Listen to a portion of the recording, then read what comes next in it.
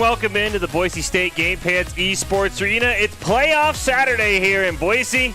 Today, the Boise State Valorant team looks to claim their own Mountain West Championship. I'm your host, Michael Fisher, joined by a very special guest, but that's what the Overwatch trophy looks like. Fresh in today, Doc Haskell dropped it off, and the Valorant team wants to add one of their own to the collection. They'll take on San Diego State in our semifinals, and if they win, they will play most likely San Jose State, who's a very, very talented team, but a team that Boise State took to 3 games in the regular season and might have a chance to add that championship trophy. Before we get to that, of course, I am joined by the new Valorant coach for Boise State, being added as a varsity sport in the fall, Alex Nakhoba Moore. Nakhoba, I mean, usually you'd be giving strats. Now you got to give them to me up here on the desk. Yeah, we'll have to see how this goes. You know, it'll be a little infrequent you see me on the caster desk, but I'm glad to be here. And we were talking a lot before this match. You were giving me some notes. As you know, I haven't been on the Valorant desk as often. You said these teams played a 3-game series in the regular season. SDSU did end up winning, but it was a very, very close series between these two teams. Yeah, it was the very first season match, like you said. The first one was on Bind, where our team was able to get the victory in a 14-12 overtime. Game 2 was fairly one-sided the other way, actually. I think that one was on Ascent, where San Diego State won 13-2 or so. It was a rough game. Yeah. But then game 3 took it back to it was Bind, and that one ended up being 14-12, and it was just a super close series in that first and third game.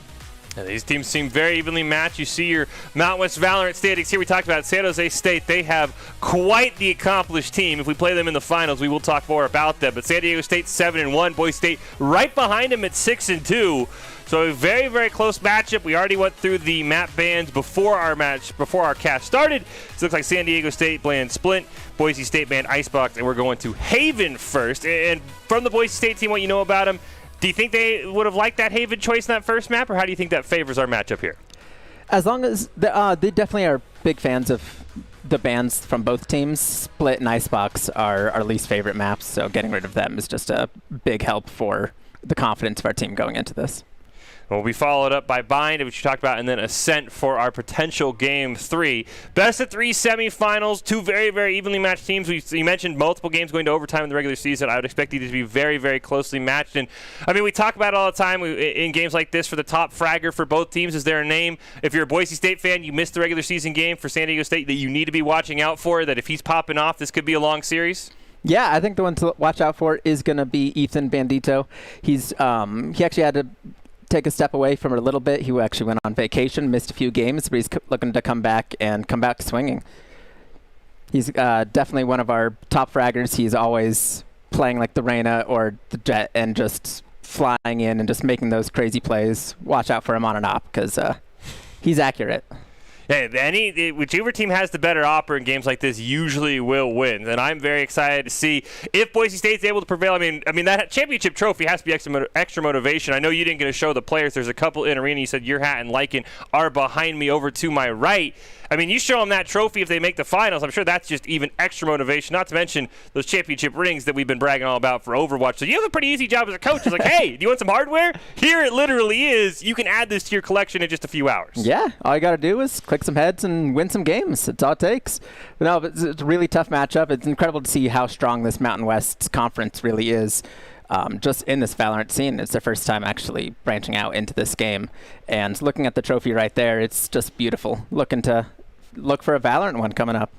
Yeah, Boise State added that in Overwatch a few weeks ago in just a fantastic series against UNLV. As the 2 seed, this time they'll have to do it as the 3-seeded Valorant. An upset over San Diego State, and then, as we mentioned, most likely San Jose State in the finals. The Spartans, a very, very talented team that Boise State will have their work cut out for them, but it's Fish.Koba here to call all of the action. We will have the finals regardless of what happens. But you see there, not only do you have the trophy, there's what the Overwatch rings looks like. I mean, it's pretty simple. You just race the word Overwatch, put Valorant over the top, throw in a Mountain West logo. There's a lot at stake for these players, and I guess that's one nice thing since they're the last game going on. They kind of know what they could win. I mean, for Overwatch, they probably didn't know what that sick trophy looked like. Valorant, they got a pretty clear idea. Yeah, I mean, it even came as a surprise to me seeing the Overwatch one come in today. It's really cool just being able to look at that, have that in arena, be like, hey, let's get some more of these. This is the future of Boise. And just looking at those rings, swap out that NECC or play versus for a Mountain West logo for Valorant, maybe. Yeah, it's pretty easily doable, I'm sure, and it would be a great way to sort of welcome the Valorant team in. As we mentioned, they are becoming a full varsity program in the fall. You're taking over as the head coach, so that would be a fantastic way to go here. It sounds like we do have an interview coming up before we get into the game. See who that it might be with. But, yeah, I mean, it's got to be easy for as the coach, there's a lot of expectations for you, and that'd be a great way to say, look, we weren't even a varsity program and already won us a championship. Like, what more do you want with me? That's job security if I've ever heard of it. Yeah, definitely. It does sound like we do have an interview coming up here.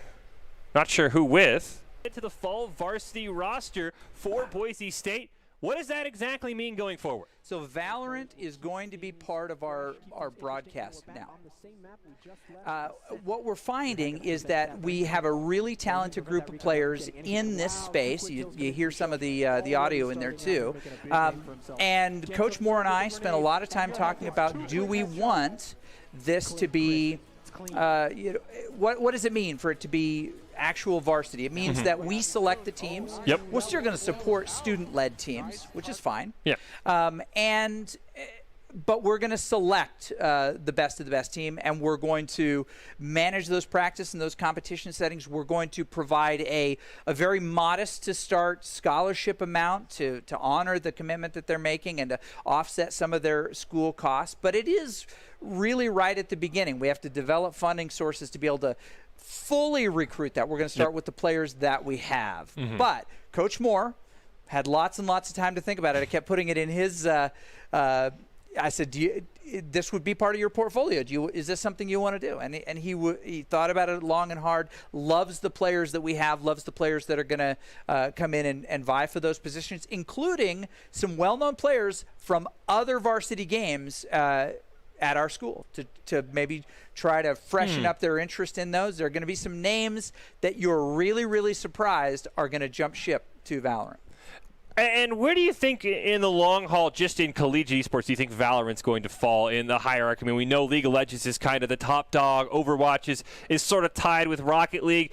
Riot's thrown a ton of money at Valorant. Where do you eventually see this game falling in? Do you think it's going to be as popular as League of Legends, or maybe fall in that Rocket League and Overwatch tier where it's still very popular, it's just a little bit lower? Stay adding Valorant to the fall varsity roster. Koba joining as the head coach, just adding to his growing duties here. And first, before he gets to be a head coach, he gets to be a caster, and hopefully you get to watch your team make it to the finals, where then you do get to take a break. We will have the Voiceless One come in for the finals, and then you'll be able to coach the boys up. And that's what we need you most. We don't need you for the semis. We need you for the finals. Yeah, that's the goal. We'll have to first just one step at a time. Can't look too far ahead. And San Diego State's a strong team, so definitely need to make sure we bring our A game for this first one. Yeah, I mean, it's really nice to see that we have these three teams. Apologies to the fourth place team. I mean, it's expected that San Jose State might kind of roll them over. That we have three very talented teams in Valorant, because in some of the, for League of Legends, for Overwatch, it feels like maybe there's two teams at the very top, and then everyone else is a few tiers behind, and you don't really see any upsets. But I mean, it really does feel like either of these teams could come out and make it to the finals between Boise State and San Diego State. As we wait for our final moments before we get into game number one, we get Doc's keys to the game in Valorant. Callouts are critical. Watch your corners, call out ability use, and track enemy econ. It's all brought to you by Account, who's at Identity Trust Global Network, delivers real-time fraud prevention, account protection, enables a personalized customer experience for more than 9,000 leading brands and payment providers. Quick and accurate identity trust decisions, deliver safe payments, account creation, and login events while reducing digital fraud, chargeback, false positives, and manual reviews. If you want to stay safe online, go check them out at count.com. It's the Mountain West semifinals in Valorant. Boise State and San Diego State about to get going on to Haven, which will be our first map in this best of three. One team will have a chance to add the championship trophy to their list. The other team will have to go home and regroup for the fall semester coming up, but we're getting ready to go into it. I'm excited to see how Boise State's going to respond. You mentioned we had games going to overtime in the regular season. We could be here for a while in this semifinal, Koba, it feels like. Yeah, they could really see the series going either way, and they're both just really close teams. We've got some really tough competition, and I'm excited to see what brings out on Haven. I'm excited to see how Boise State responds. Boise State, the playoffs in some games haven't gone hand in hand. It's the Valorant's turn to do that and maybe write a different script, right? That the playoffs is when they are even better than they are in the regular season. They come in at 6-2, the 3 seed, San Diego State 7-1, the 2 seed. And we're hoping to hop right into Haven. As we mentioned, we will go Haven, Bind, and Ascent. They took care of the map bans before the cast, so we already know the order that we will go in. So it will be very exciting to see how Boise State responds as we see the teams there. Shells, Dreammaker, Bandito, who Kobo mentioned is the top fragger for Boise State. If he's popping up, it will be a good night for Boise State. Lycan and Your Hat with the two members on the far right. You can see up at the top of your screen are in the Game Pants Arena, trying to bring them some good luck on that blue turf. And Boise State's had quite a few memorable wins over San Diego State on that blue turf, hoping to add just one more to the repertoire here this afternoon. And as we mentioned, the finals will be coming up after, and we hope to see Boise State in it. But much like the Overwatch, we will broadcast the finals regardless of who's in as we get into our operator picks. Here it is. Looks like we're seeing Boise State on the defenders, but we can see San Diego State attacking on this first map. We see a few typical picks. We see Your Hat locking in the Phoenix. We see Omen. We see Cypher. But looks like San Diego State hasn't quite decided what they want. They're still kind of figuring it out, building out their comp. Yeah, and you would have to assume with the Reyna there for San Diego State, maybe the Jet as well. Those are probably the two fraggers that you want to watch out for if you are Boise State. So those are probably the names you're going to want to know here very quickly, as it looks like Boise State all ready to go. San Diego State, as you mentioned, maybe a little bit of last-minute nerves, still pretty unsure on what they want to pick on those last four ops. Yeah, they're just kind of cycling through their options, seeing what they really want to go for. They're getting close. Got two of them. Just have to see if they decide to lock in. I'd be surprised if they don't go with the Sova here. Sova is just almost a mainstay in most maps, but especially Haven. You just have so many different areas. You can take those arrows, get some intel, or get some shock darts in. They are going to lock in the Astra, and looks like it will be the Sova and the Reyna as well. Yeah, a bit of a, I would say a little bit of memeing there for San Diego State, is the Reyna never picked off the Reyna, just refused to lock in until 0 seconds left on the clock. So probably knew what they wanted to do for quite a long time. As you mentioned, yeah, the Sova's got to be a mainstay in a game like Valorant. Information is just so vital. Information is almost at times more critical than kills. So watch for Rolf to be maybe the mainstay, and if you mentioned Dreammaker, those two guys have a lot of pressure on them in those mid rounds to get each team as much information as possible. Yeah, it's going to be interesting to see. We see Boise State starting off with this pistol round, see a few frenzies coming out. We'll have to see if they decide to go for any of the shorties, or see what kind of strategy they want to look. Looks like we've got two sitting in A, two near B, and one at C, being that Cypher. Cypher usually is able to kind of hold a sight by himself. He's just can get so much intel with his traps or with his camera. So it's definitely probably the optimal choice, so he's to start it out. Yeah, the pistol round's so important because, as we've talked about in the past, I mean, that can most likely will transition into immediate second round win. You're just going to have so much more cash flow than the other team from that first round victory that unless, you kind of hard throw a little bit, one round win should easily make you go up 2-0. So there's a lot of pressure, especially on Boise State coming in as the slight underdog. If you can go up 2-0 right away, you're putting a little bit of pressure on San Diego State. And as you mentioned, this is the first Valorant playoff, so there's nerves that these players probably really haven't experienced in the regular season or other tournaments. Yeah, this, like you said, this is the first Mountain West. They have been competing in a few other tournaments throughout the year, so they might have a little bit of experience, but it's just such a new game. All these players are just going to be fairly fresh in the scene. We see them kind of setting up around A and B. They're a little undecided, kind of want to see where Boise State's setting up their defenses at, but for now they're just kind of sitting at the elbow over there. Yeah, you see Jet has taken quite a bit of damage for San Diego State, and now here comes the full push, and immediately going to get a pick. First one. Gonna take out Bandito. That's a solid start, but there's only 45 seconds left. They're gonna have to start pushing into A. Looks like they've got the setup. Looks gonna be a retake coming for Boise. Oh, they knew he was in heaven even with the Astra smoke out. Yeah, looks like they're taking it up. They're just cleaning things out. And yeah, that's going to be a flawless for San Diego State in that pistol round. Yeah, I didn't quite see what happened. Durag, as you mentioned, was probably about 20 HP and then was able to pick off Bandito in the 1v1 of the Jet. So I don't quite know if he maybe got a sneaky angle on him, but I thought Boise State had the small advantage with the health, and then they just immediately got wiped and tried to retake that site, especially when they gunned down Dreammaker from heaven. There's not a whole lot Boise State could do. Yeah, that's one of those crazy things about Valorant, is that even if you have the health advantage or the player advantage, you can always just see these insane plays come out. It's just someone just clicks the head a little bit better, they can take the round. And so we see the advantage coming in for San Diego State. They're going to have a bit better buys. Expecting to see some SMGs. See them working their way over towards C. Yeah, they're going to full push C. Boise State had nobody watching C long. See them come to Lycan. They're able to get the first pick.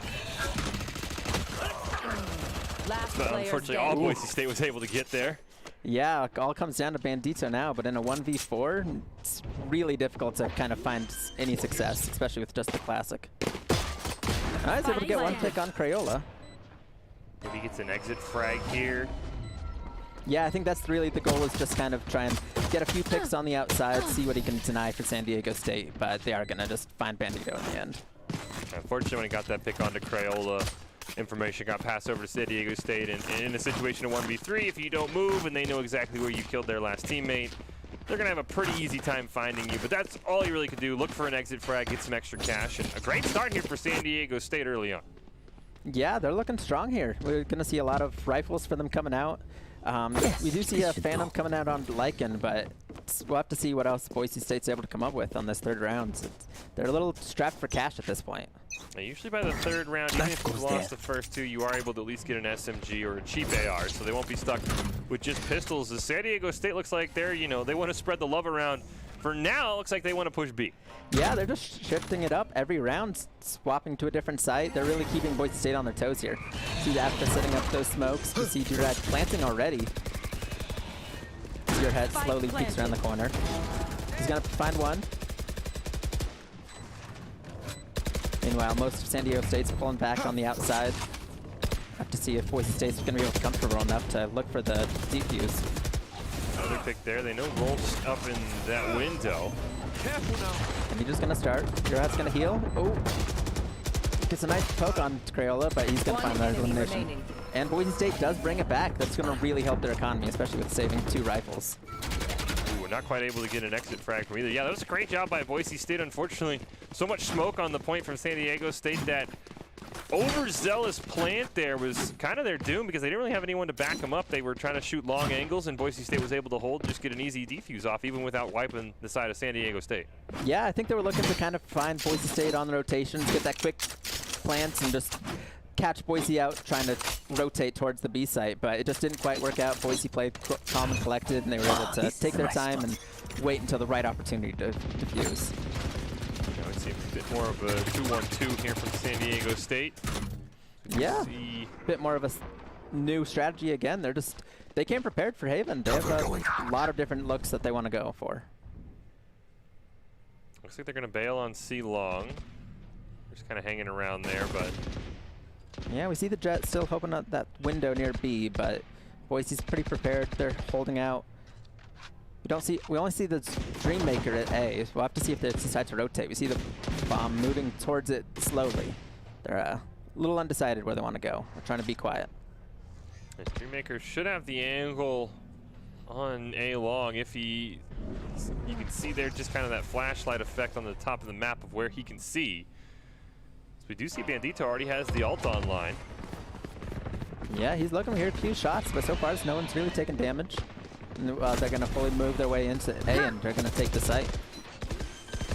Going to get the plant down. Dreammaker barely survives in heaven there. Yeah, taking a bit of damage, but as long as he's still alive, got a nice trade of kills there. Shells take a bit of damage from the Astra. And this is a messy round. It's just all across the board. There's fights going off. Last player standing. Call comes down to Shells. It's going to be a 1v1 versus him and Cypher. And Crayola is going to take the round. He's going to bring it back to San Diego State with 15 HP. Now, unfortunately, that first pick for San Diego State was onto Bandito, so the Jet ult for the Broncos got absolutely no value. And when you're on a duelist like that, if you have an ult that doesn't get at least one pick, definitely hurts a lot. Yeah, definitely, and especially if it's able to see, but if you spot a rifle at the same time, a lot of times you'll see people kind of hold on to that ult and just use it, so that when they're not able to buy a rifle, they're still able to have a strong weapon. But if you lose a rifle at the same time, it's just so much worse. We see them setting up for C over here. Cage trigger. It looks like Lycan's pretty prepared for it. You want to fight it? It looked like people on Boise State were kind of in an eco round this time. A couple pistols coming out. I see two quick picks coming out for San Diego, but Bandito's going to bring it back with the Sheriff. Spike planted. And I see Jet looking for the lurk. He's a bit behind the lines, but it looks like he's just going to meet up with your hat. Nice pick by Shells there makes it a 3-on-3. Yeah, if they're able to take this eco round, that's going to be huge for Boise, but Rolf is going to win that battle. Both Boise members peeking from the same spot. It's going to be really difficult to find much success here. Last player standing. Call comes down to the Phoenix. Vito maybe get an exit frag. They know exactly where he is. Yeah, that's going to take him out. That'll be another round for San Diego State with a 5-1 lead. Again, it looked like 4 HP 4-1, there. excuse me. Those 4 HP for Hachi nearly got taken out. But yeah, as you mentioned, Kobe, you can't have two members standing in the exact same spot because that's, if one gets found out, they kind of just spray the other one down. You don't have a flank attempt there. Just unfortunate for Boise State, they just got caught rotating over to C too late.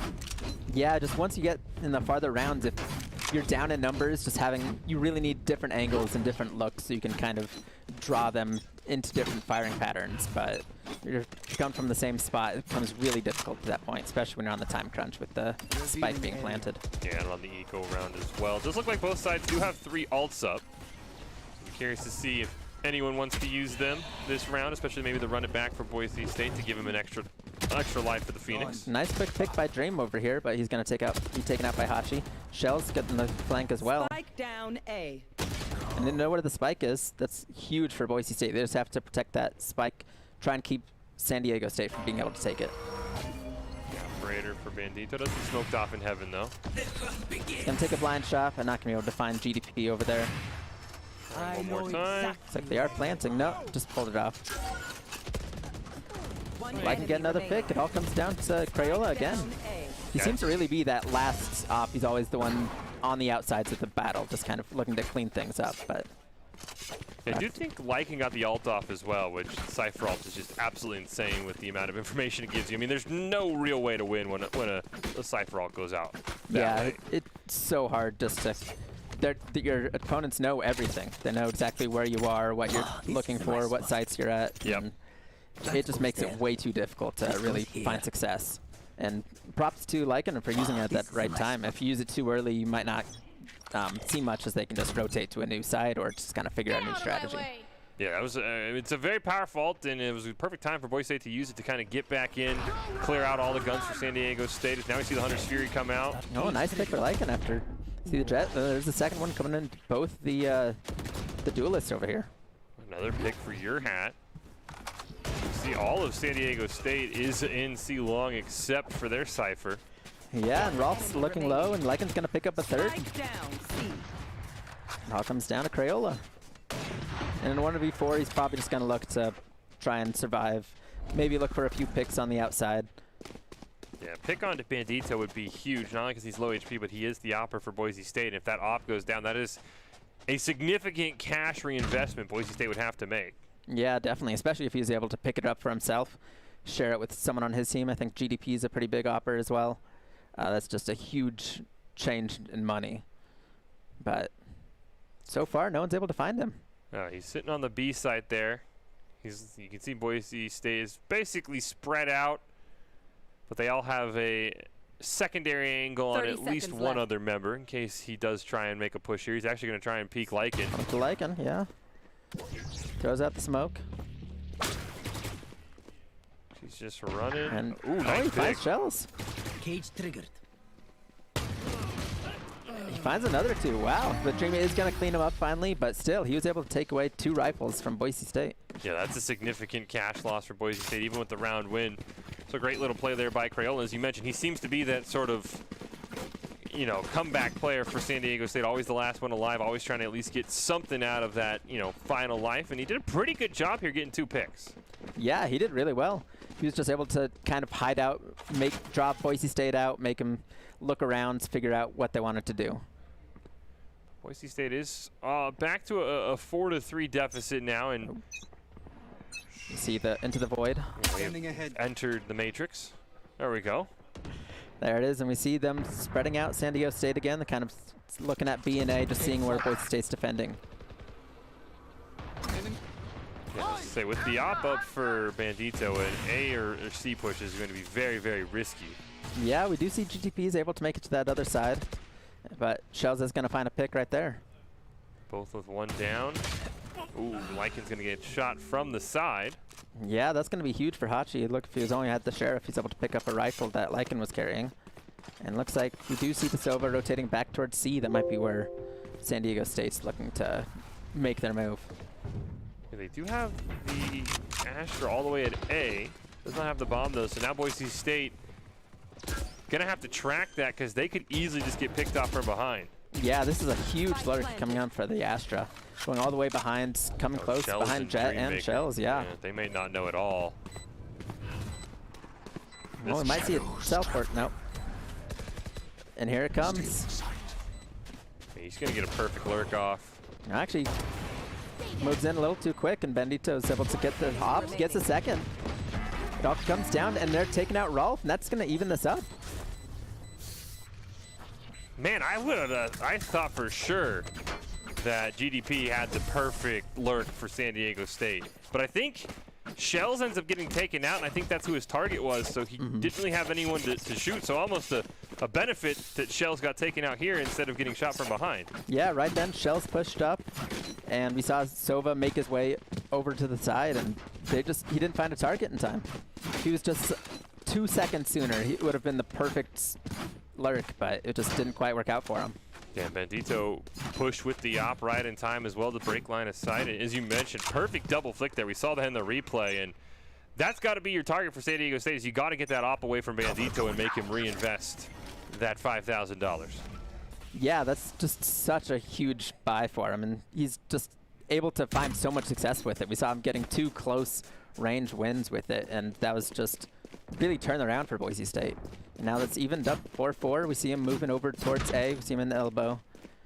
We do see the Reyna over by B, just kind of looking for someone to rotate, but we'll have to see if they're able to find any success. Dream is going to find Astra over there.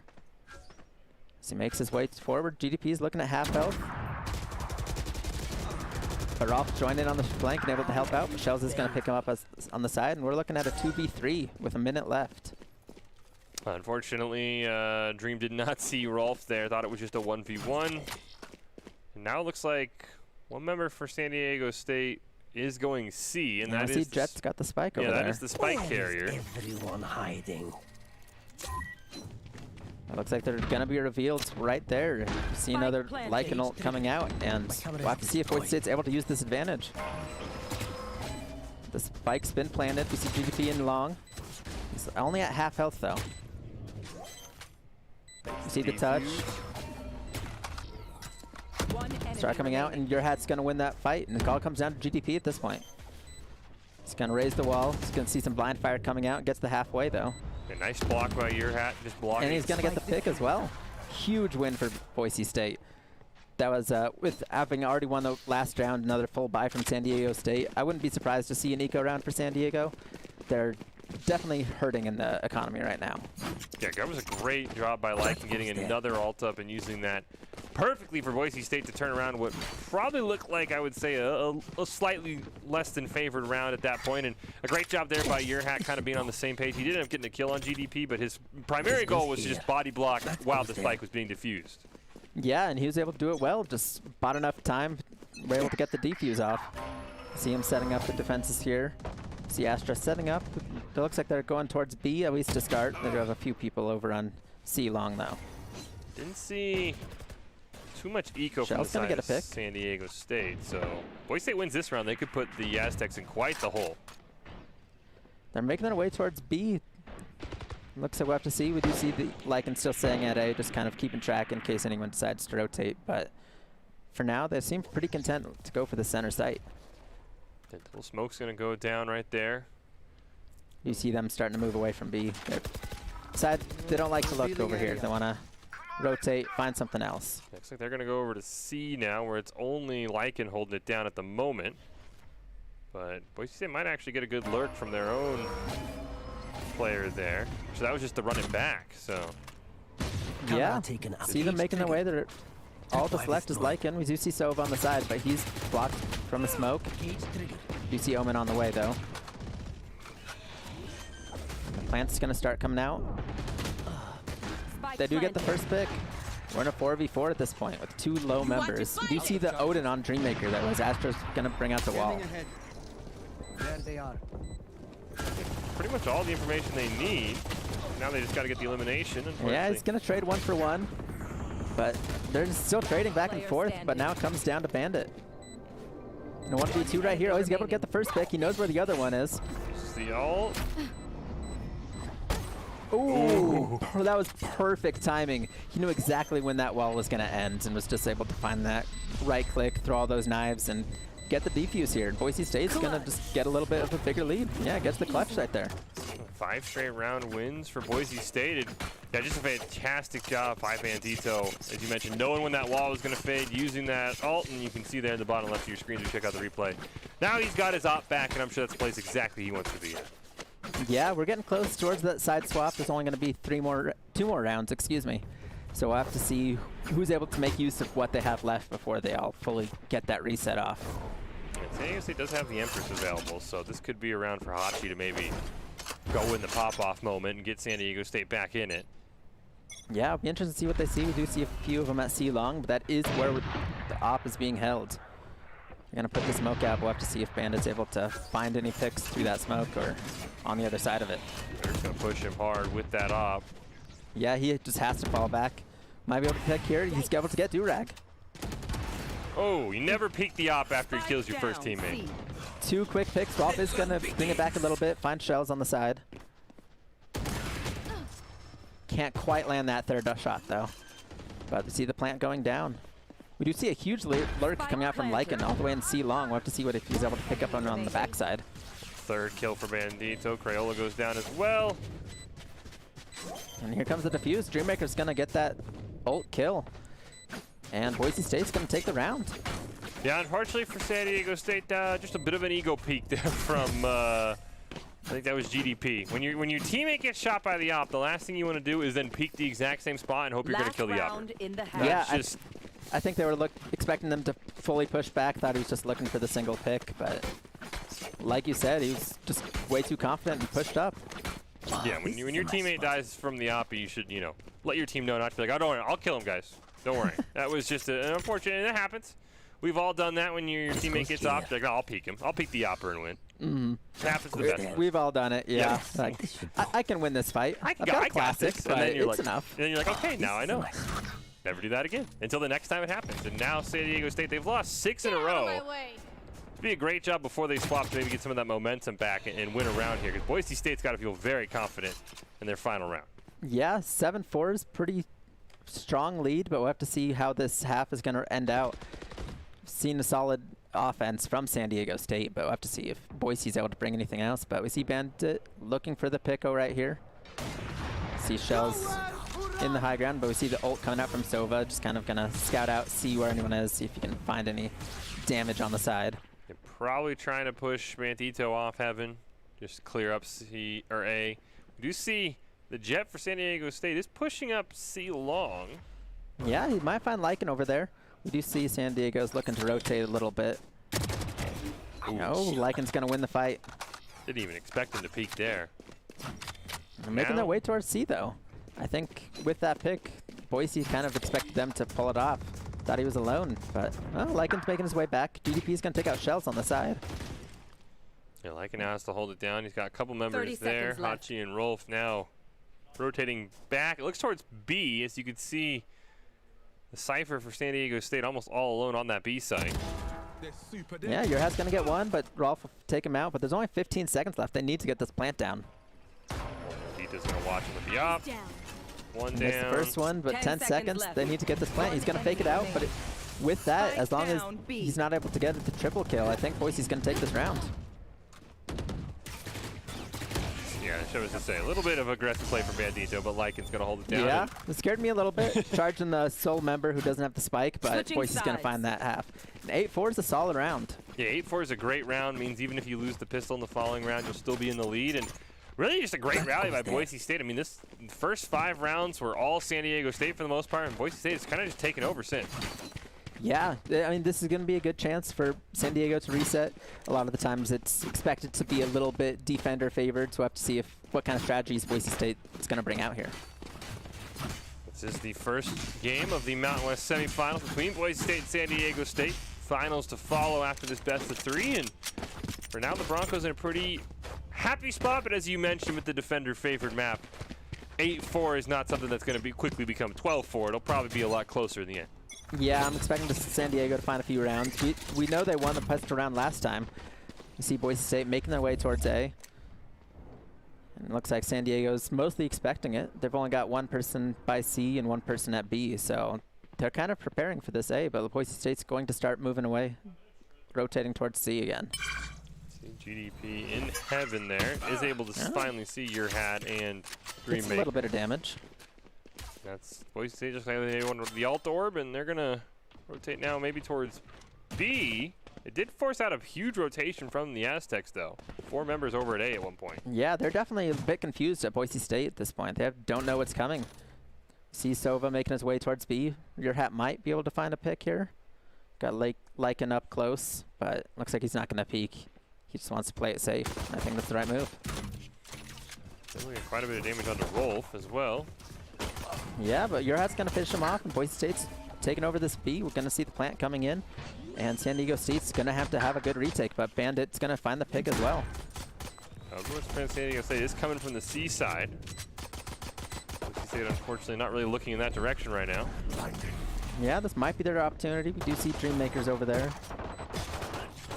Dreammaker's going to find one. He's going to find a second. And it comes down to Hachi. He's able to get one through the smoke. Boise State's got to be careful. 1v4 is unlikely, but more kills just means a bit of money on any member of San Diego State. You want to try and starve him out as much as possible, and he'll run into his death. Yeah, he tried, but in a 1v4, it's pretty unlikely. There wasn't a whole lot he could do there. Especially since that first round, there's not a whole lot to save onto. It's not holding it off at that point. No, and that should help Boise State a lot. As we talked about, now they're going to be able to get their SMGs. We'll see. Probably expect San Diego State to have a lot of pistols again, and with any luck, this should result in a pretty easy round for Boise State, at least in terms of gun v gun. You can see only Hachi, who got the one elimination, has anything but a pistol for the Aztecs. Yeah, we do see a Guardian as well coming out on that Sova, but it's definitely going to be a hard round for San Diego to bring out here. Looks like they're holding around B, but Dreammaker's going to find the wallbang, yeah. That's the one massive benefit of that Guardian, is it just shoots through walls so much better than almost every other gun in the game. Find roll. They are able to find him. Crayola's going to find shells on the side, though. You see your hat kind of at C-long, looking over for the Crayola, but most of Boise State's still holding this center of the map. Yeah, didn't quite see how Crayola was able to sneak up onto shells, but now Boise State wants to full rotate over towards C-long. Yeah, they're making their way, and there's not too much of a defense here. The Aztecs are mostly expecting, we see one at A, two near B, but we'll have to see what they're doing. We see Seth moving up a little closer. See the flash coming out along with the wall. Crayola's going to win the fight. Down, C. One enemy remaining. 30 seconds left. They're struggling here. It's just the difference in the guns just made this round too difficult. They found some really strong picks. I think if it was a little more even, they might have been able to pull that out, but it's just too difficult with the rifles versus pistols. And that's the benefit to winning the pistol round, is your second round turns into this, as you mentioned. I think for the most part, even guns, it feels like San Diego State probably would have ended up winning, especially Crayola getting 2 huge picks, but Boise State with all the ARs and the SMGs, and San Diego State with those pistols makes a pretty big difference. Now we should all be on even playing field though, so Boise State's got to be careful. Don't want to let San Diego State get back in this. Yeah, it's definitely going to be a big round here if Boise State's able to just continue the dominance and just continue their 8-winner streak right here. I think this is 9. They'd be going for 10 in a row. Whew. It was at 1.4-1 San Diego State. Yeah, it's definitely a struggle so far, but you see Boise looking towards C. But with only the Reyna there, it's not too much defense, and Bandit's going to find the Bulldog kill. The Hunter's Fury coming out already from Dreammaker. That's going to clear up C pretty well for Boise State if they're able to get there with the spike. Unfortunately, their spike is going to be the very furthest back on the team. Yeah, we do see Durag was able to pick off Lycan and B, but meanwhile, as they push back to retake the spike, they're able to find a pick on Bandit. We do see the plant finally coming out for Boise State. See 2 people peeking, but they're just not quite able to see Omen over there. That's done. Nice pick onto Rolf. Yeah, that's huge. Durag was able to get onto the side, but Boise knows he's there and comes down to Jet and not able to do it. That was a fantastic kind of salvage for Boise State because they had C totally cleared. Unfortunately, they just didn't have the spike with them. Yeah, it took a little while for them to actually get that plant down, and time was kind of running out. I think it was a huge pick when they were able to find Lycan over at B, just give a chance for it to be a flank, but they just weren't quite able to bring it out. Too many gun game victories. See an interesting spray across the wall there, but Boise State's spreading out again. And they still have 2 ults to use with the Phoenix and the Jet. Get They out could of my way. easily see the Jet all immediately go down. Yeah, we'll have to see what they decide to do it with 2 people holding C long. See Lycan pushing up a little bit. Just kind of want to see what's going on to B. Now I know Sova's over there. Just to make their way a little bit closer to the site. There's a Cypher over there, so I have to be a little careful, but gonna send out the drone, get a bit of scouting information. Your Hat's gonna win the fight there. Bandit's gonna get the kill with the knives as well. And There's the runner back. Which gives them One enemy perfect remaining. information, exactly what they need. They'll trade that, and now it's a 1v5 for Hachi. Yeah, this is a rough chance. It's one of those where you're so far behind, you feel like you need to force it, but at this point they might need to just look for picks and try and save the rifle, see what they can do. See the darts coming out from Sova. I don't think it was able to see. Oh, that's Lycan. I thought we were watching random. Got mixed up there, but Bam's going to find the flawless with those knives. Say, as you mentioned, it feels like you have to make a play and get momentum back for your team. But at the same time, you probably, as you said, you need to get some exit picks. This goes here. Just try and at least make Boise State spend some extra cash, as the Broncos are going to be pretty fully kitted for this potential final round here, as the Broncos on match point now. Yeah, but so far I'm only seeing 1 rifle for the Aztecs. We do see the Bulldog coming out as well. So far Jets hasn't quite decided what they want to go for, but they're going to need to win 8 straight rounds to try and bring this back. Well, Jet does have the ult, and as you talked about, sometimes players will just use the pistol with that ult. So I'm expecting that's what Durag's going to be doing. Hachi's in a very aggressive position. Yeah, Lycan looked in. He was just able to turn the corner with this crosshair on point. But he's going to get picked off by GDP. They did lose the Jet as well for San Diego State. They didn't even get the ult off. See them making their way through this A short. Right. It's in a 2v4 at this point, but they have to find success. Aztecs need to find some kind of pick here. Plant comes out for Boise. Enemy Oh, remaining. that's 1 pick. This is all the pressure on Crayola now. Crayola got to win this, but he's not going to be able to do it. And that's going to be the Attackers first game coming out for Boise State. Fantastic job there by Boise State. Don't forget that the Idaho Codes is a sponsored summer computer science program open to all 7th through 12th grade students in every Idaho school district. Teaching coding and programming courses, students who complete Idaho Codes have various credit opportunities and can network with those in industry. Please encourage students in every district to register at www.idahocodes.org. The program is free for the first 1,000 students registered. There are options to participate either on campus or online. They're also looking for local college students with a background in coding to be mentors for Idaho Codes. It pays up to $2,000. Boise State now potentially 1 map away from appearance in the Mountain West Championships, and honestly just not something you would expect in a game like Valorant to win 12 straight rounds for Boise State, go from down 4-1 to winning 13-4. That has to go a long way, not only in the mental for Boise State, but for San Diego State. They could not buy a break. And they're going to be using this break trying to figure out what exactly do they do right now to try and break Boise State, because they have nothing going for them. Yeah, that was just a solid round for Boise State. Yep. Just 13 straight, like you said. San Diego just wasn't able to find any success on that back half. They had a solid start. We'll have to look to see if they're able to bring a strong start to this next map as well. I believe we're going to Bind. Yeah. So that was Boise State's pick, but they do have the defense or the choice of sides for the Aztecs, so we'll have to see what they kind of are looking for. But Bind was the 1 map Boise State took the first time they played. Yeah, Boise State looking like a very, very dominant team right now. They want to get into that final. They saw that trophy. We've talked about the Overwatch Mountain West Trophy in Arena today, and they have been absolutely dominant. And, yeah, I mean, you get the map pick, as you mentioned. Whoever picks the map, the other team does get a pick if they want to defend or attack first. But I could see, I mean, early on, especially if Boise State wins this first pistol round coming out of the break, they then turn that maybe into a 2-0 immediately. Then you might see San Diego State pressing. I don't know who the in-game leader is for the Aztecs, but there's a lot of pressure on whoever the leadership is for that team to really rally the troops, because to lose 12 straight in a game like Valorant is sometimes indicative it's either going to be a blowout or just it's not your game, you're having bad luck, because usually it's pretty back and forth. As you mentioned, multiple games in the regular season went to overtime. The only stomp was on the side of San Diego State stomping out Boise State. I don't think really either of us expected a 13-4 just dominating win there on the first map. Yeah, that was impressive. We know all these are some of the top teams in the country, and just being able to cement yourself and just plant like, yeah, this is Boise State. This is how we win Haven, and this is what we bring to the semifinals. It's incredible to see, and we'll have to see what they decide to bring out for this next map. Yeah, Boise State, San Diego State getting a little bit of a break before game number 2. Now Boise State one map away, as we mentioned, from the Mountain West Championships.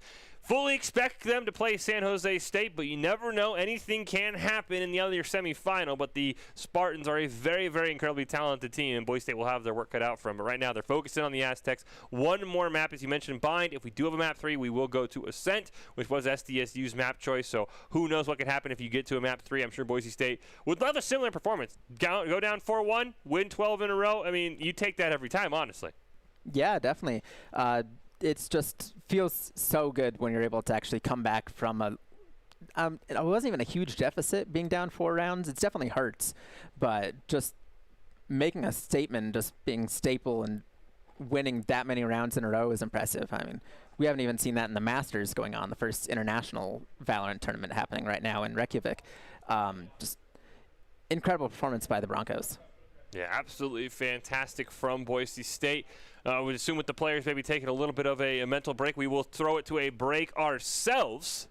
We will have to see how close we are to getting back into that next game. But Boise State and San Diego State looking to go here into game 2. But yeah, let's take a quick break before we get back into game 2. We'll be right back. If Boise get a spot in the finals, we'll find out after this short break.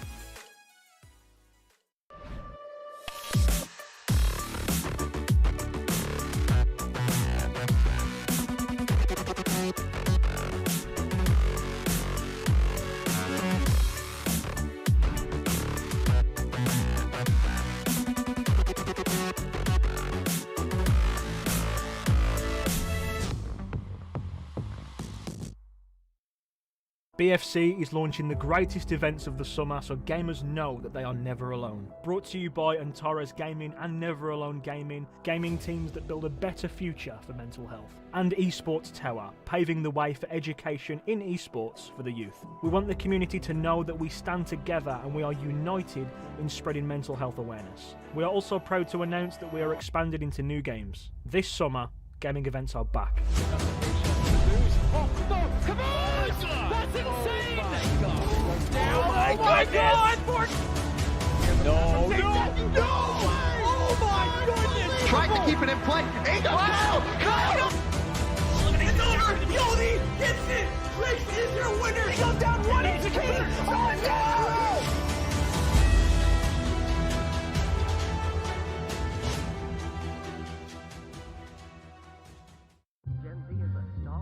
The news says Gen Z is struggling. I've got news for them. I wait tables, but last week I built a field hospital. I put out a forest fire. I stopped 1,000 attackers. And a natural disaster. I've saved lives. And led a team on patrol. I serve. Well, I go to school full-time. While I work full-time.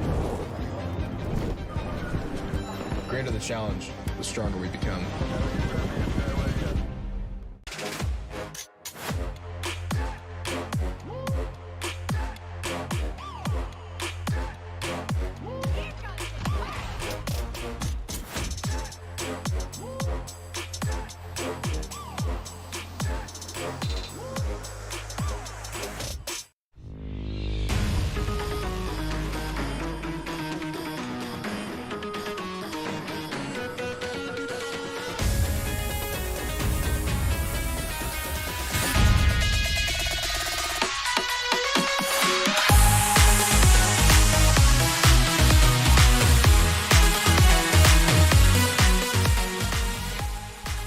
Welcome back into the Boise State Game Pans Esports Arena. Boise State is now 1 map away from their appearance in the first ever Mountain West Valorant Finals. They just took down San Diego State in dominating fashion on Haven, 13-4, in a game that included 12 straight Bronco round victories to rally from being down 4-1. You see your hat and Lycan in arena preparing to go, trying to close things out against San Diego State. The team that Boise State played incredibly close in the regular season, a 2-1 overall victory for the Aztecs, but multiple maps going into overtime, and now it's Boise State trying to shut the door on the Aztecs' chances, win it on a map that they picked. They picked Bind as the 3rd overall seed. If we mentioned the Aztecs will get side selection here, Koba, and is there you talked to the players a little bit during our break, as we see there's the Overwatch trophy, so slap on the Valorant logo, and that's exactly what the Boise State team is competing for here today. Is there a side preference for Boise State? I mean, what were the thoughts from the players that you talked to after that kind of dominating round 1 victory? Yeah, Bind's one of those few maps where we feel fairly confident on attacking as well. It's one of the only ones that where it's fairly equal, and so we're pretty happy on either side of it. So we're really glad that we were able to choose this one, so that when they pick the side, we're always comfortable. We're not going to find ourselves at a disadvantage on either way, and we are going to be attacking first on this map. Well, there you go. And was there any, I don't know if shock's the right word, but any thoughts from the Boise State team about how dominant that first map went for them? They're just feeling good. I talked to them. This is the first time actually playing from our arena. Oh, nice. And so, like, was saying, yeah, the setup feels really good, and we've got pretty good internet here, and so they're feeling it. They've got a strong setup, and they're looking to come into this game strong. That is probably the understatement of the century, that we just have good internet here. But I mean, and that is one of those things for I guess that's the stereotype I would say for FPS players, is their setups are very, very, articulate. They got to have certain things a certain way, certain monitors. So the fact that they're here for the first time and performing well is definitely a good sign, as we see the team start to flesh out their picks, and Lycan immediately on that Cypher in a fantastic pick. He had multiple ults early on Haven that gave Boise State the advantage they needed to win the round, and really started to snowball the advantage in their side. Yeah, we'll have to see what they bring out. We do see the side swap, like we mentioned. See Boise State looking to attack, but they've got the Cypher, they've got the Omen, and they've got the Sova. So we'll have to see what they decide to round out this comp with. So far, no really duelists. Well, there is the Phoenix. And Boise State, once again, they're locking in fairly quickly. They're ready. They know what they want. Select your agent. Yeah, I think if Bandito selects in on the Jet, there will be no swaps in operators for the side of Boise State. San Diego State has completely redone everything, and so we'll be curious to see. I do see GDP on the Reyna, though, and as you mentioned, he's probably the top fragger, so probably a good operator to put him on. I don't remember Hachi using that Empress a single time last round, so definitely if you're going to be on that Reyna, that's something you got to use if you want to have your team be able to win the round. Yeah, I don't remember seeing it too much. They just weren't able to find enough success, but we do see the Raze coming out, and we do see a swap where Durag's actually on the Cypher this time. So we'll have to see what they're able to bring. Same agent, but just a new player, so we'll have to see if they have any different plans coming into this map. And I'll be very curious how this first round goes, just in terms of an overall mindset point of view. We talked about it. Boise State ended Haven by winning 12 straight rounds, and kind of none of the rounds were too particularly close. A couple close calls for Boise State with a couple of great clutches for Bandito in particular. But if they come out and kind of dominate this pistol round, you got to be worried about the mental state of San Diego State, of kind of the back of their minds realizing, okay, we only have 11 rounds left. We only have 10 rounds left. And this moment you start counting rounds until you're eliminated, that's never the mindset you want to be in. Yeah, once you're counting rounds, that's when you're counting towards your defeat. You're not counting towards your victory. So really want to see them just get this mental reset, have them find a solid defense. Looks like they're setting up over on B, and looks like that's where Boise's looking to play. So I have to see if they're able to hold this defense. Now we might get a Jet v Jet duel on A, potentially. You can see Bandito was looking that way, but now he's going to pick up the spike and rotate over. CGP pushing forward. Wait, oh, they're going to trade, okay. 1 for 1. The satchel coming out, get a little bit of damage on your hat. He's got multiple people pushing him down. Now Boise State probably wants to rotate either over to A or... Yeah, they've definitely got to fall back. They might be looking just to hookah. They might want to stick towards B, but we'll see. Like you mentioned, Bandito's still at A. He might get that jet fight. If he wins this jet fight, Boise State's in a fantastic spot because he can immediately slam the spike down and force a rotate out. We hear the teleporter does come out, though, for San Diego State. Yeah, the plant's going to start coming down. We'll have to see if they decide to peek out or if they're just going to wait for the team to arrive. I got to get the pick on your hat, so it's going to be still slight advantage for the Aztecs. 4-3 here. Here's two shots going off. Another trade, 3-2. One enemy remaining. It's going to come down to Dreammaker, and with 2 HP, he's not going to be able to accomplish much. We'll have to see if he's able to get a pick, but no, Grail's going to find it. Yeah, just unfortunately, Boise State never could find themselves in that driver's seat. Always kind of behind in help, always trading 1 for 1 when you're down a member, which is never what you want to do because you don't want to be always behind trailing members 3-1. It's not something you can do, especially with 10 HP there on Dreammaker. Yeah, it just made it a little too difficult. So, like game 1 though, we saw San Diego State take that first round. We'll have to see if they're able to kind of snowball at it once again, see if they're able to get a few early rounds under their belt. And they did lead on Haven 4-1 at one point. So you see a couple of SFGs picked up by the side of San Diego State. Boise State, unfortunately, only going to have, well, looks like they'll have almost as many to their name as well. Boise State getting quite a bit of money from that high kill first round. Yeah, you have to wonder what they're sacrificing for it. Might be see a few less equipment coming out in this round, see what they want to bring out. I see the drone coming out. Full B push once again for Boise State. Meanwhile, 2 members of San Diego State now have to hard push over from A. Yeah, this is Boise's chance. We do see them looking up C-Long. Got Omen in the hookah. But it looks like Reyna is going to start rotating, but Jet's going to stay over on A. Looking for that deep lurk. Let's go for the hard lurk. Boise State, they can push in now. Unfortunately, it trades out 1 for 1. The longer they take, the more time it's going to give that Jet for San Diego State to lurk over. Yeah, 1 for 1's not bad, especially when you're down in weapons. But we see the teleporter coming out, and Boise State's looking for A, but Jet's right there. And nobody knew Hachi was there, unfortunately. Only trading 1 for 1 though, and it's still keeping it pretty even. It's 3 for 3. We do see Omen staying over on B this time, just getting ready for the counter rotate, but they're going to plant the spike at A. The pick here would be huge for Boise State, while it is a 3v2 in their favor. Yeah, not for long. We see Omen is going to reconnect here. Like, and is it about? Krail's going to find shells. 40 HP, and standing. Now it's up to Dreammaker once again in a 1v2. Yeah, and he's going to be naded out, has to push out a little bit, and it's not going to be able to find it. It's a 2-0 lead for the Aztecs. A fantastic job there, and unfortunately, that really long lurk from Hachi. He ended up just kind of waiting at the teleporter, and as soon as Boise State bailed, he got a free pick onto Bandito because nobody knew he was there. Yeah, that was huge, and it just was able to stall out that plant just a little bit longer because Boise State didn't know who else was going to be coming from that side, and a solid round for the Aztecs, and we do see it looks like a little bit of a switch up where Boise's going to push towards A this time. Not finding much success at B.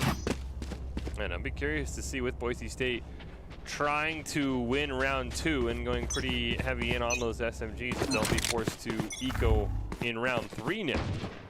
Yeah, you do see only the Sheriff coming up from Dreammaker. An immediate pick onto your hat as well. It's not how you want that round to start. Lycan will bring it back though. Take flight. Gonna send out the drone, get some scouting, but Shell's pushed up already. Is gonna go for the plant. Do you see all of the Aztecs over on this side? Bandito's going to get another pick. He's got a Bulldog, or excuse me, a Spectre, 4 shells. Might be able to bring this back now. Got a member of San Diego State incredibly low, but Crayola gets the pick on the shells. Dreammaker with that Sheriff trying to make a play. Yeah, he's got 2 different people in different angles, but Durag's going to find Lycan through the wall. See the plant someone come out, and ooh, and the showstopper going to just end Dreammaker, but Bandito's still here. He might be able to stall this out long enough. Have to see. Ooh, not quite able to. Great. Yeah, looks like the defuse is coming out. Great job by San Diego State to always have somebody watching that defuse and kind of forcing Boise State to try for the defuse as opposed to, you know, just letting them blind shoot it. It was a great job there by San Diego State, winning 3 straight rounds, and Boise State just has not had much luck over here on this A side. Yeah, they're really struggling to find anything that's really working out. They just haven't been able to take a site, plant themselves, get the setup, and then prepare for the Aztecs retake. But Aztecs are holding too strong. They're just rotating too quickly, and Boise's not quite able to find that gap that they need. Get out of my way! You can hear the jet ult coming out for the side of Boise State. Yeah, we see him waking their way over towards A. He's going to dash forward over the blockers.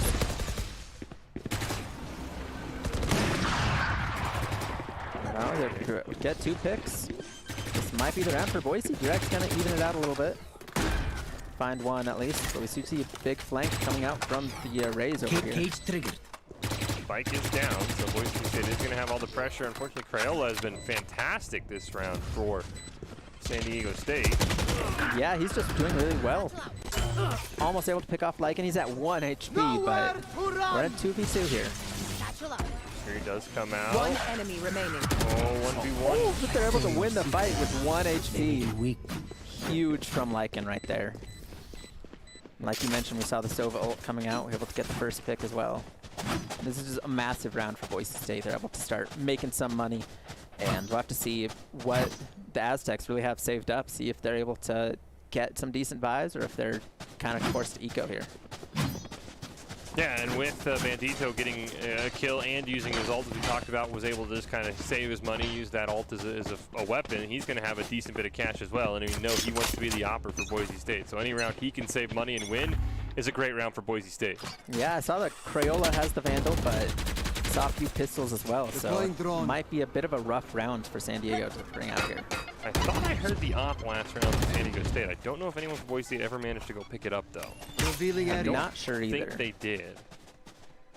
See them making their way around B long. There's 2 members still at A, so Boise State, if they're able to push up here, they're able to get a solid hold, but they're making their way. Looks like Reyna may look to teleport. No, it's going to stay. They're just trading back and forth. Defeated. It's a 3v3. At this point, only Omen and Jet are on the site with Reyna backing up. Rolf's going to see that smoke phase. Rolf and Dreammaker probably going to be staring right at each other. They might be showing up. Just go. 1 enemy remaining. Eliminations for Dream. Last player standing. Takes us into a 1v1, but Hachi does only have that Sheriff.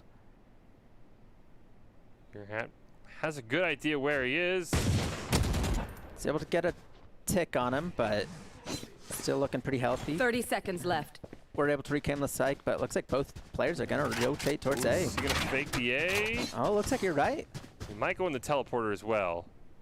No, I think he's shift walking. He's taking it slow. He might have been able to fake the A out.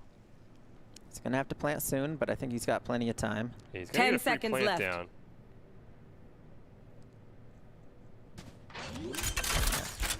Just barely had enough time. Able to have it timed out. He knows where it's at, and he knows exactly where Hachi is. He's looking. Still have plenty of utility, but no. Just going to peek and not going to win the fight. I think he just played that a little bit too fast. He knew where Hachi was. Yeah, and Hachi had, Hachi has to push him eventually. Clutch. He did have the spike down. Yeah, it was a great job by Hachi. Also, as you mentioned, had the Sheriff, but he was able to find a dead body of his teammate and pick up a gun. Yeah, definitely one benefit of that rotate he made, and that was a solid round for San Diego State. Yeah, and that round maybe had the chance to start the Boise State snowball. So great job there by Hachi, and I think, as you said, Ear Hat just probably played it maybe a bit too aggressive. It is scary to see. It's 4-1. It's how we saw it last game. Maybe we'll have to see if Boise's able to it's a good luck charm bring for it Boise back. State. We'll find out. Might be the Brazil of Valorant. They do it 2 times in a row. Ahead. That would be absolutely phenomenal if you're a Bronco fan, and absolutely disheartening if you are a San Diego State fan. It really would be. Drone. Looks like they're deciding to go towards A. We see 3 up, going up mid, and they're kind of using the drone scout out showers. And then we do see that both Cypher ults are online, and that's kind of what started that Boise State rally last time. So if Lycan's able to get a good ult, unfortunately not the start they wanted. Able to bring it back, but Crayola with that op is going to take it back, and it's 3-2. It's definitely in San Diego's favor, but Lycan's going to find a third. It does get the ult off. We'll have to see what they're going to bring out here. We see them rotating a bit, but they don't have the spike. That's down mid. Cover going out. But only 45 seconds left. Looks like they're going to make their way towards the spike, try and get a pick. And huge for Shells to find Durag over there. Yeah, Durag, I think, was shooting at Lycan, and he missed his shots. Now Hachi's going to be in a 1v2. Looks like Shells barely saw him. Last player standing. And he's going to win that fight. Spike down Comes down to A. 1v1. He's going to dash over to the spike. With 30 seconds, 30 seconds Shells left. has to push here. Hachi's been fantastic for San Diego State. That time in the 1v2 clutch. And that's huge because they also get the op back as well. Yeah, Hachi's just been staple for San Diego here. Able to win all these gunfights. They're both able to find 3 eliminations, and he was just, he took the first damage, but Hachi was able to just stay cool and find the right spot for his crosshair and win that battle. That is a huge loss for Boise State. As you can see, it looks like the Broncos now probably going to have to be forced to eco. Yeah, they're going to pass the op over to Crayola. We'll have to see if they're able to find some picks with that. It's Boise State making their way over towards Suka. Wow, my eyes are down. Yeah, been a shift for San Diego State. We saw a lot of GDP and Hachi last time trying to clutch for them, and now it's been Crayola and Hachi as well, who have been kind of the anchor members for San Diego State. Yeah, they've really stapled themselves in this round. We're able to reset after that first map. Throw grenade into Hookah, not able to do too much, get a little damage on it. Watch out though, Ops versus the Sheriff for the Classic is not the position you want to be in. Yeah, it's pretty difficult. Gonna find a pick on Dream. Lycan is able to make his way onto the site. 2 quick kills for Durag. Spike down. Comes down to Ear Hat. Does get the kill onto Crayola. Almost like might be worth to just take the op and run. I don't know if he can. No. Yeah, it's just too far forward, and they're just gonna find Ear Hat. As I said, he can maybe just take the op and wait out the round, at least give that over to Bandito. Take that 5,000 cash away from the side of San Diego State, and now you see the Aztecs with 4 ults up, and Boise State really hasn't had much success attacking so far. Yeah, they're struggling on this map. We do see a lot of rifles coming out, so they were able to get that reset off, but they need to find a win here. This is a big round for them to really just keep themselves in this game. Yeah, this has been a great response for San Diego State, though. We talked about 12 straight rounds losing in a row doesn't happen very often, especially in that mid to late game. So I am very impressed by the Aztecs' ability to their mental fortitude of being able to rally here, especially after losing early. Yeah, they know they're a strong team. They know Boise is a strong team, and Joke's over! they're just able to continue playing their game. We see Bandit making his way up. He's able to find a pick on Crayola. Crayola's been one of those top performers, so getting that first pick is huge. Jerry coming out. Boise State using every ult to try and get back in this. The run it back came out as well from Ear Hat. Yeah, just a lot of blind fire in that smoke, and just wasn't able to find anything. It's 2v3 at this point, gonna even it back to 2, but then they're gonna find another pick, and so it's now all down to Shells with 11 HP. And he did. They knew exactly where he was, and were just able to get that pick and get the big views. Yep, the op. That op has been on the side of San Diego State, despite Crayola being taken out for now, I think 3 or 4 rounds in a row.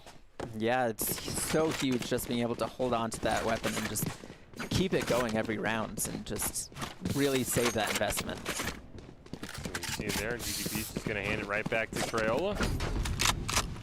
Yeah, they're setting up for a solid defense here. And we're going to take it back for a moment. Yeah. Take a moment to breathe, you know, prepare ourselves, see if Boise State's able to start bringing it back. Yeah, Boise State, I mean, and the thing is, it's been a lot of high kill rounds. It's not like Boise State's getting, you know, absolutely destroyed. We haven't seen too many, I don't think we've seen a single flawless for the side of San Diego State. It's just that at the end of the day, San Diego State's had a little bit better end game performances than Boise State's had in these rounds. Yeah, definitely. We see a quick pick from your hat coming out. Huge flank from Bandito. Able to get that elimination, reset the knives, and pick up a weapon. Still a 3v3. Like you said, they're always keeping it close. Heard the Cypher all come out, but they're able to pick him off. Huge. He was missing a few knives, but then was able to find that head right at the end. And it's even at 2-2, but both Boise members are looking pretty low. Last player standing. Crayola There's the op. Trying to get him with the knife. Nope. Not able to get him. That op has been absolutely fantastic for Bandito on our first map, and now Crayola, who's come alive. We didn't see him use the op a single time on Haven, but he has been opping up a storm here on Vine. Yeah, Boise needs to find some way to just push him off and really deny that long-range capability, because he's just found way too much success with it. San Diego State has come out very strong here, looking to get us to a game number 3 to see who will be one of the teams in the Mountain West Finals for Valor. Yeah, we'll have to see. We see Boise's kind of setting up a little bit towards B. They're rotating back towards A on the other side. Leaving the spike behind, so just really want to leave their options open, keep it on the side, and see what they have as an option. Yeah, they're going to see Rolf on this camera, I think. Crayola there. You hear the op, though. He's going to get a pick onto Shells. Yeah, it's just not the way you want to start around for Boise. You see Sova making his way towards Hookah. Tito now finally has his own op. Maybe he can answer Crayola. They're going to stare at each other. Yeah, not quite able to find the pick on either side, so we'll see a few more off battles coming out. Finds GDP. He's going to peek him. Oh, just saw him for a half second, but the lurk right there. He's just waiting for him to peek around that corner, and they found him. Now they might be able to bring a second op, but Dreammaker's going to find Durag, and it's still 3-3. As you see the spike making their way towards A, though. Maybe with Going up. flame wall goes up there. Maybe trying to get a pick. Maybe a rotation will come out. Yeah, could see him take the teleporter. Crayola and Hachi. We're both standing next to the teleporter.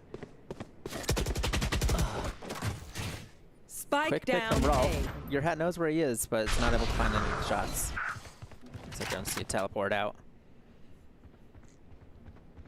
Oh, This was a rough one. They're just taking their time. They're able to find the plant here. It looks like here comes the teleport from Crayola, bringing that op over to A. Yeah, if Boise State's not ready for that op to be behind them, this defense is going to be very, very short as Rolf's about to peek on the retake. Your hat has the angle.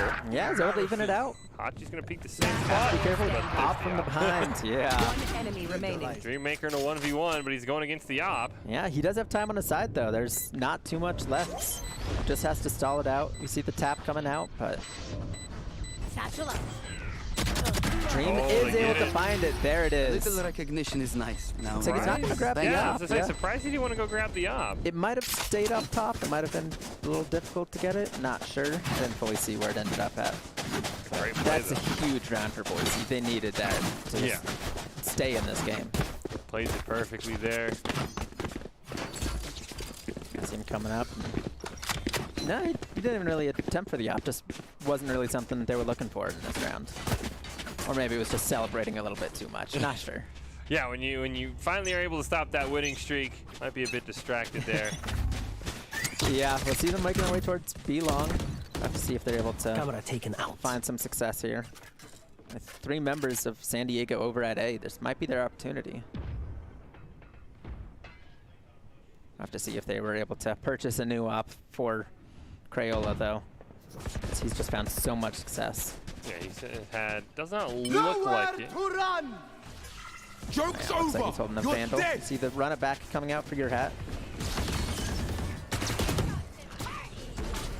See Lycan pushing up on the other Cypher, but not going to win the fight. Boise down 2 members already. And it's going to bring it back for 1. Your hat does get a second, though. Yeah, it's 2 for 3. But your hat's looking pretty low. He's healing up and able to find... No, not quite able to find anyone there. They do still have the spike closer toward the center. They might look for a rotate. You know where GDP is. You've got the flame wall, so your hat can push up a little bit, but GDP peaks. Revealing area. Difficult. It's 5. Only 30 seconds left. They're gonna have to make a decision Last here. player standing. Coming down to Dream. Oh, and get the wall bang from Crayola. Crayola's just on fire today. And Crayola has been honestly fantastic round this before game. the And now, I mean, if this goes 10-2 at the swap, you have to like San Diego State's chance of taking us to a game 3. So I would say there's probably not a round that really matters more than this one for Boise State. Yeah. 10-2 in the half is just so hard to come back from. That's 3 rounds, and that's it. That's the end of the game. Go to Ascent. Boise's able to kind of cement themselves here, bring it back a little bit. We saw them win 13 straight rounds last time, so we know it's possible, especially with Hachi rolling in that fast. With that ult. Okay, we'll see a few picks. It's 3 for 3 at this point. We do see the judge, but it looks like Bandit's able to grab that Vandal at this point. Fortunately for Boise State, health not on their side as Bandito is incredibly low and Shells at 50%. Great wall break there. Crayola's had himself a fantastic game. Yeah, this is his game, and maybe it just needs to stick to Raze. He's found so much success. We saw Bandit was looking for that wall bang, but he couldn't find it while Crayola could. It comes down to Shells. It's lurk there from Durag, and yeah, fantastic job by San Diego State. Yeah, they're playing on fire right now. To see what they're gonna bring out. This is the one real opportunity for Boise State to cement themselves in the second half now that they're on defense. Yeah, and you do have to be worried though if the pistol round doesn't go Boise State's way. That could spell doom because San Diego State would be heavily favored to put themselves on match point. Yeah, if they don't win this one, that's they're gonna be behind in items, and yeah, like you said, it's so difficult. You do not want to be down 12-2 in every single match, being reminded that it is map point. So huge pressure on Boise State. As you see, it looks like it's going to be a full B rush, at least being set up for in the bye phase by San Diego State. Yeah, we've got 2 members over there going to peek over towards B long, fire a few shots, but looks like they're going to take their time. They're going to stay over by B, maybe do a slow rotate, try and catch Boise on guard, make them think they're going somewhere else. Here they come. Peeking down C long now. They're all sticking together. We'll have to see if they're just going to rush forward all at once. They might try and overwhelm the side of Boise State. Yeah, especially with 2 members not even close to the teleporter from Boise State. Oh, a few shots able to come out. Find a little bit of damage. Get some damage on the roll. Now here they come. Hachi gets the first one. They go right by each other, but not quite able to finish. Both have to reload, and Durag's gonna find 2. Crayola's getting the plant here. We see Bandit getting a few shots in, but takes a few shots himself. Shells is gonna finish it off, but in a 2v4 with them both sub 50%, it's gonna be difficult. Yeah, this is gonna be this could set the tone if Boise State's able to get the retake. As I say that, Shells gets taken out. Yeah, it's not looking good for Boise State, as Durag is gonna find his 3rd for the round, and with that victory, I mean, Boise State's in a tough spot. Yeah, this is going to be, I mean, they didn't even get that many kills. I think they got 1 elimination. So now they're not even going to be able to, as we saw in the first round, and everyone was able to get an SMG because it was, I think, 5 eliminations to 4. They're going to be very, very hard pressed to get much more than pistols and a couple of abilities. This is San Diego State's round to win, you have to think. Yeah. By quite a large amount. Yeah, it's going to be difficult. We'll have to see if they've got a few of the SMGs. We'll have to see if they're able to find some quick picks with them, but look, they're making their way towards A this time. There are a few shots going on. Hachi dashing in. Yeah, nobody went through showers where Shells is waiting as Hachi does get the first elimination. Yeah, it's going to get the first one. They're going to get the quick plant. You see a lurk coming out from Lycan, and Shells is going to get the backside of Hachi. Flash goes out as well. Lycan's making his way down mid. Might be able to find Durag on the side. It's 1 for 1. Bring it back. 2 shots coming onto Shells.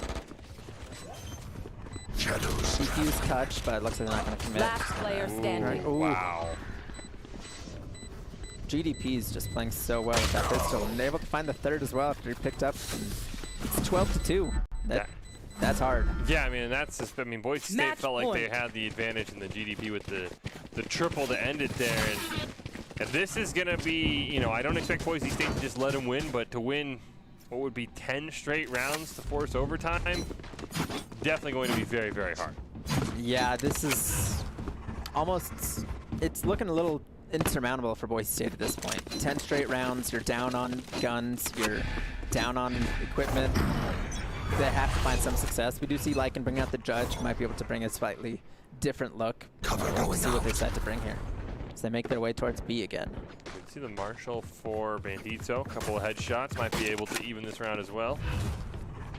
Yeah, just Boise has to play out of their minds to be able to take this, but Happy getting that first pick is gonna make it difficult.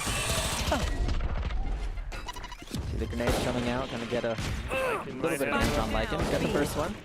All right, bringing it back. Great headshot there. 4-2, able to pick up some of the rifles as well. Get out of my way! Jet ult from San Diego State. Hachi trying to end this one now. Crayola. Gonna teleport back. And he teleported all the way over to A. He is all by himself. You see Omen kind of rotating a bit. Just gonna see, and you see them following as well. Looks like we're going full A, but Lycan on the side is gonna find Crayola. Huge. Spike down A. Not able. Yeah. Barely get him. Hachi was just able to find that pick, and at this point, Hachi's just trying to do as much damage as he can. He's going for another lurk. Does sound like Bandito heard him though. Yeah, I think so. He's making his way towards B. He does have the spike. 30 seconds left. Is he gonna take the teleporter again? He is. Yeah, he's just trying. He's trying to get a an exit frag. It feels like he did pick the spike up. He might be able to plant, but with that smoke coming out over A, it's gonna be pretty scary to step through, especially on his HP. Oh. And there it is. That's a great round. That's a round Boise State obviously needed it, but a great response to only get 2 members taken out, and now they should be set up pretty well cash-wise to be able to contest with San Diego State basically even. Yeah, that was huge. Boise definitely needed that. I think at this point we're just trying to set the pace and looking towards Ascent maybe, but maybe they can bring it back. We'll have to see, but 9 straight rounds is still difficult. 9 straight rounds just to get to overtime is going to be very difficult, so Boise State probably needs to find somebody to get an ult first, especially with Hachi using his jet ult to try and win that round. If somebody can get an ult for Boise State, maybe use that to win a round. See now the run it backs up for your hat. See them pushing over onto A. They're making their way. Getting trade 1 for 1. But Lycan's going to find a second. And a third. Oh! Last bullet. You never want to see that if you're Durag there. Yeah, that was well done by Lycan. Just had proper crosshair placement. Was able to find that third elimination of the round. It's going to take the ult. Find out where they are. 1 enemy remaining. Well, last member now is going to find a hard time to look for it. But we've got 4 on Lycan so far. Might be able to get the ace. No. Crayola waiting for him. There they are. Just going to deny it right there with the sheriff. See him waiting out over towards A short. Just have to see if he's going to make his way towards showers or what kind of plan Crayola wants to go for. They have so many rounds that they can work with. They could look for trying going for this rather than saving the weapon, but we'll have to see what they do. I would assume Crayola probably wants to get as many eliminations as possible. Just 30 seconds left. We know how deadly he can be with the op. He does have the Phantom, I believe, but looks like he's running around with the Vandal out, and he's going to take him low, but Dreammaker's going to finish him off with Frenzy. And that's just a great job once again there by Boise State. I mean, it's one of many rounds they'll have to win, but just a great start once again, just kind of running through San Diego State and put themselves in a very favorable position. Especially from Lycan. That was a fantastic round from Lycan in particular with the 4. Yeah, definitely. Lycan's playing well at this point and it's really helping Boise State bring it back. The headshot on the last bullet. Always just very frustrating. Yeah, that was well done. We'll have to see if they're able to bring it out. We see the op coming out for Bandito, especially towards B long, and that's where they're looking to push. So he could have an absolutely insane moment. They do see that he's there. Not able to find the shot, unfortunately. They're still going to push up. See 2 people over by showers as well. Boise's getting ready for the rotate. I think they might take that teleporter. Krayla's gonna find your hat. Through the smoke, Dreammaker gets a pick. Heard a lot of gunshots, not a lot of connections, but Krayla's gonna find shells there. Revealing area. Trying for the wall bang with the op. Not able to find it. Spike It's worth a shot, but it's a 2v3 at this point. 2v2, bring it back a little bit. 1 enemy remaining. Oh, there it is. And there it is. Finally found the op. Gonna get the defuse. State starting to slowly but surely claw their way back into this game. Yeah, they're making their way. Slightly better scoreboard than the last round, so at least on the opposite side anyway. But you know, a couple more rounds here, you might be able to force out an ego round from San Diego State. Yeah, I mean, they might be forced to at this point. Had a lot of rifles in that last round, but there was 2 wins in a row for Boise State, so San Diego's going to have at least 2,400 in each person's pocket, so I have to see what they actually were able to purchase at this point. I think I saw Jet still run with that Sheriff. I see a few pistols, a few SMGs, not too much of a buy. I was to say, Jet does not have the knives up either, so unless maybe he's looking for the alt orb and showers to be able to get that. Yeah, might be enough for him. He's all by himself at this point, and that's not going to be a spot he wants to look for this fight. You see 3 members of Boise making their way towards B, though, so San Diego has numbers. Yeah, San Diego has numbers. Now the op's going to rotate over for Bandito. Oh, Hachi got caught, but unfortunately Shell just couldn't land the shots. Took a few shots on him, I think. No, it was only 1. Just about 20 damage. Ooh, there's the first Spike kill with the down op. A. GDP is going to bring it back. Oh! Huge from Shells. And now it's down to the Cypher, and your hat's going to find him through the wall as well. Just that was an unfortunate, and we're going to see it here. This is a communication breakdown from San Diego State, because Hachi knows that he's there. Yeah, I'm not sure what they really thought. I think peek him, and then his teammates end up shooting him, and they kind of get in the way of each other. They only thought one person was in the showers, that's why. So his teammate got that first elimination, so they're thought right. now was the chance. But well done by Boise to have that second player there. The Aztecs weren't expecting it, and really saved them. Were able to find that victory in the round. Get out of my You have way! to be careful. Jet ult from San Diego State. There's a Cypher ult up as well for San Diego State, so if they're able to use that, and maybe a 3-on-3 or a 2-on-2, that could be the game winner for the Aztecs. So they've got to be able to take down Durag as quickly as possible on that Cypher. That one can definitely be huge. See the drone coming out, finding them all over at B long. See a few people pushing up in Hookah as well.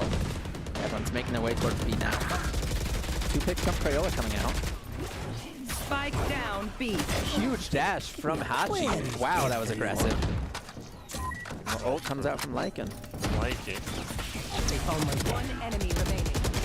Down to GDP, and Lycan's gonna get another 3 rounds eliminations, and Boise State's bringing it back. Yeah, Boise State fantastic there. Crayola with a fantastic double, though.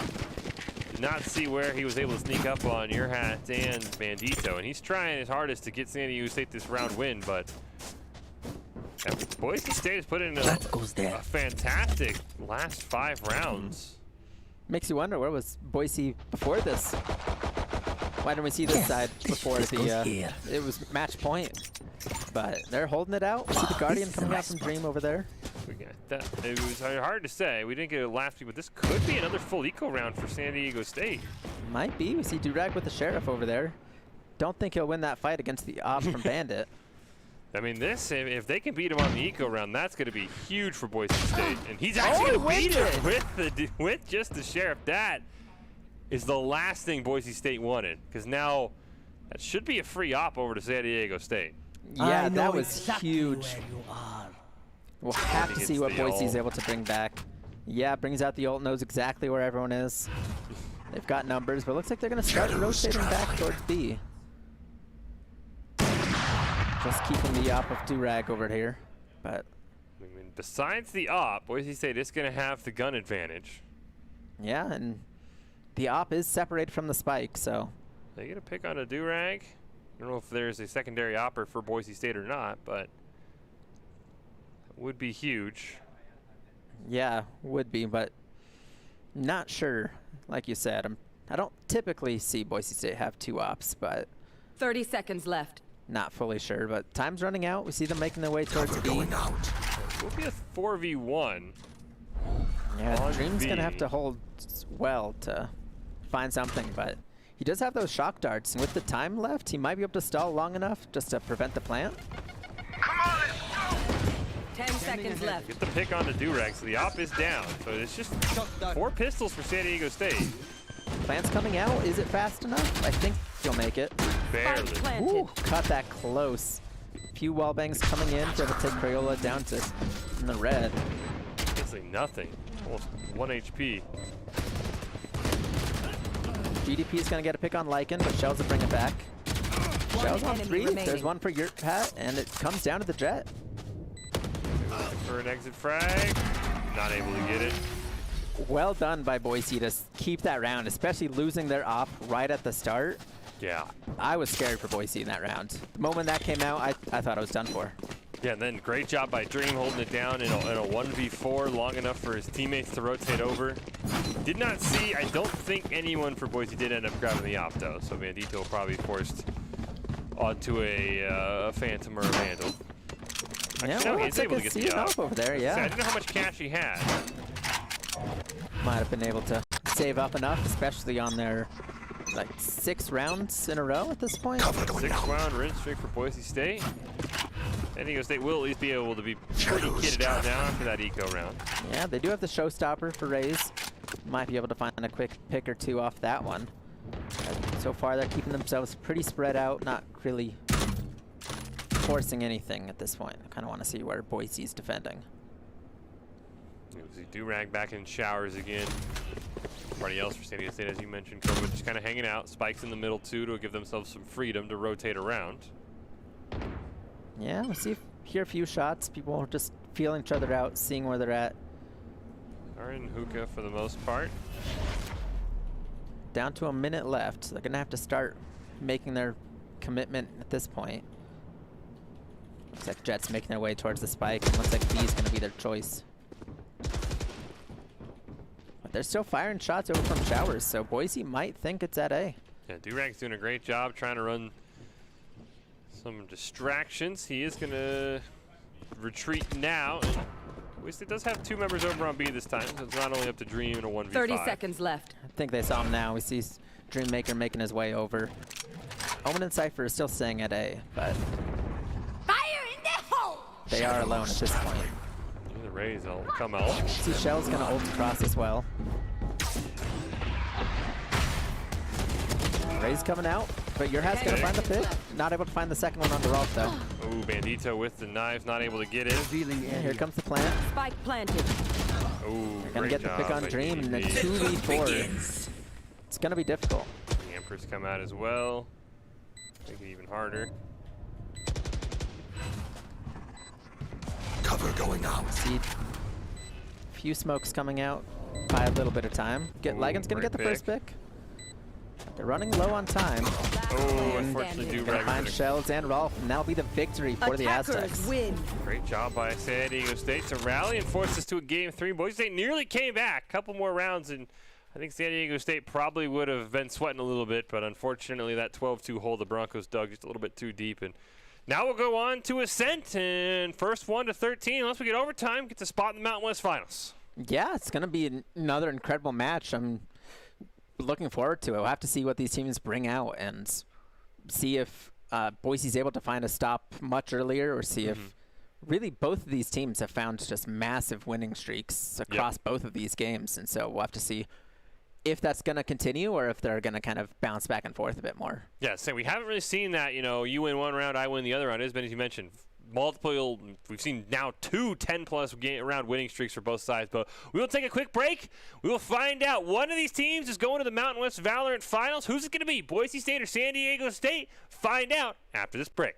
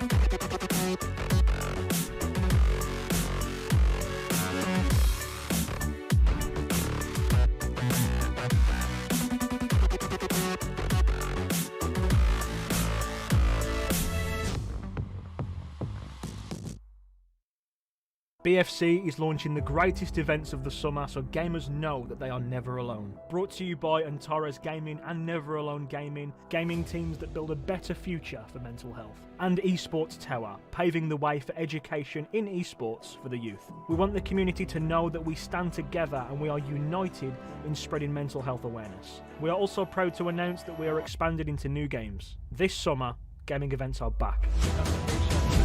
Oh, no, come on! That's insane! Oh my God! No! Oh my goodness! Tried to keep it in play. Kyle! It's over! Yodi gets it! Trish is your winner! He goes down 1 HP! Oh no!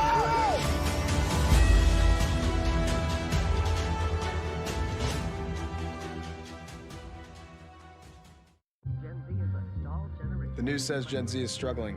I've got news for them. I wait tables, but last week I built a field hospital. I put out a forest fire. I stopped 1,000 attackers. And a natural disaster. I've saved lives and led a team on patrol. I serve. Well, I go to school full-time. While I work full-time. The greater the challenge, the stronger we become.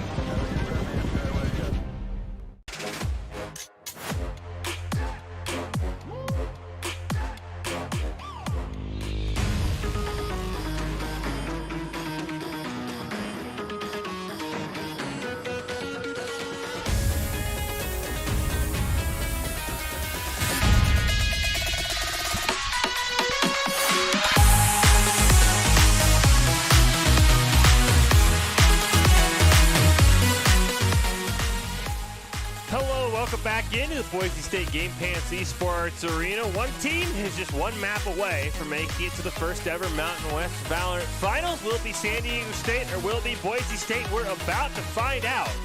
The Broncos' furious rally on Vine cut short, eventually losing 13-8. And that will go to Ascent to determine who will be our semifinal victory. Fish and Nakoba calling all of the action. Boise State players sounded ready to go, Koba, when you talk to them here in between the break. But really, both these teams playing is fantastic, and I would expect our third map to be less about 5, 6, 7 rounds in a row and a lot more back and forth, as that is what they're competing for. Cover up Overwatch, slap Valorant on it, and that is exactly what the championship trophy is going to look like. Yeah, it's definitely a good-looking trophy, and whoever wins is going to be incredibly happy to find it. But We've got a game 3 here. It's not set yet, but I do have some news, which is San Jose did take the victory over Colorado State, so they're going to be in the finals. And so this game 3 is going to be the final one on Ascent. See who's going to go match them. Yeah, San Jose State has been undefeated this season in the Mountain West, so it'll be a tough task for either of these teams, but I'm sure they will be up to it. And now we'll see who comes out on map 3. Of course, San Jose State also gets a little bit of bonus coverage here of scouting to see who they are going to be playing. And, yeah, I mean, crazy game here. We saw Boise State kind of dominate on map 1. Thought maybe the Broncos might roll. Then absolutely San Diego State comes out on fire on Bind. Goes up 12-2 at one point before Boise State gets it all the way back to 12-8 before they eventually fall. And so now I'll be curious on Ascent. Final map. Who is going to come out with maybe that quick start is because right now, we talked about it before the break, it hasn't been, 2 rounds and then 1 or 2 and then 2. It's been 6 straight for one team, 6 straight for the other team, and I would expect both those teams want to maybe try and stop that here in map 3. Yeah, so far it's really been defense favored. The defensive team that starts it off is the team that's able to find that massive victory in a row, and so we'll have to see who's going to be coming out defending in this map. Because that's looking to be a huge advantage in this series so far. Yeah, and I mean, how have we, what have we expected from Boise State? I mean, we're on Ascent. Is that a map you're confident in? You are the future head coach, I should say, Koba, when this becomes a varsity program in the fall. Are you confident on Ascent that Boise State has what it takes to get it done? Yeah, they're definitely feeling good. Ascent's definitely a map that's been around long enough that they definitely feel confident. They know what to expect, and it's something that they really worked on over this season. We're able to improve it massively, so I'm really looking forward to see what we bring out here. You see there, Shells, Dreammaker, Bandito, like it in your hat for the side of Boise State, like it in your hat. You can see on stage there in the arena just to my right, over my right shoulder. For the first time ever, actually, the Valorant team was able to play in the arena with, of course, everything that's going on. They weren't able to play, and hopefully that blue turf up there can give them some good luck because they could use all of it here on map 3, taking on the Aztecs. Aztecs won the regular season matchup, but it was a 2-1 win then. Now we'll see who wins 2-1 overall and goes to the finals against San Jose State. It's map 3 in Ascent. It's right around the corner. Who gets to go to the finals and a chance at the first ever Valorant championship in the Mountain West, San Diego State or Boise State? We are about to find out very, very quickly. And I'd be very, very shocked if we see them dominating, 9-2, 10-2 when we saw the round swap for San Diego State. Kobe, I'm expecting maybe 7-5, 6-6, especially in a game 3 where everything's on the line. Yeah, I expect to see a lot closer matchup here, and we'll have to see what both teams bring out, especially see if we'll see maybe more raise from Crayola because it was just masterful there. We see Boise State is going to be starting on the defending, so it's a slight advantage for them coming into this map. Right, we do see a bit of an operator swap from both teams, and yeah, I mean, Crayola, kind of the sneaky guy to watch out for. At first, it was GDP, who we thought might be the top fragger for San Diego State, but it was Crayola who had himself a fantastic performance on Bind, especially with that op on the race. He's going to go onto the Sova now, but still, that Crayola is probably, you'd have to think the guy you want to watch out for, but I think the whole team for San Diego State had moments of being absolutely fantastic in that game that they just won on Bind. Choose your agent. One of the interesting things about this is that we've got the same 3 maps playing the first time Boise and San Diego State played, but they reversed. Boise won Bind the first time. They just now lost Bind. Boise lost on Haven. San Diego won Haven. And so we're just reversing everything. And last time they played on this map, San Diego won 13-2. So we'll have to see if they're able to bring that back again, or maybe if we'll continue swapping around and Boise State will find a victory here. Yeah, that is the last thing Boise State wants, is to go out and bow out of the playoffs on a 13-2 performance. So I'm sure they're looking to hopefully say that history is reversed. Maybe they'll get their own 13-2 win, but I would be fully shocked. I mean, you mentioned the first time these teams played, one of the games went to overtime. I would expect we're trending more towards overtime here in Game 3 than a blowout victory for one of these teams. Yeah, I definitely agree with that. Either way this game goes, it's going to be incredibly close. We do see Durag coming out on the Raze this time, but the interesting thing is it's the first game with the Viper coming out. Viper's been huge in the Masters and just had a great place in the meta recently, and so we'll have to see if they're able to find success. It's just so hard to push into that ultimate once it comes out. Yeah, the zoning capability of that ultimate, if used properly, especially when attacking, can almost guarantee a round win or 2. So a lot of pressure on GDP to be able to get as many of those ult orbs as possible early and try and kind of get a couple free rounds for the side of San Diego State whenever that ult is online. Yeah, it looks like San Diego's all coming towards B. Boise is kind of holding at A, but They do look like they're going to rotate a little bit towards the mid now. We'll have to see what they're going to look for here. Lycan is going to get hit by the recon bolt. He's going to have to retreat a bit. Yeah, pull back a little bit. San Diego knows what's over here. Grenade can come out and take a little bit of damage. As all of Boise State starts to rotate. Hachi gets the first elimination. And some damage coming out from Lycan, but he's not going to be able to find anything. On the regain here. If we get at least one. And he does get the first one for Boise, but this one looks like a solid round for San Diego. I think they're going to take this one. Bandito can maybe get one elimination all the way out. Yeah, he seems to kind of be stuck here a little bit. Having the all the Viper equipment just trapping him in this corner. He's going to peek around the corner, see if he can find anything. Take some damage, and Rolf's going to find the final elimination. San Diego's found every first pistol round so far in this series, so there's something to definitely practice. Man, it was interesting. Last time we saw on Bind, when Boise State lost the first pistol round, they tried as hard as they could to, you know, spend their cash to maybe even up the score. This time, looks like, at least from what we can see from Lycan, he's just going to save, and I would expect Boise State to try and win this round ecoing. Yeah, they tried to be a little risky last time, didn't work, so played a little safer, have an eco round here, see if they can pick up a few stragglers, and then really play for that round 3. Mainly a push here from San Diego State. Yeah, you see Lycan able to find that orb. Durag is going to get that first pick onto your hat. As they rotate towards A. We see we could have a long lurk coming out from Dreammaker and get the first pick for Bandit. That healing as well, which is absolutely huge, but unfortunately the Viper poison weakens him down. Yeah, that was just well placed. There's just nowhere Bandito could go. Planted. See the spike being planted. So Boise State's going to have to look for some kind of retake here. Even just a couple of eliminations to get that cash flowing on their side would be huge for the side of Boise. See a little damage coming out, but Hachi's just got the better gun, able to get the victory there. Comes down to shells, and Rolf's going to finish it out. So there's the 2 rounds in a row for San Diego. You can see a couple members below 50%, but unfortunately we talked about it, those pistols versus those full automatic guns, never going to be a spot you want to be in, but now we can see from the spectator view, Boise State, for the most part, going to gear up. Yeah, this is their time to really cement themselves and kind of get, if they get a solid round victory here, they'll be able to start bringing it back and potentially have the gun advantage of their own going into the next rounds. Like we have seen so far, San Diego State has not done a whole lot of splitting. They have gone either all A or all B, and this time looks like they're lining up over B. Yeah, they're definitely sticking together a lot more than in the last rounds, like you mentioned. Almost deja vu, as we've seen Lycan hit by the recon bolt. Get a little bit of damage taken from that shock dart, but I think he's going to push into the smoke. He heard someone grabbing that orb. He's going to get a few shots, but not able to find too much as San Diego looks for the full reset. They're going to rotate all the way back around towards A. No real damage given out to either side.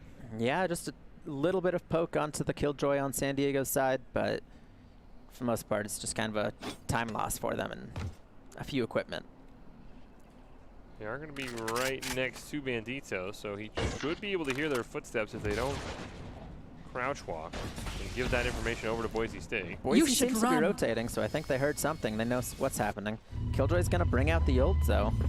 It's going to be a big opportunity for them to kind of take over this site. Your hat actually gets a headshot, barely hiding in a corner. Get a second, get a third. Enemy remaining. And now it's all down to Viper. Your hat 30 in seconds the left. perfect spot to avoid that attacker Killjoy. Yeah, that was well done. I don't think that San Diego's protect for it. And there it is. 4 in the first flawless of the series, I believe. Fantastic. I mean, your hat absolutely popped off. Great job with the awareness to know where he can stand. And unfortunately, San Diego State, I don't know if they didn't know about that location, but I mean, he can't move. You'd think he'd be easily just a sitting duck, but he absolutely destroyed them from the only spot he was able to stand. Yeah, it looked like right there Durag was hit by flashbang or something like that and just wasn't able to kind of find it, and everyone else thought Durag would notice if anyone was around, so it might have just been a breakdown of the communication, but they're going to stick together again, look towards B. He's going to have to run it back for your hat if he wants to maybe try and pressure the side of San Diego State a little bit. But Durag gets a great first pick onto Shells as the Aztecs are over on B. Take flight. Yeah, looks like the drone's going to come out, get some scouting for Dream. Omen is off to the side. We'll have to see if he's able to kind of find some kind of lurk as they push forward here. Dream gets 1, 2, 3. Oh, only stopped by his reload. Running back is going out here. Yeah, just have to see if he's able to find him. Not able to see him, unfortunately. He does know where he was, though. He did see him, so have to see if they look for the plant there. It looks like they actually don't have the spike right now. Look, they left it kind of in that alleyway on the side. One enemy remaining. Get the pick on Dahachi, who's trying for the long lurk, which is, I think San Diego State has done quite well in this series so far, and now it's all up to the Sova. And Crayola, who's probably the player you want it to be, if anyone. Yeah, that's true. He's been playing really well. Got the recon dart coming out. But in a 1v3, he picks up the spike. He's going to win the fight over Bandito. But Your Hat's going to clean it up again. Your Hat's on fire this round. Yeah, it's been sort of the, you know, after the first game where Bandito definitely had his pop-off moment, it's been some unusual suspects for both teams that have had fantastic plays. And Your Hat might be, this be the perfect time to have the best round of your season is right here in Game 3 when you need it. Yeah, this is the time for it. Definitely need to bring it all out to find the victories in these rounds because they're not close. Or they are close, excuse me. And so you have to bring everything. You see the Odin coming out from Dream. This is something I love to see from him. You see a lot of looking for some wall bangs through this wall here. He has that 100. Ooh, perfect right off the start. Like he gets a huge pick.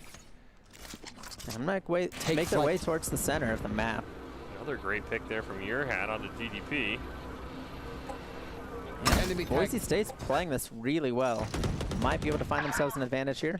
Find a wall bang on the turret. Or try to, at least. Hachi brings one back, though, with the Sheriff. Still Boise State up 1. Hunter's Fury's on line 2 in case Dream needs to go cross-map onto a bomb site. Yeah, they're definitely taking it slow. They still have a minute. Only down 1 member. It's definitely not insurmountable by any means. I have to see where they decide to rotate. They might be looking up. No, they're looking to go down the center. Yeah, they just missed a couple shots onto Hachi. Just walking through that blind play from Shells. They might be able to catch Dreammaker in the back here if they continue making their way forward. He's still looking down the wrong hallway. Does have Bandito now covering his angles. Hachi's right around that corner, though. Of course, the players can't see that silhouette. 30 seconds left. So he has no idea. Yeah, they're running out of time. They're going to have to push forward here. Bandito might be able to find a pick. Here comes the smoke. Dreammaker gets the first elimination of there. Oh, let's get one back. Looks like Rolf's going to go. 1 enemy remaining. Try and get a pick. And there it is. Bandito's going to bring out the round. Boise State's got the lead. Fantastic job by Boise State, especially those 2 quick picks. We did not get to see them, but fantastic to just put Boise State always in a state of being able to be the aggressor, having more members. And, you know, unfortunately, I can't quite tell if San Diego State did eco that round because we see a couple of Sheriffs come out from the 2 kills they did pick up. So that might have been a reason why Boise State was able to dominate that round. Yeah, might have just been like a half-buy round. Just looking for any kind of small victory, but they're really playing for this round. So we see all kinds of rifles coming out. See what they bring out as they push towards A. Yeah, hard A push from the Aztecs. See Reyna pulling back a little bit. They know that. Immediately knows where they are, too. You see Dream rotating over. Sounded like an op right there as well. Interesting to see what they bring out as the ult comes out from Dreammaker. See if he'll tag anyone. Getting some trades. Yeah, Bandit's got the op. Be able to find Durag. Your Hat's going to find another one, and we're in a 4v2. Flash does go out. Recon drone out as well. GDP right below Your Hat in heaven. And we'll take him out. Can they get his op back? They're making the way for it. They got it. There we go. Huge Thought we're going to see another celebration run away for a minute, but he got it close. He found it. And Boise State's got a 2-round advantage, but we'll have to see if San Diego's able to bring it back. This is their chance. They've got a decent amount of economy at this point. The Marshal or something? Alarm bot out. Placing swarm grenade. Placing swarm grenade. It looks, I do see a Marshal. Yeah, well, looks like a Marshal. I would assume for Crayola. He seems definitely to be their sniper, but we'll have to see what he brings out. Drag also decode as well. I've never seen him buy a pistol. San Diego stayed in a very awkward spot. That was a good grenade, though. Able to take off all of the armor and 30 health from Lycan. There is the ult up for GDP as well. Ooh, a wall bang from Bandit on that off. To get the nice solid start of this round, but Crayola's going to find that Marshall. Or, excuse me, yeah. Swarm grenade out. To make their way towards A, we're going to see him kind of look for this killjoy from Lycan. And that's going to give him a big opportunity once this pushes out to retake the site. Ooh, they get one. Now we're in a 3v3. Surprised the GDP decided to hold the Viper ult.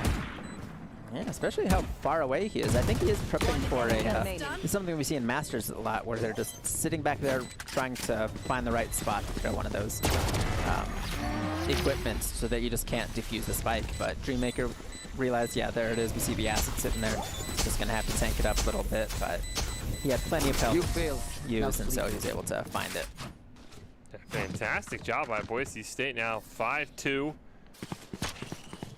Yeah, Boise is playing well.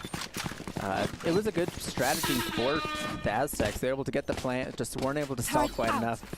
Something that Boise State was prepared for, so they sent Dream off over to find Viper and wasn't able to fire out that second one to finish off the spike.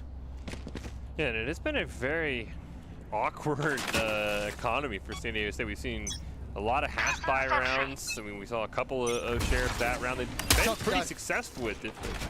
I'm sure they would love to be able to finally purchase everything they want, but I think they did this time, sans the op for Crayola. And I see the Odin burning through. To get a little bit of damage.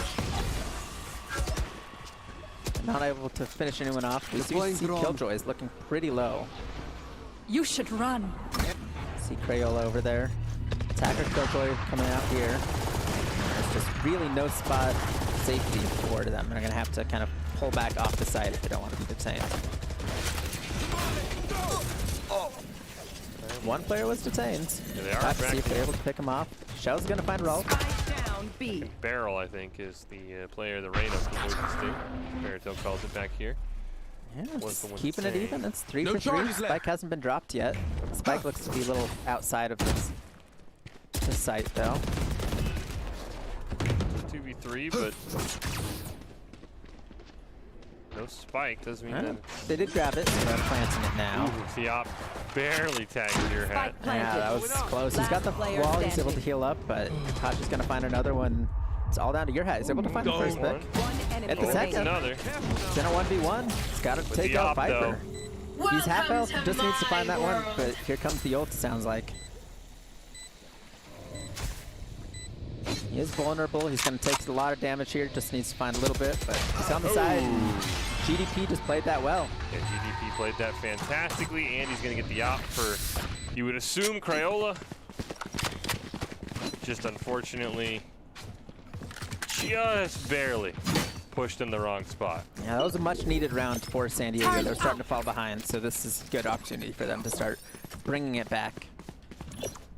Now they've got a bit more money on their side. Placing alarm bot. Placing swarm grenade. Now, I mean, now you gotta be curious to see how Crayola does if he's the one with the op. Looks like they actually might leave it on GDP. Looks like he's holding on to it still. So we have not seen him with the op. We have seen Crayola, and he was fantastic. See them drop the boom bot over towards A. Boise State seems to know what's going on, at least so far. There's a lot of Boise State members that are far. GDP found the op. Yeah, solid start. I did not see if Bandito was able to get his own op. Does not matter, though, as he will get opted out himself. Yeah, in a 5v3, you have to favor the Aztecs in this round. Take flight. Hear the plant going off. Spike planted. He's gonna find a third. Trying to wall bang through. Have to see if Dream's able to find anything with the Odin. He's gonna pick off the turret, but Shell's going to find too. But now it's just too hard to fight back at this point. And San Diego evens it out. Like you said at the start, it's going to be a back-and-forth map, and we're really seeing it here. Yeah, no team's able to win 10+ in a row. Yeah, I would not expect us to see the dominating performances we saw earlier on, but a great job by San Diego State, and I think it is going to be interesting now with GDP on that off. I mean, going to put a lot of pressure on Boise State, especially, like I said, I did not see if Bandito reinvested in the op that last round, but he's definitely not going to be able to get one this round. So whoever can get on to GDP on that Viper is going to be what Boise State needs, because as he gets more kills and builds up that Viper off again, we've seen how powerful it can be. Yeah, I have to see. Maybe they'll get another win over the op like we saw in the last map, but it's not too likely. Seashell's going to take out the drone here as they make their way towards B. We do see Omen kind of over on A side. He's going to be able to look for a bit of a lurk. Wallbang's coming out. Nobody has taken too much damage. I think you said Skilljoy, maybe a bullet nicked him in the knee. Yeah, definitely still just kind of feeling things out, feeling where the defense is, seeing what they need to push through, trying to bait out some of those smokes and see what they're going to bring. It looks like they might start pushing up here. About 50 seconds left, so I have to see what their plan is. See Omen still on that backside of A. Over to A, yeah, looks like, see the Raz and Viper sitting mid-long. Hear that op shot, but yeah, didn't find anything. Now, Spike's still over at B. They're just kind of waiting, but with 30 seconds left, they're going to have to look for something soon. It's going to be pretty split here. That's a great pick to start from Lycan onto Hachi. Dream's going to start rotating towards A, but Spike's not there. Durek's going to find one. Bandito to bring it back. One enemy remaining. 10 seconds left. Spike and down B. Spike down right there. There's no time left for San Diego. Yeah, he's just got to save the op. He ends up being taken out too, which is huge. Well done by Shells. Can Shells find him out. I wasn't able to see if Shells was able to get the op. Yeah, I'm not sure. But your hat's been... I think I saw an op right there in that mini-map. But yeah, look at this play from your hat. Able to find both Rolf and Crayola on the side. Huge for Boise State. Yeah, and I think for Viper, for GDP, that's just an unfortunate. You got to start running there, as you said. There's no way you can get the plant down. You've got the op. You just got to run for that matter. Yeah, you see Bandito has one, so I'd assume that they were able to pick up the op, because I saw Shells running towards the body. We see a Marshall on the other side and a Guardian though, so definitely not going full eco from the Aztecs. So let's see what they are looking to bring out here. This man is going to take a shot but not find it. Taking some damage, but he does survive, and that's the most important part. It really only takes one shot with that op. Cutting their vision. The shock dart coming out. That looks like Boise's just going to kind of pull back a little bit, give the Aztecs the space they want, and choose to defend a little farther back. Bandito looking for an angle. Kind of hanging out in mid. Ooh, them dropping the wall. But yeah, huge pick on Shells. And he's able to retreat as well. Down to a minute if you're looking for some wall bangs, but not really able to find anyone. Raz is going to be the first one to push up. Durag and Dreammaker on opposite sides of the wall of each other. Shot down. Yeah, we see them find another pick. Spike down. There's only 2 left at this point for Aztecs, and they don't have the spike. Boise State actually staying right on top of the spike and get the op come out. Nice Marshall kill there from Crayola, at least to get 30 that. seconds Yeah, left. gonna bring it back a little bit, but I think they're just looking for just little extra what they can at this point. Bandito gotta be careful. They're gonna find Hachi. Oh, with the Marshall. Marshall gets him.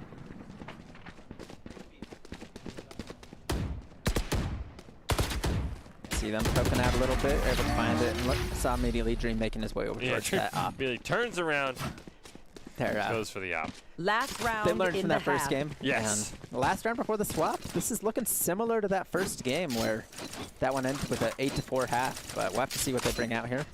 Yeah, 8-4 for Boise State would feel really good. It's a solid lead going into the attack phase, but it's definitely something that they still have to prep for. It's not set. It's not as strong as the 10-2 from the last round on Vine, so we'll have to see what they bring out. Looks like they're looking towards B on this time.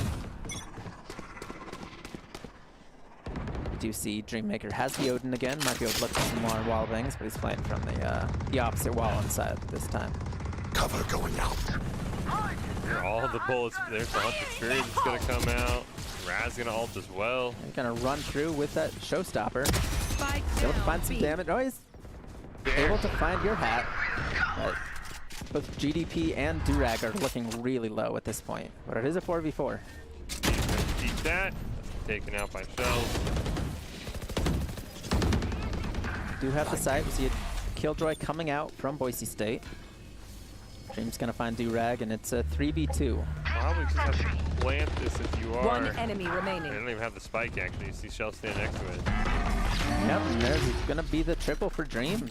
And like we said, 8-4 going into the half. Probably Switching a great spot sides. you want to be if you're Boise State, realistically. And you get this pistol round one.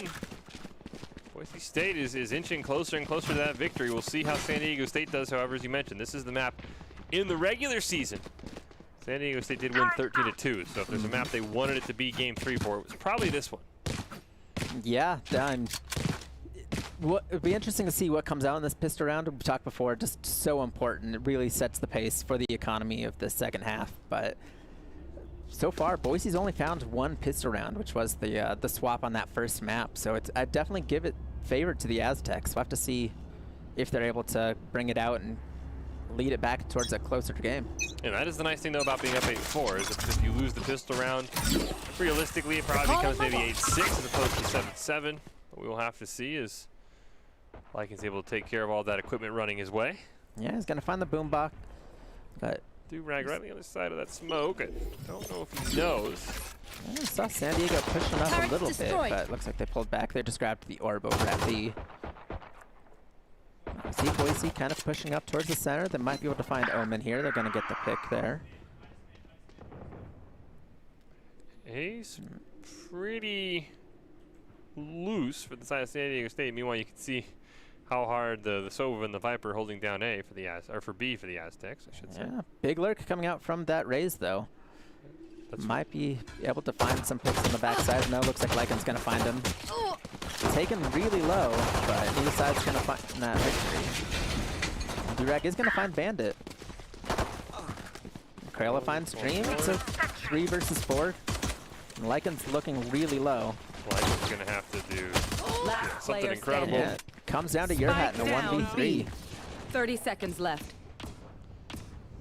Only 30 seconds left. He doesn't have the spike. It's on site, so he's really just going to have to push forward and try and find all 3, but it's so hard to do, especially with the Frenzy.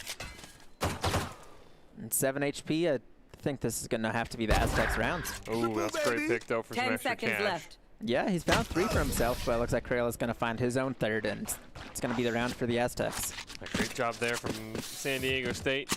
Great lurk as well. That is something the Aztecs have done incredibly well, is pulled off pretty successful lurks time and time again on Boise State.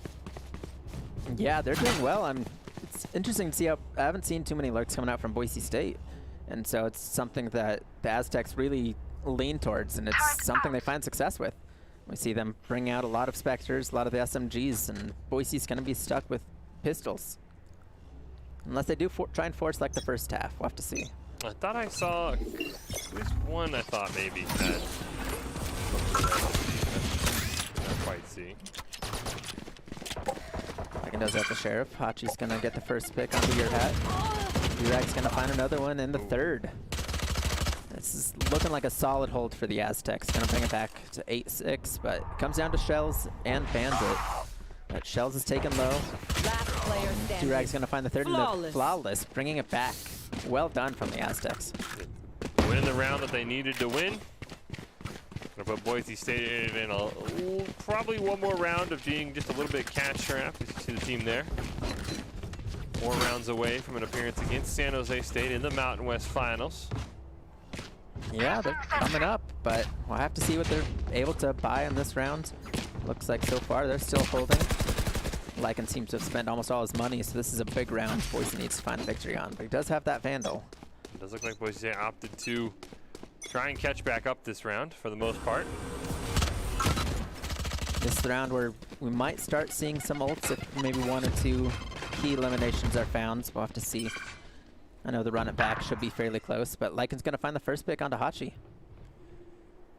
Nito pushing through that grenade. You see the turret up there, though. Yeah, Turk's going to scout him out. They know Boise's on this side, but it looks like Boise's just going to start rotating off as well. Yeah, nobody really on B at the moment for San Diego State.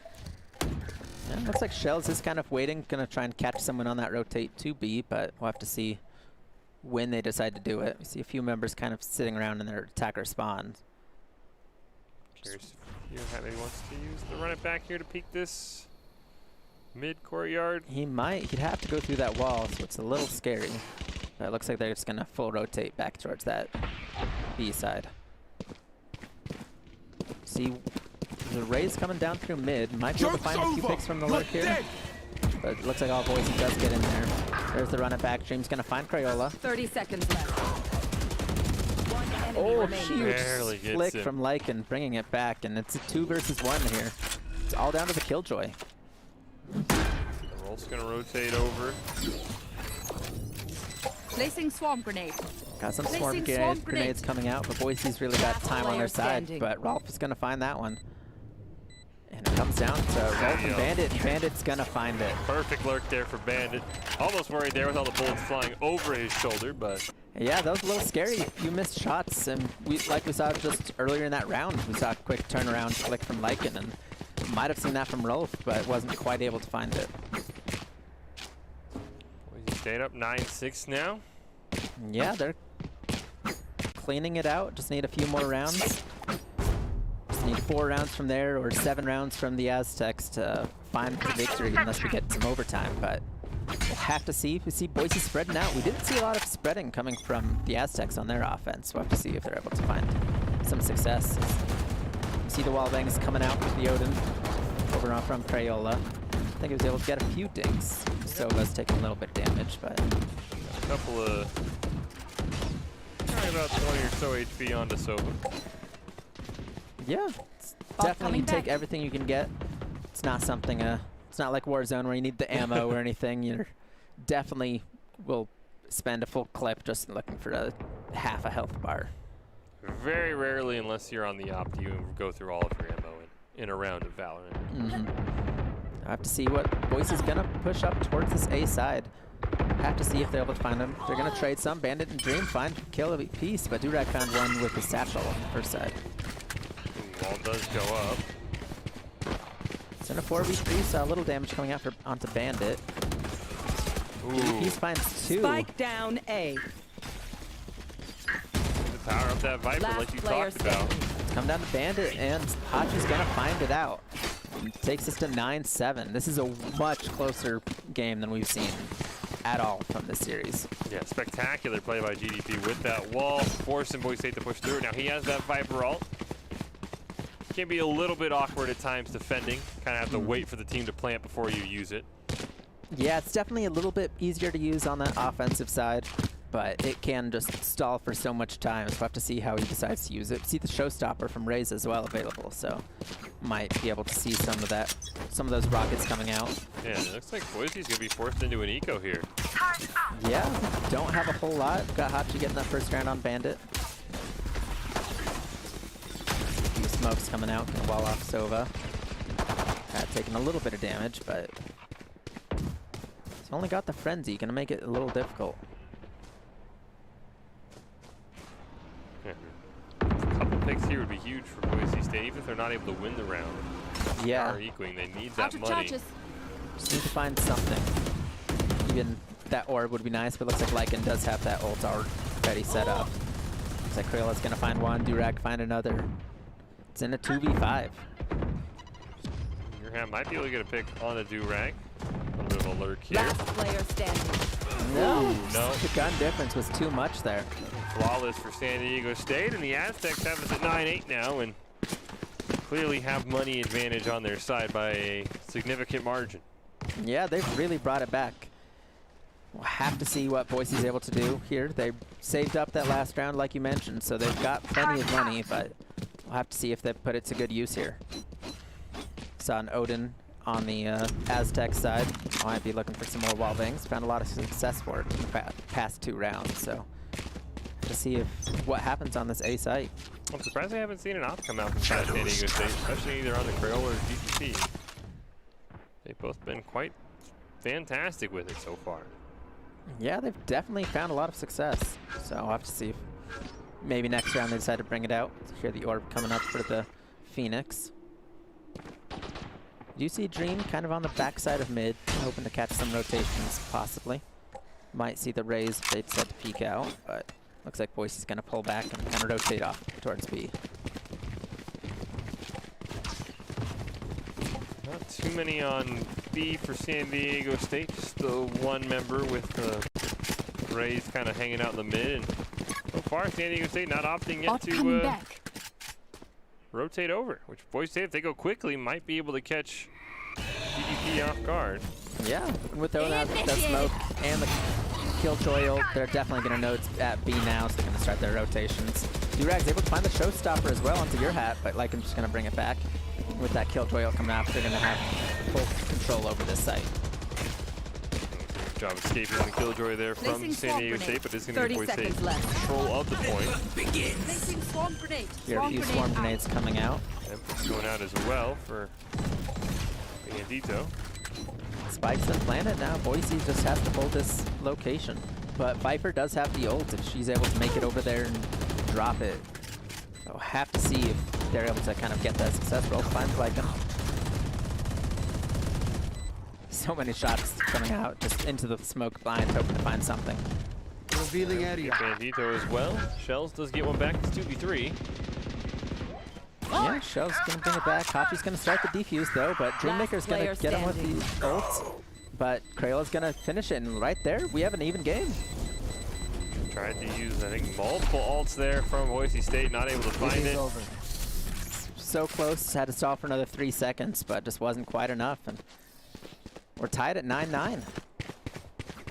Boise State should be fine on cash thanks to the loss streak. So yeah, I mean, it's going to be interesting. They did use at least 3 ults there, and you see that there are 4 up for San Diego State. So Boise State's got to be careful, especially with that Viper ult. That is kind of the one you're waiting for, where it could catch Boise State in a very awkward position. Yeah, it definitely is. They do have the Killjoy. I'd expect to see that probably come out in this round, or maybe the next one as well. That one's something you can find to just give you full control over a site. Much easier to use than the Viper. And Hachi's going to stick out, find a first pick. They're going to bring it back. Lycan's just going to charge forward a little bit. Take some damage, but isn't finished off. Nice pick there by Dreammaker. Gets the shock dart. That poison comes down. Gonna deter them a little bit from pushing out, especially with Lycan being so low. Durag finds one on the backside though. Bandito will bring it back though. Yeah, Lycan taken low. Great, yeah, great grenade from the grave for Durag there as well on that lurk. Takes Lycan, it's set to 2 HP. Right there though, we saw Viper bring out the ult at A, so it looks like Boise's just gonna go for the full rotate. But they're in a 3v2. Be careful, Sova does have his ult. It's gonna be in the very back there of B. Yeah, Bandit kind of charged a little bit forward by themselves. So we'll have to see if he's able to win that gunfight.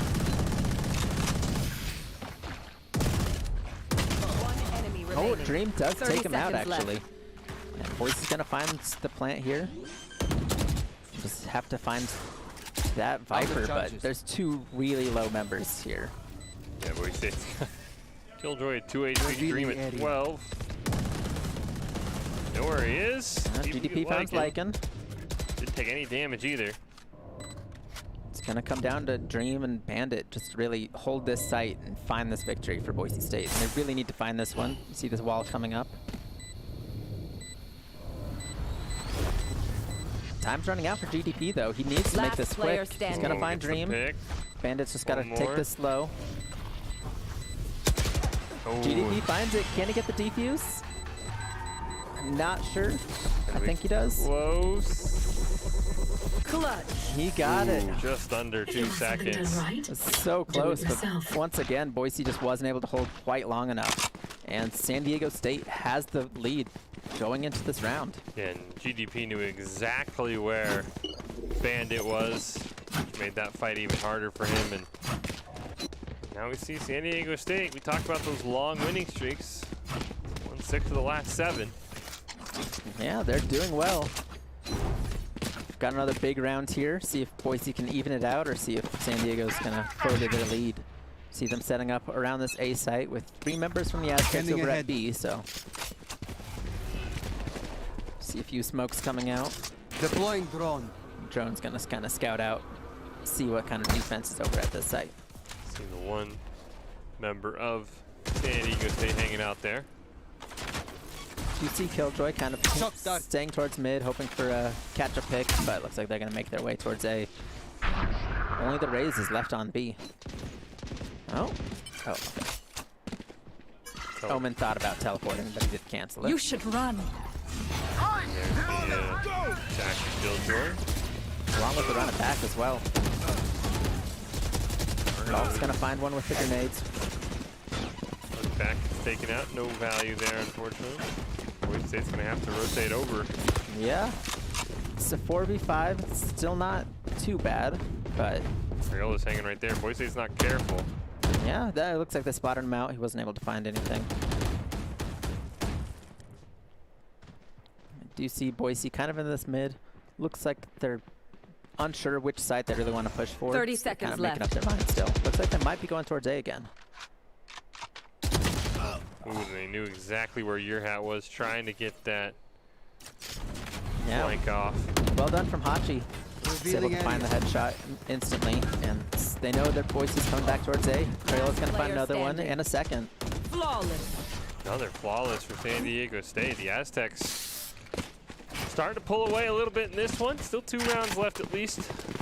Boise State to come back though. The 4th flawless of the map, and 3 of them have been for the Aztecs, so they're playing really well.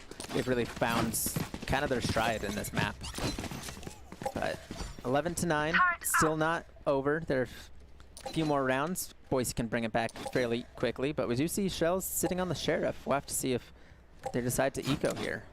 This would be a very, very risky eco for Boise State. Yeah, they're kind of, looks like they're betting it all on that next round. Well, we do see the Spectre. So we see probably like a few half buys. We've got a few Spectres coming out. Does look like we might have a We do have a pause coming out. Yeah. Yeah, it would be very risky for Boise State to go with a half buy here, just because you're going to find yourself in that similar spot they found themselves on buying, where every single round was match point. Won't be as down as many points this time, but still not the spot you want to be in, down 9-12. Yeah, we'll have to see if they're able to find success. I know there's been plenty of thrifties. We'll have to see. Maybe they can just win the eco round, but it just makes it much more difficult. These teams take some time kind of thinking about what they want to bring out in this map. We haven't really seen... Can't quite tell who the pause is for, so hopefully we'll be able to get back in sooner rather than later. We are very close, though, to finding out who will be in our finals. As Kobo mentioned earlier, so we have heard San Jose State, who was the #1 overall seed from the Mountain West, has advanced to the finals. So they are awaiting their opponent between San Diego State and Boise State. We're going to get right into could be the penultimate round here. Yeah. See them liking pushing up a little bit towards B, but most of Boise's over towards A. We've got a few over actually mid as well.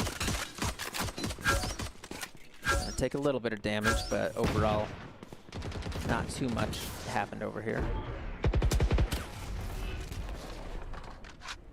You see Lycan pushing up. We've got 2 members of the Aztecs in that side, but we can pick off the turret. Have to see what Boise State decides to push for. They're going to make their way towards the mid of the map. Might like what they see on this A site. Viper wall kind of cutting off Dream, unfortunately. Is going to allow the enemy Sova to Crayola to set up in heaven. Same with Durag. Yeah, the smoke as well, just going to fully block off all of Dream's vision, but he does have that recon dart. Might be able to look for something through it. See the flash coming in. Nobody there. 30 seconds left. Boise State's running out of time. Need to look for that plant too. There's still 2 members in mid, but GDP is going to find Lycan on the backside of it. Looks like Omen ulted out. Great couple picks from Dream. He's going to get 2. It's a 3v3. Shells only has the ghost though. Initiated. Defender Killjoy coming out. Dream finds a third. Nowhere to run! Sounds like an ult's coming out. And the turrets. Oh no, okay. Looks like GDP was able to get the shots actually. They're able to destroy the Killjoy, but it's going to be a 2-on-1. Huge for Dream. Get the fourth. Scanning ahead. And get GDP. Just didn't have the HP. And we did say that was kind of a half buy from Boise State, but they have to win this next really 3 rounds. Yep. Nothing Boise State can afford to lose now. So close, just as you mentioned. And unfortunately ran out of ammo and didn't get a chance to reload the main weapon either. That's going to make it even harder. Yeah, he knew they were close and just wasn't able to quite find the right headshot for it, but they've got a good buy here, so this is what's going to come down to. The Viper ult is the only one available so far, but that is a major one if they're able to find the right placement. Yeah, either absolutely cut off a point for Boise State, or on the regain attempt for San Diego State could potentially make it very hard for Boise State to hold a bomb site. See most of Boise State over towards B. Looks like they're capturing the orb right now. Maybe trying to throw him off a little bit there. Shells is spotted on that recon dart. Ooh, that's a great pick on to Viper of all people. Lycan gets and another one. 2 huge picks. It's definitely the start they need in this round. Now they're gonna hard shove. Cover going out. Hey, it looks like Killjoy on the side here. Looks like Pepper's lurking on the side.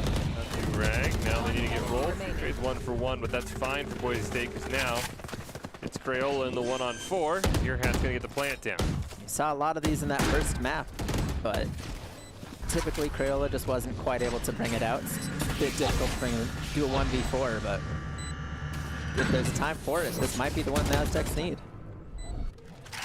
Be huge. This would be 4 here. Well, not going to happen in Boise State. 1 round down, 2 more to go to get us to overtime. Yeah, they're keeping it close, keeping it in it. Have to see what the economy is looking like for the Aztecs, because if they're forced to do an eco here now as well, they might be in a bit of a pinch, but we'll have to see what they're able to buy. Yeah, I mean, if Boise State wins, it doesn't look like, from what we can tell, that much of an eco. Even got the op there onto Crayola, which is a very, very deadly combination for Boise State. Yeah, we haven't seen much in terms of ops on this map yet, so have to see what they bring out. See the Odin on the offensive side there coming out. Looks like they were able to dink GDP just once, but overall, not too much coming out. As most of Boise's over at A side, actually. Deploying drone. Trying to see if there's anyone over here. Enemy mark. Let's see. Got a little bit of a scout. GDP. Looks like most of Boise kind of rotated off of A. Only the Phoenix, who does run it back right now. And there's, you can hear the run it back. Might be able to find the Killjoy. We'll have to see. Drag's gonna find Dream. The back does end. You see Killjoy for San Diego State is red. Yeah, they got a little bit of damage off, but Crayola's gonna find that off. No charges left. And a 3v5. This is looking difficult for Boise. You get a pick here and soon. Wolf is low, as we mentioned. Yeah, there's the pick. Your head took a bit of damage though. He's able to heal up with his hot hands as the spike plant comes out. But so far, we haven't seen Boise really able to hold once they've planted the spike. So we'll need to see them find some success here. Especially with GDP going to have that Viper ult online. I'm expecting to see that busted out here. See some of the poison coming out. See here a grenade. It's going to land right next to your head. It's going to take him out. Last player standing. It comes down to Bandit. He's below the site. He's going to turn and Crayola's going to find it. Fortunately, San Diego State should be able to get the defuse off. Looks like that. The Aztecs do find the victory in the semifinals. Defenders win. The Aztecs will advance the championship. We'll take on San Jose State. That'll be California superiority. Who's better, SoCal or NorCal? We will find out in our Mountain West Finals. Boise State, fantastic effort from them. So unfortunately, the Aztecs just built the lead that Boise State could not quite claw back towards. Don't forget that Idaho Codes, a sponsored summer computer science program open to all 7th through 12th grade students in every Idaho school district, teaching coding and programming courses. Students who complete Idaho Codes have various credit opportunities and can network with those in industry. Please encourage students in every district to register at www.idahocodes.org. The program is free for the first 1,000 students registered, and there are options to participate either on campus or online. Idaho Codes is also looking for local college students with a background in coding to be mentors for Idaho Codes, and it pays up to $2,000. San Diego State, the victor here, the 2-1 series win over Boise State. They will advance to our Mountain West Valorant Finals. They will take on the #1 overall seed San Jose State. But for the first year for Boise State, with Valorant getting even more support in the fall, Koba cannot be disappointed in the effort they put in today. Yeah, they definitely played their heart out. We know San Diego State's a strong team, and they're able to bring it today, and we'll have to see what they're able to bring against San Jose, who's another solid team. The Mountain West is really filled with a lot of really strong teams in Valorant, and I'm really excited to see what comes in the future. Yeah, it is a very, very stacked conference, seeing a ton of support for this new game that, for the most part, Riot just kind of said, we'll just kind of feel out what happens the first 2 years, and then we'll go from there. And so far, the Mountain West has picked it up, and as you mentioned, a lot of teams have gotten into it. A lot of very talented teams. Boise State, I think, can very easily crack that upper echelon, just unfortunately not today. And so we'll see San Jose State and San Diego State in our finals. And you mentioned two talented teams. San Jose State, I think you were even telling me, one of the best in the country collegiately. Yeah, they were able to take the Red Bull Campus Clutch victory yesterday. So they're actually going to be flying out to Spain to represent America in a university tournament across countries. I'm not entirely sure when that's happening, but they're a well-prepared team, and they're looking really strong coming into this. Yeah, and anytime you can have that happen for anyone in your conference, it just builds up the reputation of your conference. You cannot be unhappy at all. Got to be rooting for San Jose State when that happens. We'll see if we will have a ICCU player of the game for that match between Boise State and San Diego State, because really I thought there was a spectacular plays all around. Your hat was fantastic in that third map. So unfortunately, towards the end, Boise State started to falter, but really they cannot be disappointed in their effort today, as we do see our ICCU player of the game. It's going to be Lycan, who was very fantastic as well on that Cypher, especially on Haven, was a big reason why Boise State dominated that first map. Yeah, Lycan was able to find a lot of success in most of these rounds, find a lot of headshots, just really able to control the flow of the game, and I think he's well deserving of this player of the game, and it's well done by him. Yeah, fantastic. I mean, Boise State, every round incredibly close, including this one on Bind, where at one point down 12-2, they battled all the way back to make it 12-8. Almost forced overtime on Ascent, getting it to 12-10 before they just could not quite get it done. But a fantastic effort here for Boise State. Cannot wait to see going forward. As we talked about, this team moved up to the varsity level for Boise State Esports, so a lot more support. Koba taking over as the coach as well. This team is star-studded, Koba, and I'm sure great things are around the corner for them. Yeah, definitely looking forward to what comes next, but just an incredible performance by both these teams. Congratulations to Lycan on the player of the game, brought to you by Idaho Central Credit Union. Believes a great player makes a team more successful, just like Idaho Central's helping members achieve financial success. Lycan is your ICCU player of the game. Well, that will close out the Boise State portion of the broadcast. But as we mentioned, regardless of who won, we will have the Valorant Finals here live. It will be between San Jose State and San Diego State. They'll be competing for the first ever Mountain West Valorant Championship. But we'll close out this one with our Idaho Army National Guard top 5 plays. The Idaho Army National Guard invites you to take your impressive critical thinking skills into real time. More than 10 jobs offering a $20,000 bonus and your degree of choice paid for. The Idaho Army National Guard is the best team out there. Reach out on Twitch at iGuard Gaming and don't go anywhere. Who's going to be the champion? San Jose State or San Diego State? Find out next. It was a 2-1 win then, and now we'll see who wins 2-1 overall and goes to the finals against San Jose State. It's map 3 in Ascent. It's right around the corner. Saw a lot of these in that first map, but typically Crayola just wasn't quite able to bring it out. It's a bit difficult to do a 1v4, but if there's time for it, this might be the one the Aztecs need. Huge. Before here, well, not going to happen in Boise State.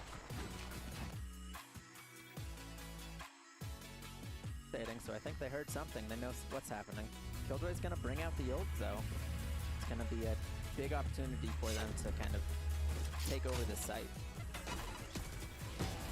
Your hat actually gets a headshot, barely hiding in a corner. Get a second, get a third. Enemy remaining. And now it's all down to Viper. Your hat 30 seconds left. Perfect. 2 picks from Crayola coming out. B. Huge dash from Hachi. Wow, that was aggressive. The ult comes out from Lycan. Liking. One enemy remaining. Down to GDP, and Lycan's gonna get another 3 rounds.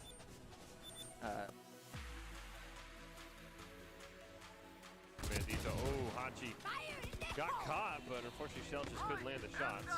Took a few shots on him, I think. No, it was only one. Still about 20 damage. Oh, there's the first kill Spike with the down off. A.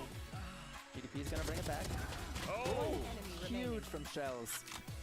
And now it's down to the Cypher, and Using Standing his ahead. jet ult to try and win that round. If somebody can get an ult for Boise State, maybe use that to win a round. See now the run it back's up for your hat. see them pushing over onto A. They're making their way, getting sprayed 1-for-1. But Lycan's gonna find a second. A. And a third. Oh! Last bullet, you never want to see that if you're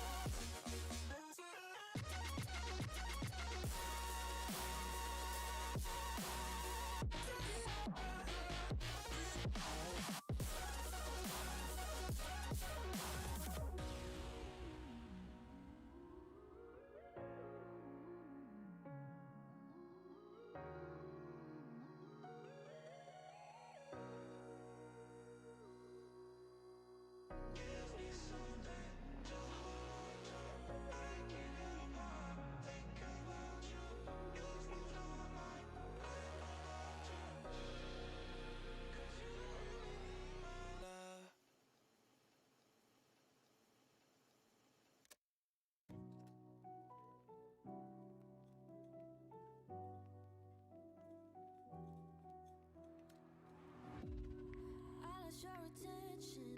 I'm running out your mind. Don't know the direction to your side. Got the wrong impression. I thought that we were fine, but now it's turned to ice. So you decide, and I just wait. I don't get you, I don't chase. So you decide, and I'll just save my time.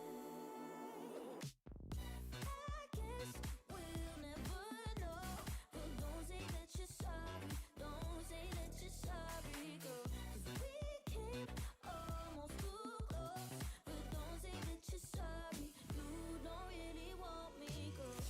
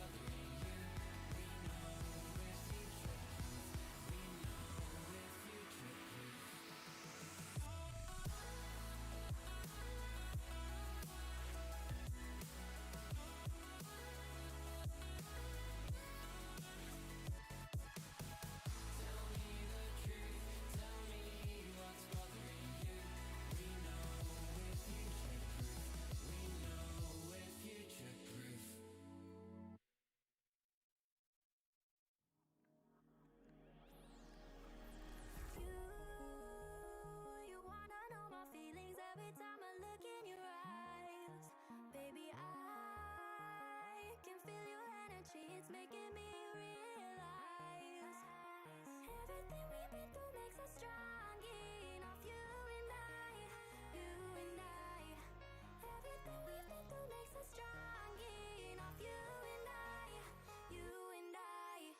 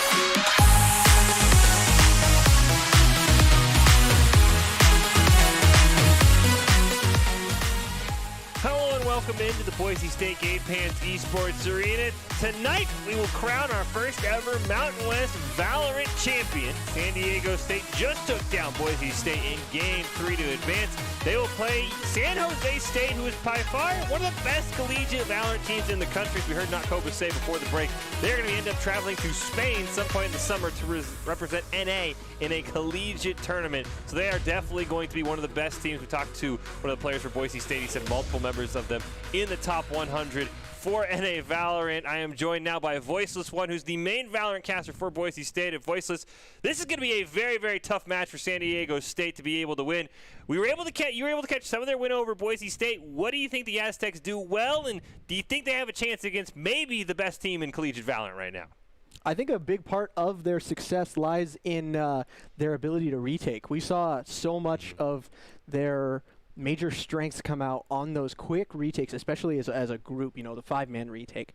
There was, I think, 3 rounds in a row during the game against Boise State that, you know, Boise got the post plant positions, you know, pretty much just how they wanted, and it didn't even make a difference because the retake from San Diego was just so clean. So I think capitalizing on that, it may be the difference maker here against San Jose. The one good thing for San Diego State is we have been told there are a couple of subs coming in for San Jose State, so they might be down just a little bit, which might make it very winnable for the Aztecs. But again, this is a talented team, like we said, probably the best collegiate team in the country for San Jose State, so it is going to be very, very hard. We will be starting on Haven, which is a map Boise State absolutely dominated San Diego State on. If you did not see that part of the broadcast, Boise State won 12 rounds in a row to end up claiming the victory there. So San Diego State's got to change that in a hurry. As we get to Doc's keys to the game in Valorant, call-outs are critical, watch your quarters, call-out ability use, and track enemy eco. And it's all brought to you by Count. Identity Trust Global Network delivers real-time fraud prevention, account protection, enables a personalized customer experience for more than 9,000 leading brands and payment providers. Quick and accurate identity trust decisions, deliver safe payments, account creation, login events, while reducing digital fraud, chargeback, false positives, and manual reviews. If you want to stay safe online, you can check them out at count.com, Kount.com. Fish and Voiceless here to call the Mountain West Valorant Championships. It will be San Jose State and San Diego State. Unfortunately, the Broncos knocked out by the Aztecs, but I think the Mountain West might be one of the best Valorant conferences in the country with San Jose State and also Boise State and San Diego State. We could be on our hands maybe some fantastic Valorant here today, Voiceless. I'm really excited to watch this matchup. A bit of a heartbreaker that our beloved Broncos aren't going to be joining in it, but what can you do? They played their heart out. They played an absolutely fantastic game, and the Aztecs played their hearts out as well. They definitely deserve to be here, so exciting, rooting for them. Going to see how things go. Very interesting to see how they handle Haven, have those 3 points on it, so it can sometimes be a little bit attacker-sided, some may think, because it can spread the defense just a little bit thin. And San Diego State is starting out on the defense, it looks like here. So it is possible that that can come into play. And I think the guys to watch for San Diego from what we saw would be Crayola and GDP. They were the difference makers. Looks like some early shots coming out. So people are going to be traded. 2 go down for the side of San Jose. 4 up still for San Diego. We got a 2 versus 4, and those Viper walls have effectively sealed off the C site, and the spike is rotating. They don't want any part of that. They're going to head back around, potentially look for a B push through window, or maybe an A push, which would be a great idea because A is currently absolutely empty. Every single member of San Diego State immediately bolted for C as soon as they made contact. And nobody's going to be in position. You see 2 members of San Diego State bolting for A, but this is going to be a setup for San Jose State, and San Diego's going to have to go on the regame. They are very good at the retake, as we noted right before the game started. So a numbers advantage and you know, kind of a strat advantage in the favor right now of San Diego. But San Jose definitely no slouch. Got both of those shock darts, which can be a huge post-plant utility tool that could make a big difference for them there. There, ooh, Durag with the double immediately. There's that retake we talked about. There it is. Durag gets the headshot and the triple burst on the classic that picks him up. 2 quick kills. They're going to get the defuse off with plenty of time. San Diego State going up 1-0 early on in the game. And it does look like the Aztecs also have a new player. You see N810. Did not see him in our series against Boise State, so curious to see who he subbed in for. Didn't see much of him, but Durag definitely with the pop-off here as we see in the replay. Durag is definitely a name we recognize. He played quite well in that last game as well. So now they're going to buy up, probably get most of those SMGs they have online. Looks like a Marshall for Crayola. Interesting.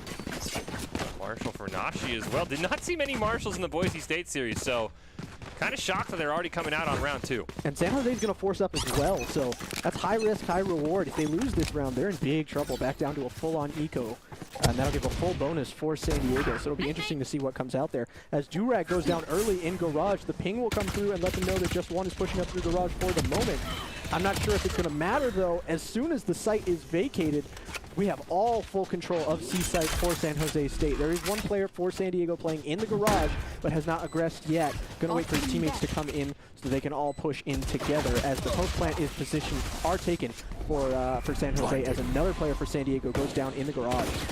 Trying to get him with the Marshall there. Player standing. Destroyer with the 3. He's looking for one more. Stolen by a teammate, but gee, San Jose, you mentioned it, they went high risk, high reward, and it paid off in bunches. Absolutely. Sometimes you can, make that play and it doesn't go your way. You end up, on an eco for round 3, and, that's real quick. You get snowballed. You're down 5 rounds real quick in that situation. But when it plays out, you end up with a tied game like this, and now San Jose is going to have the money, might even purchase a rifle or 2 going into this next round.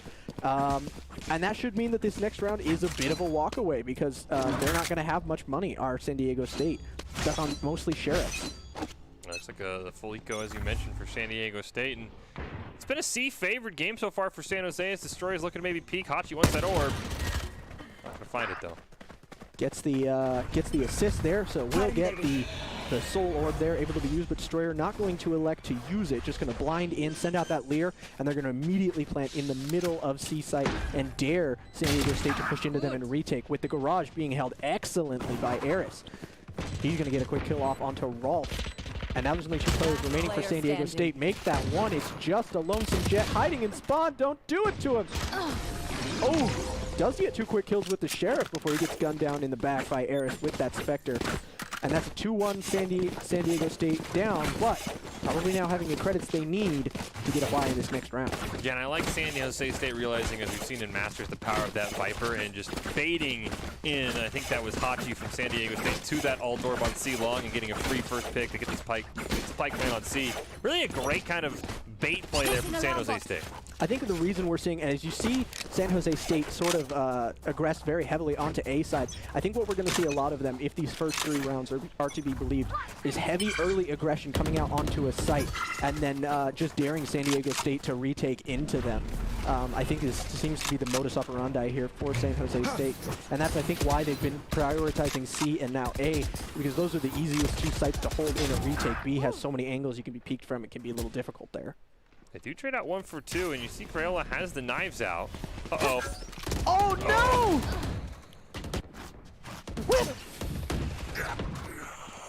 I'm sorry we did that to you, Crayola. Spike That's down a heartbreaker and a half. Just 1 remaining here for San Jose State. It's the Jet. He's going to potentially plant, going to think better of it and try and potentially, he might be looking to bait an early retake, but no luck there. San Diego State not going to fall for it, even sending in the drone to clear the corner. Spike's now going to go down, and it's a 2 versus 1. That recon arrow is going to come in to see if they can find the Jet for the side of San Jose State. Gets 1, starts to trade things out. Oh my goodness, gets 2. Oh, wow. Wow, the clutch there from Nasi. I think that round really shifted, unfortunately, when Crayola just, I don't know if he fell asleep at his keyboard. And we're gonna put him up in 4K as well. You hate to see it. Oh, just. Oh, it hurts to watch. That would have been a 1v3 if he found that pick. Instead, it was a 2v3, and we saw what Nashi could do. That hurts because now you got to be in the back of your mind. Hopefully Crayola clears his head. He was one of the best players in the Boise State series, but that is not what you want to see, especially as the underdog situation. You can't be tilted here either. You just played a game. You're going right back in to play another one. You got to keep that mental fortitude online when you're playing so many back-to-back games.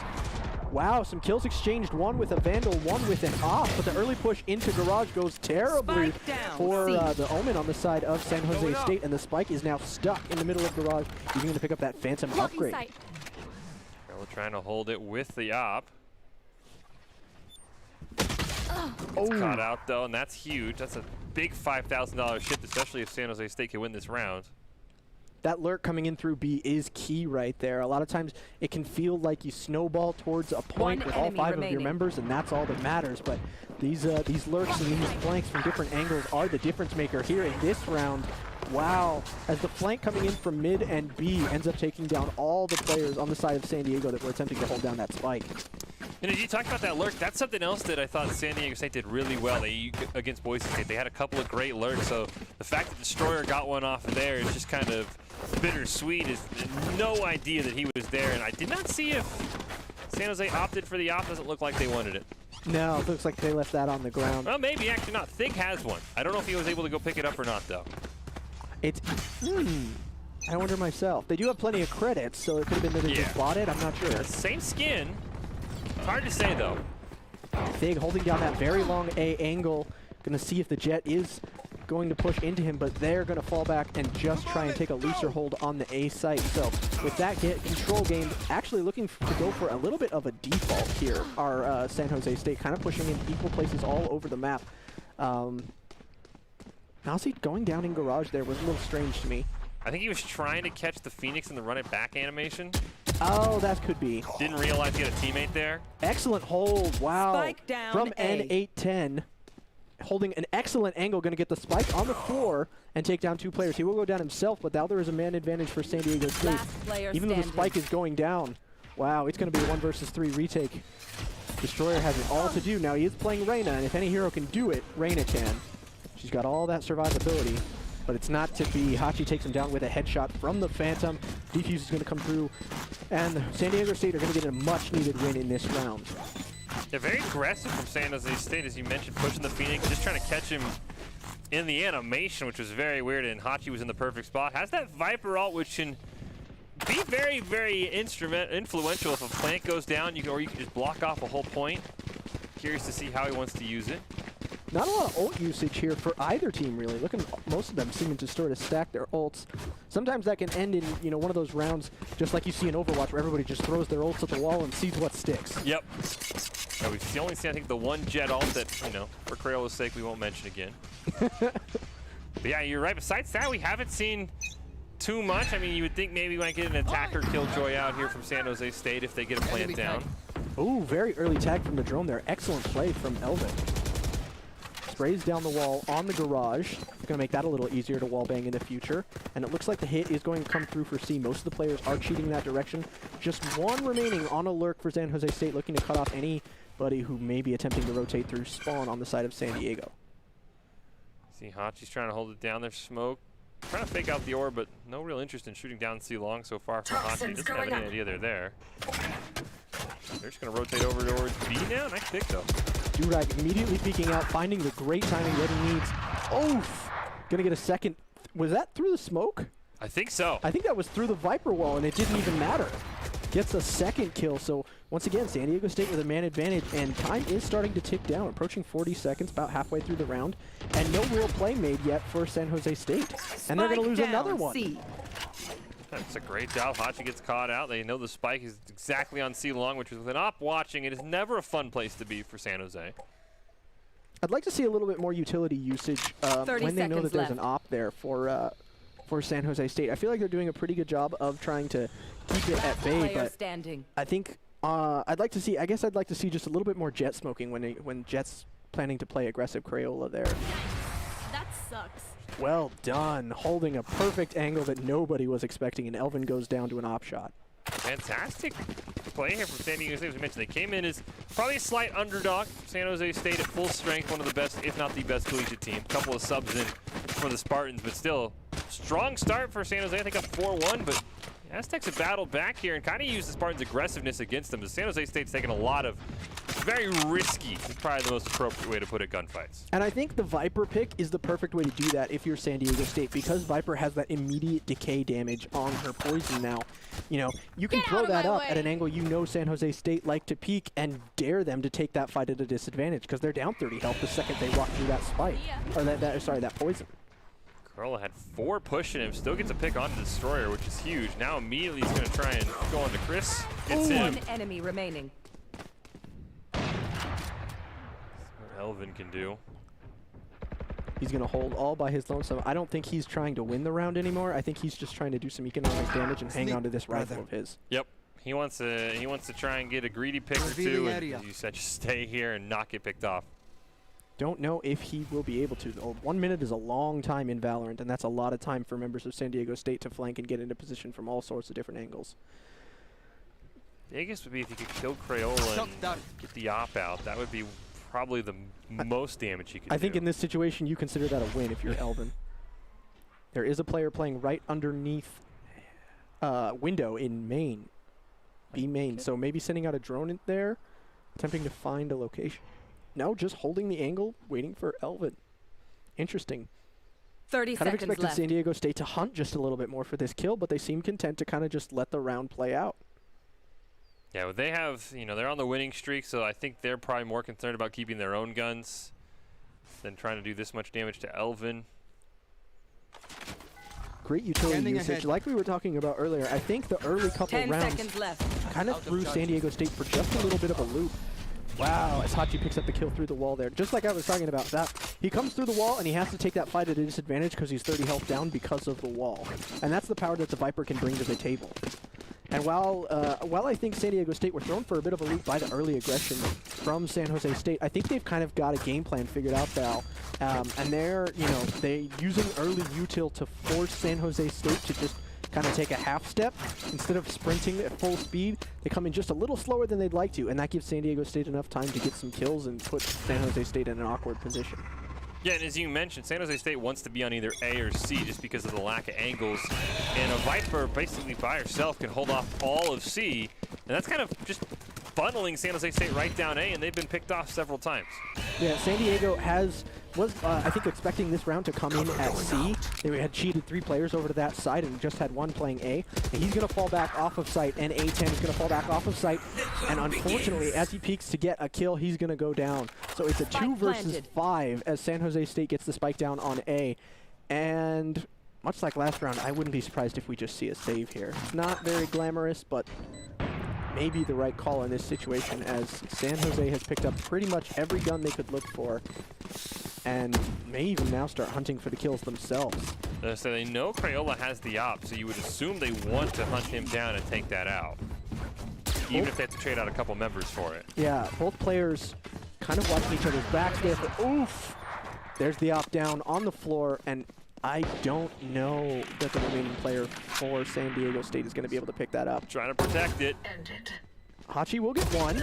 Nope, looks away and is unable to get the second trade to get what he needs. So 3 players survive for the side of San Jose State as they take a 1-round lead. Eco looking decent for both teams. Both teams will be able to full by this round. Won't be forcing anybody onto an Eco just yet, but we'll have to see how things go in the rounds to come, because that can change very quickly, especially economic damage in Valorant. I think can be a little bit more dangerous than something like CS, because you can win a round and lose almost everybody in the round, and that can almost be a setback in some ways more than a victory. And there's so much more, cash outflow in games like Valorant with all the utility you have to buy, as opposed to just buy a smoke, buy a flash, and it's done. Absolutely, yeah. Nasi going to be pushing up through Garage. He won't be able to push through this Viper's bite unless he really wants to dash over the top of it. But looks like Crayola going to take an early peek down long and take down Fig. Big kill. Hachi gets another one on Nasi, who's attempting to peek out of Garage. And that is C locked down tight, throwing San Jose State for a loop. They're going to run around and go to A, currently unguarded. But as we've seen, San Diego State can retake with the best of them, and they might be able to pull this off, especially with a man advantage. You and should one run. sneaking up till heaven right now. Attacker Killjoy trying to at least give him some time. Oh, he can still get to heaven though, Spike planted. which is huge for San Diego State, but they can get 2 up in heaven.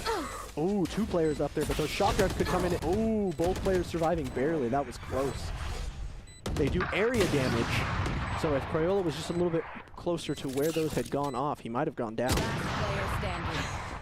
Well, now it's Chris's turn to pop off with the op. Hachi all by himself. Can throw out a little bit of util in that poison orb, but that's not going to be enough to stop the op. Chris with 4 in that round. Chris, having been pretty quiet so far in this game, has himself a killer round there off the back of his own ult, and comes up in a big way, seals that round off for San Jose, going to put them up 6-4. Yeah, unfortunately, San Diego State with that Killjoy, as you mentioned with the shock dart area damage, got caught with 2 players basically stuck next to each other in heaven. I'm surprised they wanted to get that close to each other. Probably should have just bailed and let Crayola be up there with the op and not stood next to each other, because I don't think the Omen really did a whole lot besides just take damage. Yeah, it was an interesting play. Not one that I hate, to be perfectly honest. I think the idea was that he can throw out some smokes from there and then teleport into his own smokes, and that way get a little bit of control on the ground. But it just didn't work out for them there. The shock dart's too good, coming in at the right time to kind of just shut that play down before it could begin, as we hear a run it back going off from a Phoenix. As, ooh, Nasi gonna get darted as he tries to take down the drone coming in through. Durag not going to find anything with his run it back, but going to gain a lot of space and information that there's a couple players playing C-Long for the side of San Jose State. So information being so key in Valorant may result in a jet kill right there on San Jose State as they're going to spray down the rest of the garage walls, try and make those a little easier to wallbang in time. And the one-way smoke thrown down, so not wanting anyone pushing through garage at the moment. Your Destroyer right on the other side from Roll, for maybe that was Chris. Somebody's opping close to Roll, so he knows they're around the corner. Just didn't know where they were. Destroyer holding that close angle and using the op shot to bait as first contact. Destroyer will go down in a trade to Hachi though, so we still have a man advantage here for San Diego State. That will dodge the ping. I was afraid he was going to get seen there. Perfect angle. I don't know if he was seen right there from the side of San Jose State, but Big gonna get him anyway, whether he saw him in the first place or not. Teleports up to heaven. Gonna take this off angle that I don't think anybody from San Diego will be expecting. But the early kill goes down, and now the defuse has begun. Nobody's watching the spike for San Jose State. They have to re-aggress into Hachi, who gets one kill on the Big. Oh, almost sprays down against Chris. Chris down to only 20 HP. Oh, gonna go down as well. The jumping air shot classic, the jet combo. Yeah, and it does feel like, you know, it's almost every single round it's the same thing. San Jose State tries to look C-Long. They see all of the Viper utility there and realize, well, I guess we're not going to C. They just don't have an answer for Viper. No, I don't know what really the answer would be either. That Viper pick is coming in clutch for San Diego State. And there are a couple things that you can do in their position if you're San Jose State at this point. Viper utility, while extremely powerful, is always on a cooldown. She has that meter you can see right now at the bottom of the screen. And when that's out, you can't just toggle it back on again and just continuously have the wall up. You have to wait for a little bit for that to recharge. So what you can do is throw down some counter util of your own and then wait for that Viper utility to be offline and then push in yourself. But San Jose State seems to like to play fast tempo. That just doesn't seem like something they want to do right now, but I think that might be their best chance at countering the Viper, who's currently playing C-Long so well. Crayola is going to get himself a quick double with the op as well. Hunter's Fury is going to come out to try and clear that Viper. Wow, Durag getting a third, and that's going to mean there's only 2 players remaining here for San Jose State, and they're very tagged up. Barely dodged that one. Shave and a haircut. I mean, what's their answer to Crayola on that op, not to mention the rest of the team? Yeah, I think we're looking going at a tied half here. I think it's going to be 6-6. So you assume even if they get the spike plant down, Viper ult probably comes out. Oh, not expecting there to be somebody playing quite that close, but Nasi only down to 22 health and all by himself. Gonna have to find the spike, pick it up, and plant it without getting himself taken down by the 3 remaining members of San Diego State. He gets 1 with the knives and will get the reset, so he's got all those knives back. 2 remaining. He has no idea the angles anyone playing from. Tries to use speed to his advantage, but that's not going to work. They're just watching the garage door far too closely, are San Diego State, and we're tied. It's a tied half. Yeah, very close here in our first game of the Mountain West Championship between San Diego State and San Jose State. Spartans took the early quick lead, but the Aztecs have rallied back and kind of had that edge defensively. And now I'll be curious to see how San Diego State wants to attack. Because we saw San Jose State, they wanted full aggression. They didn't want to worry about the Viper utility. They just wanted to go, go, go. And I'm curious if San Diego State maybe takes a little bit more of a calculated approach. Yeah. It'd be interesting to see them on offense. They didn't quite run as hard into Boise State during our last game as San Jose State seemed to like to do to them. So maybe going to be playing a little bit more of a default style, pulling out a little bit more utility and you know, trying to get a favorable plant off once they baited some of the utility out that was being held by San Jose State. Cover going on. So far, no. So far, everything I just said was a big waste of breath. They're coming out hard and fast on this C site. Bullets and utility being sprayed everywhere as San Diego immediately takes control. Gonna get that plant down and take down Chris in the meantime. Good lurk here from Crayola.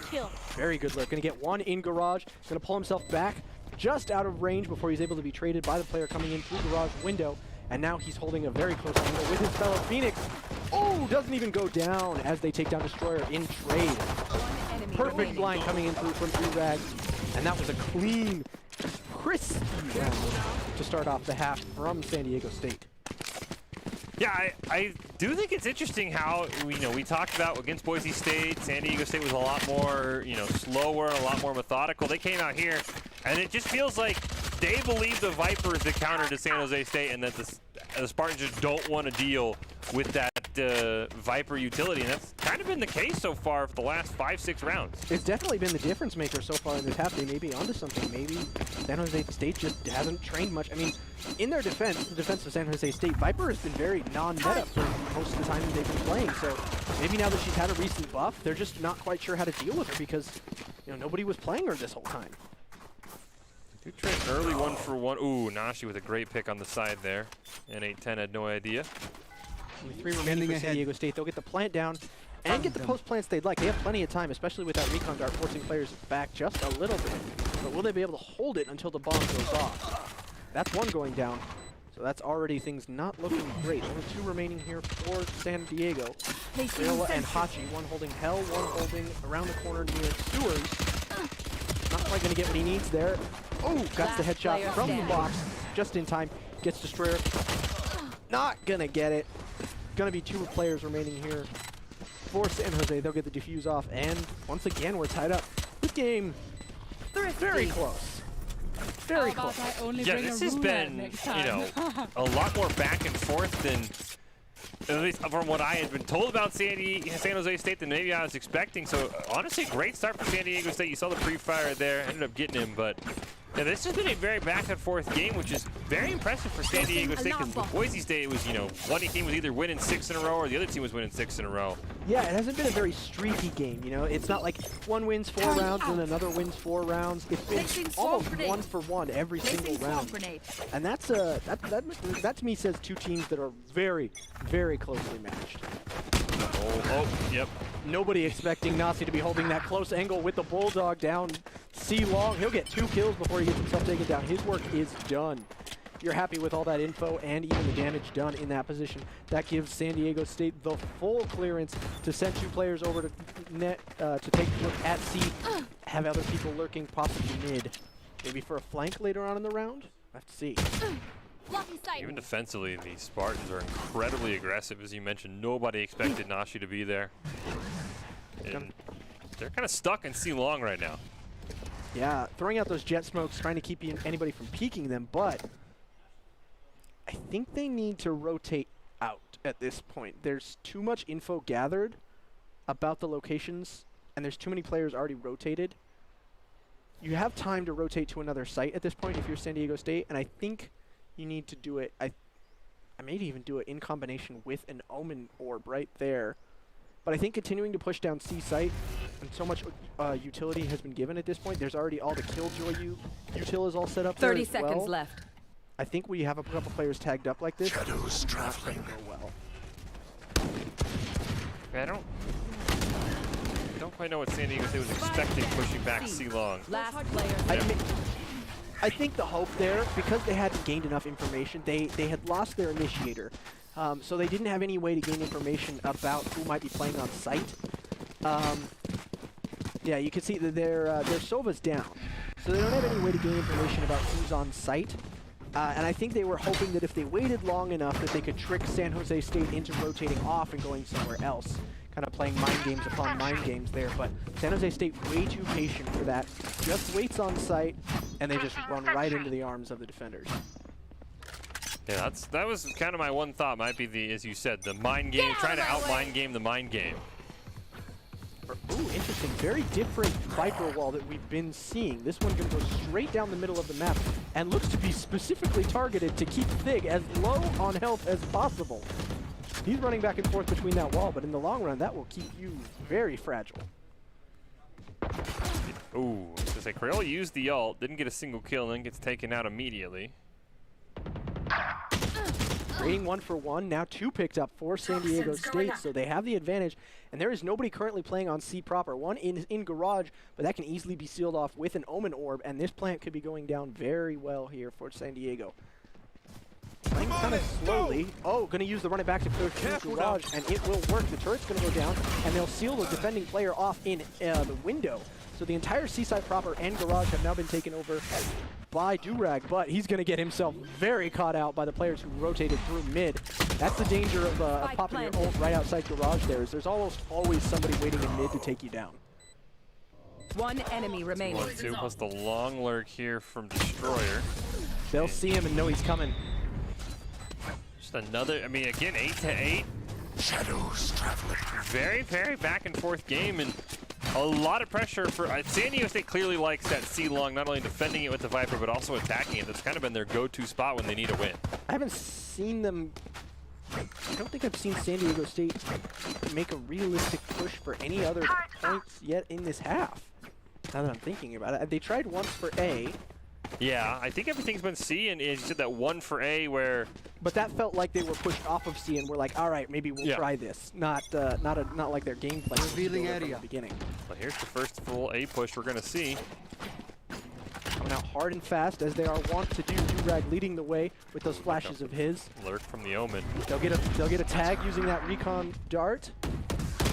Gonna find, wow, 2 early kills coming out just in time as A Control has gone over to San Diego State. They've gotten 3 kills, Spike's gonna go down, and now it's San Jose State in a 2 versus 5 retake scenario. I don't know if you want to go for this. You can maybe look for economic damage, but I wouldn't commit to anything because you're just asking to lose those guns of yours. Get one, at least onto Crayola.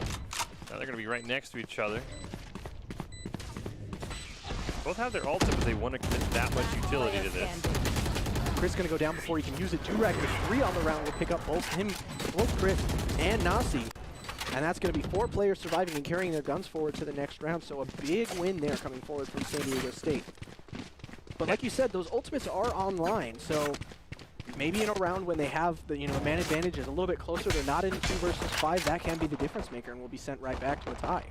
Yeah, and as you mentioned, this has been a very, non-ult heavy game. We've seen a lot of, honestly, besides most of the Jet ult, we've seen a lot of heavy conservation put into those ultimates, which usually isn't something we saw too often in that Boise State San Diego State series. They were pretty much almost popped on cooldown as Durag nearly gets caught out.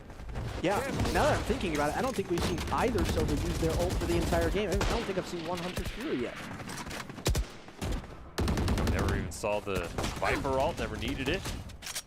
They're getting out an early kill with that Sheriff. They've been forced onto an eco this round.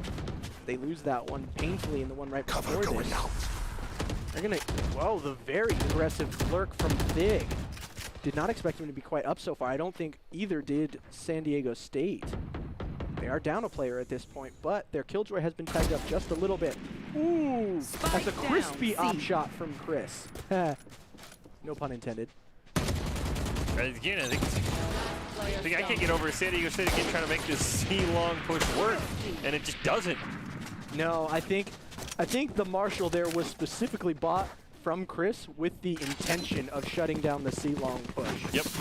I think the idea there was between that and his Killjoy util that can help him guard the site, that turret and whatnot, that would be just enough of a deterrent to keep the full C-long rush from coming in, and it works there for San Jose State. Yeah, I would think long term I'd have to like San Jose State's chances of winning this, not in a dominant fashion, but if San Diego State can't figure out a way to attack any other site but C successfully, eventually they're going to get found out. Yeah, you can't be too predictable in Valorant. Eventually your strat will become countered, and if you don't have another one to back it up, then you're in trouble. Here's some drone usage coming through here from the side of San Diego State, looking to gain some early intel about who might be playing in Garage. Wow, using the Viper's wall against them there, Nasi pushes very far up B and is going to find himself behind enemy lines in no time, but Crayola answers back with a Judge kill.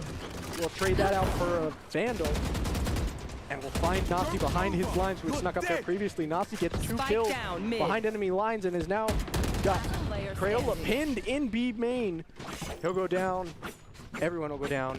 San Jose up 10-9. We're getting close to finishing out Haven here, and I have no idea.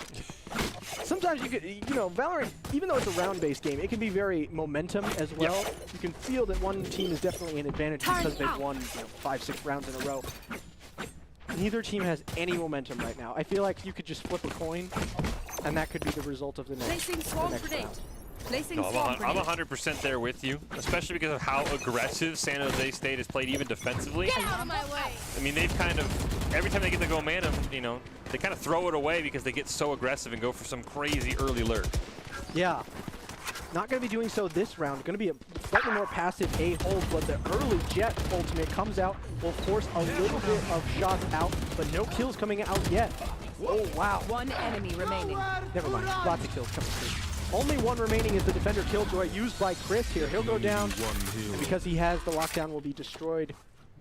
Throws down the spike for the extra 300 credits. Got to get that sweet, sweet money. And like you said, right when an advantage is gained, we go right back, and now we're tied again. And this time it was San Diego State. They just run through the smoke. Sometimes it's just easy to press W and just kind of hold it on them. And honestly, a great job. San Diego State has been very adaptable. Against Boise State, they ran the similar strategy against San Jose, where they're probably the underdog. They have been very, very adaptable if they want to go C, if they want to just be incredibly aggressive. It's been pretty impressive. Yeah, I'm really impressed with their level of fearlessness. A lot of times when you throw down a smoke from on the attacker side, it feels like you shouldn't push into that because you don't know who could be lurking behind it. But San Diego State not seeming terribly worried about what could be behind the smoke. They just kind of hold W and hold mouse 1 until everything's dead. You're going to get Destroyer with the double pick here. So like I said, once someone gets the advantage, they immediately lose it. So it's a 4-on-2 now already. Yeah, that lurk coming through. The players, the quick, no hesitation decision to rotate through the spawn of the attackers gives San Jose the most beautiful pinch you've ever seen in a lobby. And that's going to take everybody down and give San Jose State the lead once again. But talk about it. It feels like we're trending towards overtime because immediately it feels like somebody for San Jose State is going to go a little too aggressive and get caught out. They do have the op for the C-long that it appears San Diego State is setting up for. So this could end very poorly for the Aztecs if Nasi's able to hit some shots. I think the difference maker here is going to be whether or not this is dry peaked or whether or not they try and use some utility to force the op away. Whoa, not even needing any utility, just whiffing the shot is Nasi, and Durag answers back with a kill of his own, gets the headshot, and puts San Diego at a man advantage. And now, because that player goes down, they don't have any information on C site. They have to rotate some players over there to try and cover that site. And that means they're weak in other places. The attempted lurks coming through from San Jose are going to be shut down in a big way in mid. And they're going to rotate themselves through garage and have a huge man advantage moving forward to the plant. Ooh, until Elvin has his way. He's going to pick up 2 kills of his own and put us in 3 versus 2. One enemy remaining. So to Elvin here in the 1v2. Got the Viper one to deal with. Remaining. He'll get 1. He's got 11 health remaining.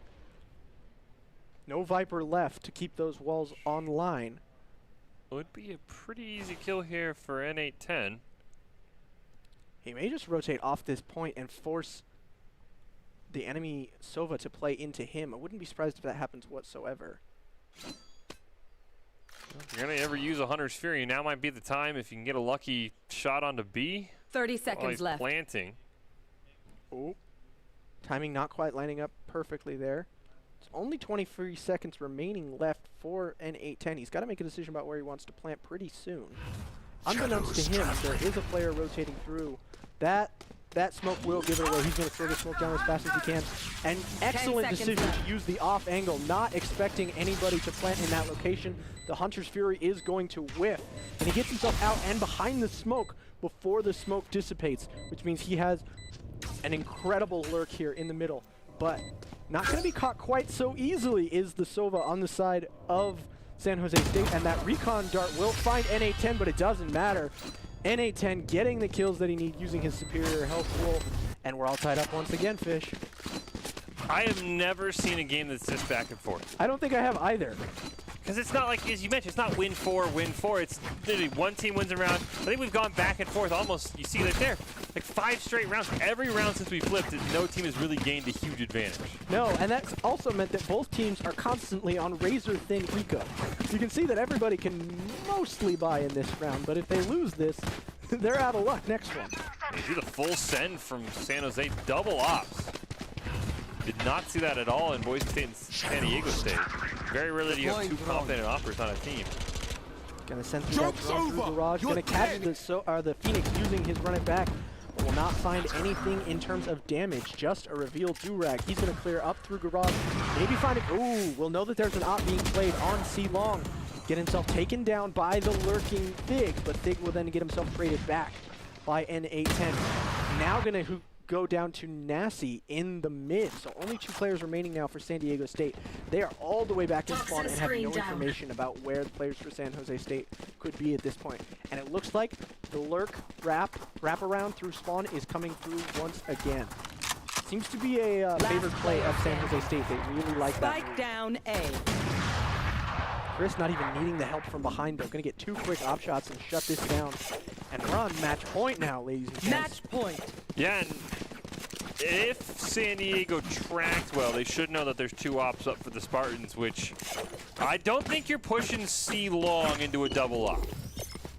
Honestly, Just a guess. if you're San Jose State, I think it would be a mistake to hold C Long with the double op. I think you want one of the ops on A Long and one on C Long to keep them from rushing down either point, because that seems to be the rounds where San Diego State has the most success, is when they come out hard and fast. San Jose State doesn't seem to be terribly adept at handling the aggression when it's thrown back at them. Especially with that Viper ult, San Diego State attacking, be aggressive with it and get it on a point ASAP. Absolutely. That's dangerous. Yeah. I like the idea, but with somebody lurking right on the other side of that smoke, that's a dangerous game to play. And they're dropping like flies. We're going pinstripe in the kill feed. Only 2 players remaining now for the side of San Diego State. One is very tagged up. And the spray comes through, and San Jose State walks away with the win on Haven. Very, very close game number 1, though, from our Mountain West Valorant Championships. San Jose State and San Diego State, the Aztecs battling 13-11. And as we said, ever since we flipped sides until the very end, Voiceless, that was back and forth to a T. That was honestly, I mean, I would expect to go 3 maps just based on that alone because of how close that game was. Yeah, I'll be interested to see as we head into the next map whether or not that closeness had anything to do with the map itself. Is Haven really good for one of those teams, or really bad for one of those teams? You know, maybe when we move on to our next map, we'll find that it's much more one-sided, or maybe it'll be just as close. We'll just have to see if maybe some pocket strats or the map itself just coming in big for one of the teams. They're making things very close. Yeah, the other thing that I would be curious to see is that we've given San Jose State so much deserved praise. If you kind of wake that sleeping giant who is like, look, we'll roll through it. We're already won this big Red Bull tournament. We'll just kind of roll San Diego State. And then when San Diego State gives them a challenge, then San Jose State says, oh, okay, we'll just come out and just absolutely grind them into the ground. That can happen as well when you get, when you get a giant tied at halftime, and they're like, wait, we're supposed to roll you. We're just going to come out and put up 28 unanswered in the second half. That can happen as well. So San Diego State's definitely got to be ready to maybe they woke the sleeping bear in a sense. They made them use 1% of their power. Exactly. They're like, well, you know what? We didn't really want to sweat today. Now we've got to come out here. Well, gosh dang it, we're just going to grind you into the ground. But we will see. That was an insanely close map on Haven. Can San Diego State get us to a game 3? Or is San Jose State going to be the undisputed Mountain West Valorant champions, never dropping a game? We will find out. We'll take a quick break. We'll have game 2 right around the corner.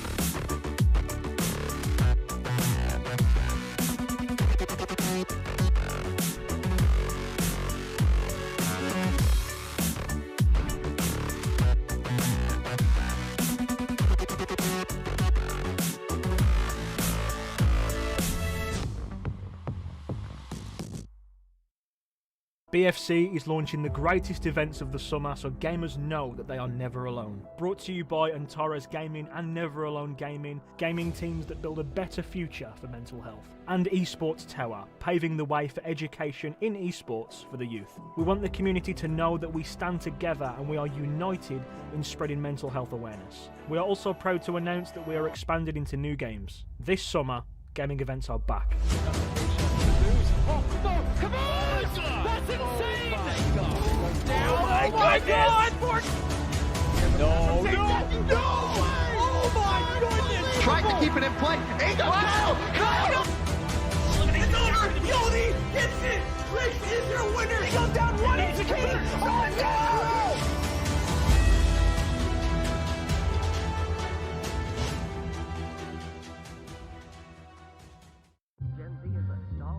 The news says Gen Z is struggling. I've got news for them. I wait tables, but last week I built a field hospital. I put out a forest fire. I stopped 1,000 attackers. And a natural disaster. I've saved lives and led a team on patrol. I serve. Well, I go to school full-time. While I work full-time. The greater the challenge, the stronger we become.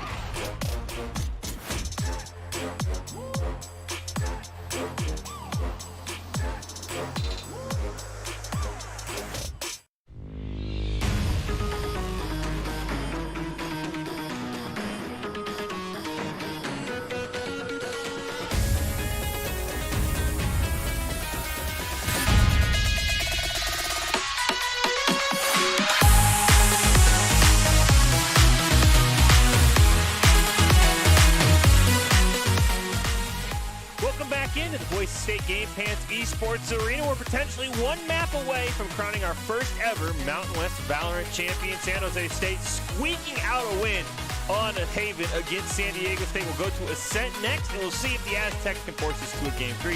Fish and Voiceless here, calling all of the action. Voiceless is one of the Boise State players reminded us during the break. This is now the 5th straight match for San Diego State. They had to play Boise State in a 3-map thriller. San Jose State got a bye from the first round as their opponent no-showed, and so that is a very, very interesting point to think about. Is this is now 5 maps in a row. We get like, what, a 3-minute break between maps, and we maybe had a 20-minute break between the semifinals and the finals.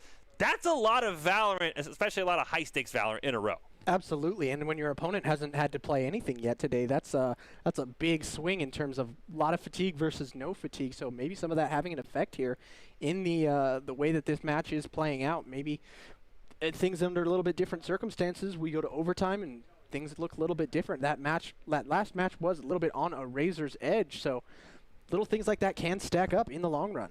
Yeah, we do have a couple of changes. We have been told that one of the players for San Diego State, Durag, had some things come up, not able to continue, so they will have another sub come in. And that's the other thing you always got to wonder is how fresh is the sub staying? Is he able to get in some solo queue games on the side? Because to go right into a team like San Jose State while you're just cold off the bench, that could be huge, because Durag was pretty fantastic for the most part. A couple of bad run-it-backs where he got caught out, but he was pretty fantastic overall in that first map on that Phoenix. Yeah, I got some big shoes to fill, the sub does, but hoping for the sake of great Valorant that can happen so we can get ourselves further on, see some more excellent Valorant, and get to a grand final that makes everybody proud. And I will say, the one thing for San Diego State, and you and I talked about it a lot during the break, that Viper defensively, fantastic for the Aztecs. It shut down exactly what they knew the Spartans wanted to do, which is be aggressive. The problem is, offensively, that Viper kind of lacked the sting, if you will, for a pun, of what it had defensively, and they couldn't really ever get going. And it looks like they're going to opt to not go with that here on Ascent. Dropping the Viper, switching a couple things around, going to have a Cypher in and a Reyna instead of the Phoenix. So looking a little bit different here on the attacking side, or the defending side early of... Wait, do I have this? I think you have them backwards. I think they're backwards up top. No, I think they're swapped from last time, I believe. Anyway, no Viper in this one. Yes, no Viper. And a lot of early kills, so we know it's the same teams, that's for sure. Yeah, still the same teams because they clashed early, down B long. Not going to find anybody in terms of a definitive winner. but you will have plenty of kills traded out either way. 11 does have those shock darts, so he can weaken these guys up dramatically as they enter the range. Wow, but he gets himself tagged. I think that was a headshot. They're taking down to 13 health. I think from that range, that's a headshot with the classic. Oh, here's the lurk from Chris. Oh, the door shuts in front of him. He almost got under the door. That's so sad. Last player standing. Elvin's going to send out the recon dart and will get himself taken down for his efforts. Chris answers back with one of his own, but he's down to 10 health now. And the spray coming in from an opponent is just going to miss him. He's got all to do. He's got to get this defuse off. And both players are covering each other's backs underneath heaven, watching the same angle, trying to keep each other safe. One enemy remaining. Oh, he'll get one over the top of the box. That's exactly what he needs. And the other player who's there is... Crayola on the Yoru, teleporting himself to safety, almost giving himself away, but not quite going to get the shots lined up that he needs, and Crayola ekes out the win the first round. And now I'm going to be curious, because I think last time on Haven, San Diego State won the pistol round like we see here, but San Jose State immediately went for the full send instead of ecoing. And I'll be really curious if the Spartans do that again. Because that, as you mentioned, can either doom you for a couple more rounds, or you can even it up right away. And it looks like they're going to go for it again. Yeah. I'm also kind of excited. I know this doesn't have anything to do with what you just said, but no, that's okay. I'm really excited to see the Yoru. It's not something we see a ton here at the collegiate level. It's not a agent that the Broncos favor too often, so I'm really excited that we get to see a little bit. Very unique hero. Lots of differing opinions about his best form of usage, but really exciting to see just something new out here. I know last time I talked to Baratel, he was pushing for the Yoru, so I know he's happy somewhere. He's a big Yoru stan. That's his main now. Early kill going the way of San Jose State. San Diego State's guys a little bit tagged up and forced to rotate backwards out from garage. You are not welcome here, says Elvin. Health bars for San Jose State do not leave a lot to be desired, though. It's a No, lot of red. Yeah, those are three very tagged up heroes, and no healer on the side of San Jose State. You do have the self-heal on the Reyna, but no healer who can take care of anybody else on this team, so damage is permanent out here. Ooh, beautiful teleport from Crayola, but it doesn't work his way as the early flick from Thwig will get exactly what he needs. And San Jose State go the equalizer once again. Or even after 2 rounds. I'm color me surprised, of course, that we're still tied here. And I mean, look at the health bars, 47, 12. 1 or 2 extra bullets land, and San Diego State's in a very, very comfortable spot. That's just unfortunate. The positioning working out really well there for San Jose State, because the first contact that was made on the side of the defenders was always against the higher health pool heroes. So there was never really a chance for those low health pool heroes to get themselves picked off early by that first contact, because the contact always comes through against the higher HP players. Very well played from San Jose State. Rolf just gets absolutely fried on a wall bang by the Odin. He had no idea. Spike down B. Is that Dreammaker? I thought the Broncos were eliminated already. It felt a lot like it, that's for sure. Thig gonna take down with that Spectre. Crayola, and now it's just N810 with his lonesome and a shorty. He'll get one. Hey, he'll throw down the Cloudburst and get himself on site. I don't know if he has long for this world. The knife kill coming through, the disrespect from Destroyer. Oh, I just hate to see it. The knife kill feels bad, man. Yeah, especially because he missed the first shot with the shorty too, which feels even worse because you're just reloading like, oh. I'll just stand here and die an ignominious death. He misses, and he's like, no idea where he is. Yeah. Yeah, that's just... We have not been nice to Crayola today. I'm going to be honest. No, he played extremely well in his game against the Broncos, but he is struggling. I mean, he's still playing extremely well, don't get me wrong here, against San Jose State, but he's also had his fair share of just really unlucky circumstances. Top over there for Nosh. But the early ult usage coming out, trying to force a distraction on the Opper. Not going to actually stick to it, and instead the Op will take down a player from San Diego State. So the ult usage from Crayola not coming out the way he'd like it to there. The early flash comes out and gets a connection on a headshot through the smoke. Will force some players back outside the door, but early trade kills come through from the player playing around the Radianite boxes for San Jose State, and there's only the Omen remaining. It's just Hachi for San Diego State. He'll get one, but he won't get two. He'll get taken down, and it's 3-1. San Jose State up in an eerily deja vu Like we're seeing a repeat of the map before us. Are we gonna go 4-1 and then 4-4? 6-6 at the half. Yeah. If we do, I mean, that's props to San Diego State, because I mean, this is the one thing is attacking. They did sometimes struggle with kind of just full sending 1 point, and at least on, you know, Haven, there's 3 points to attack that can be a bit more spread out. I'm hoping nobody eats a full wall bang again. I'm hoping someone does. I love Get out of my way! I'm a plebeian like that. Oh! Very early headshot. Anything other than the Vandal would have taken it down there. Or, sorry, the Vandal is the only thing. My apologies. Blind comes out. Not going to quite get everything off, but the Cloudburst comes in to keep them separated as... Whoa! Spicy off-screen. Elvin gets 3 with that Odin. Blind comes in from Crayola. Not going to get anybody as the players are playing in Boathouse and Market at the moment. Last player Knives standing. out for N810. He'll go down to the headshot from the Phantom, and it's just Crayola with this Sheriff of his. No util. He's all on his lonesome. He will pick up an upgrade in the form of that op. Does he want to get away and try and save it? Not going to happen. Destroyer rotates around from Market, gets the headshot kill. And 4 players live on the side of San Jose State. So that's plenty of guns carried forward. And I believe San Diego State has the money to full buy this round. They had a partial eco in the last round, and I think they saved just enough to be able to full buy this round. Looked like it. If only we could tell Thig to look to his right quickly.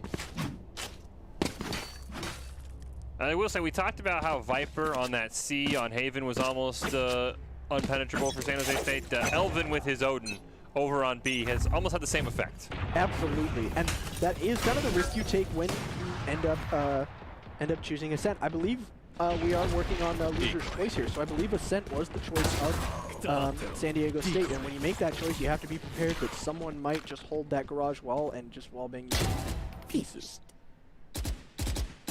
This is the part where we talked about where maybe they awoke the sleeping giant.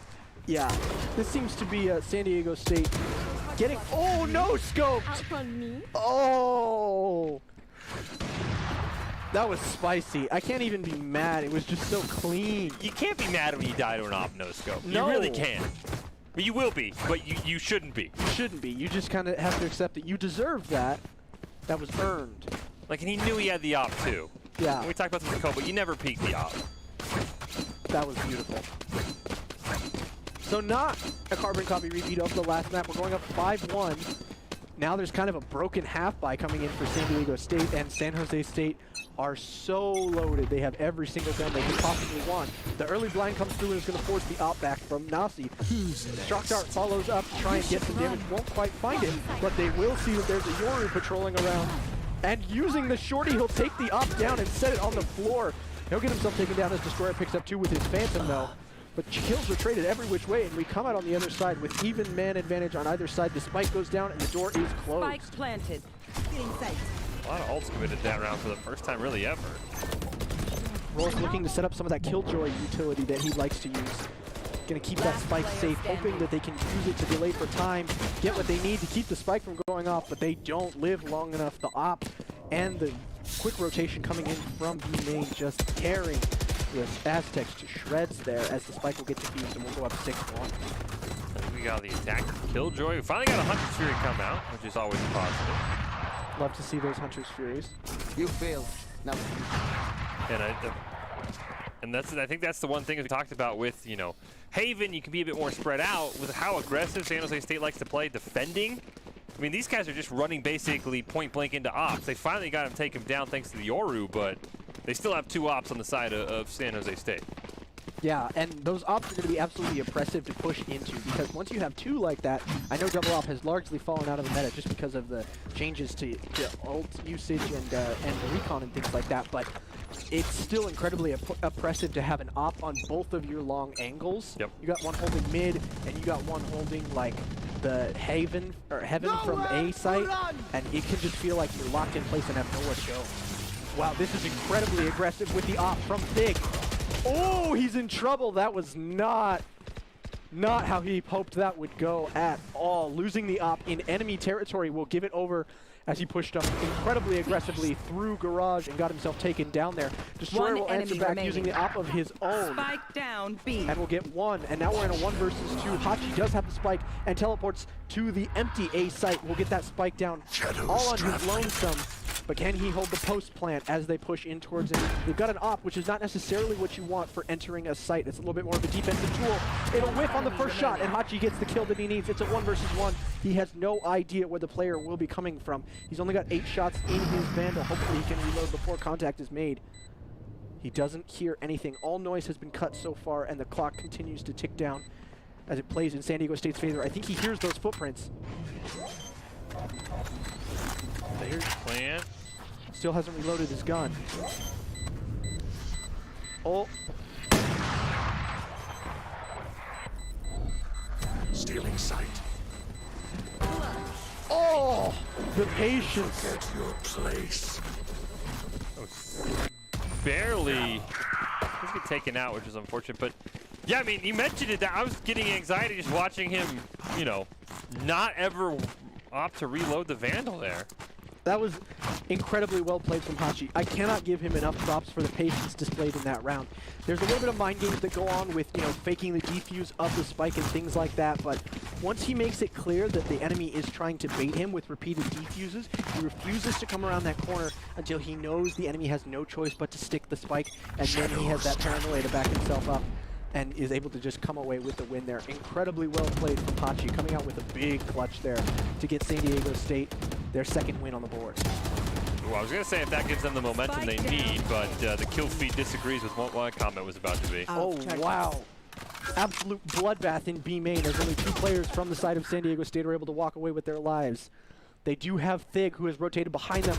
They may not expect him to be there, and he gets an early 1 kill. Fakes an interesting teleport. Not sure if Rolf knows where he's playing from. He definitely does now. But Rolf is flooded from all sides. He gets 1 kill.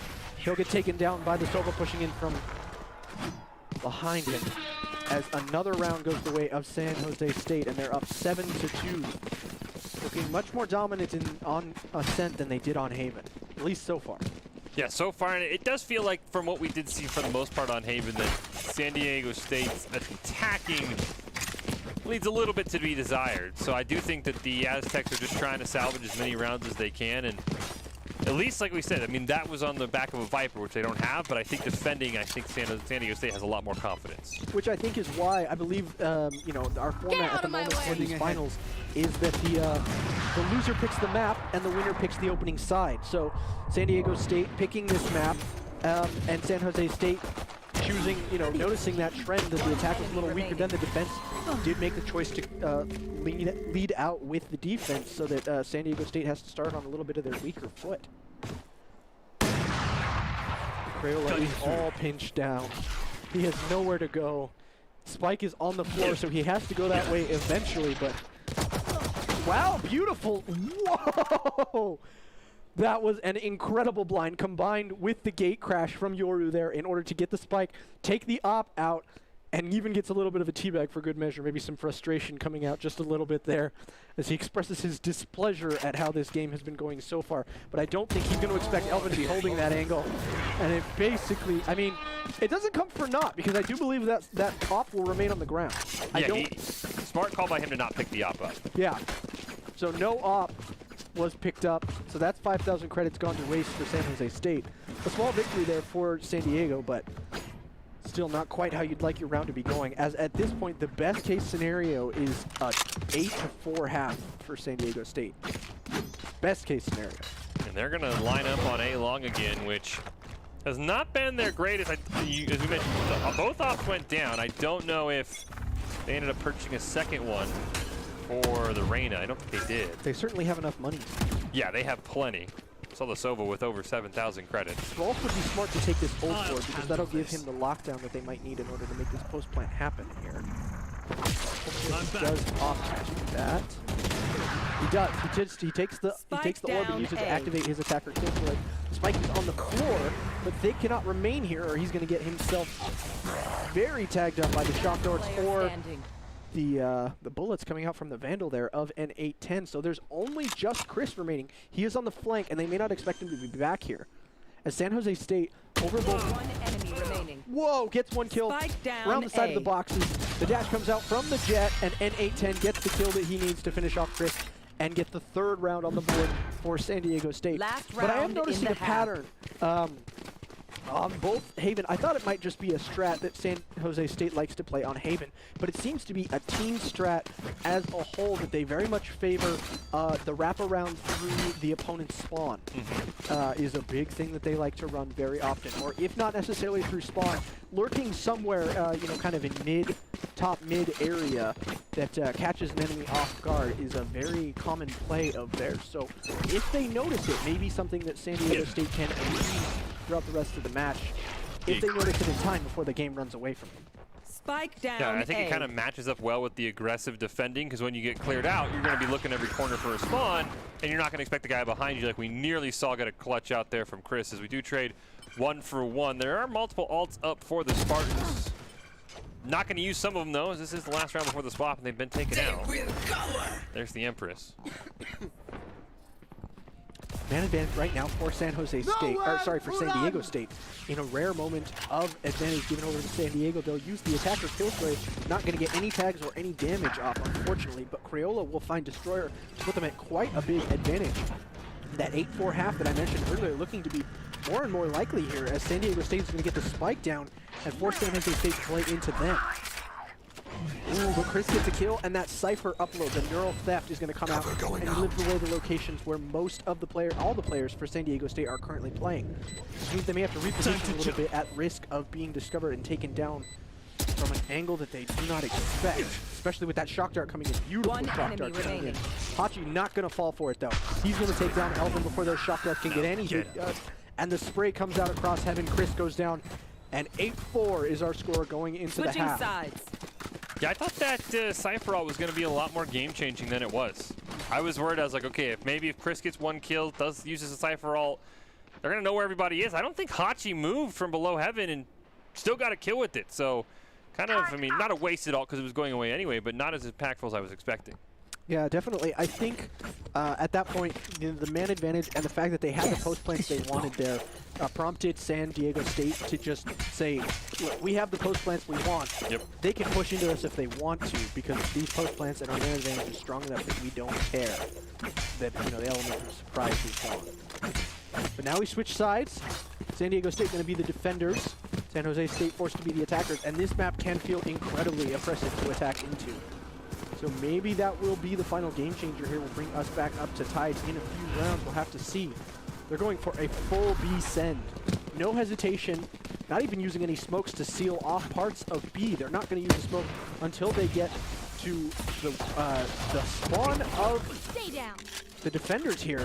And they push through that as well and use that to pick up early kills onto San Diego State. Only 2 remaining. They're inside the defender's spawn right now, picking up kills. And the final player for San Diego State is Rolf, holding himself in heaven. They have a rough idea of where he is, given the fact that he hasn't shown up anywhere else yet. And Nasi will pick up the kill that he needs. Spike goes down, and that's a flawless opening of the half here for San Jose State.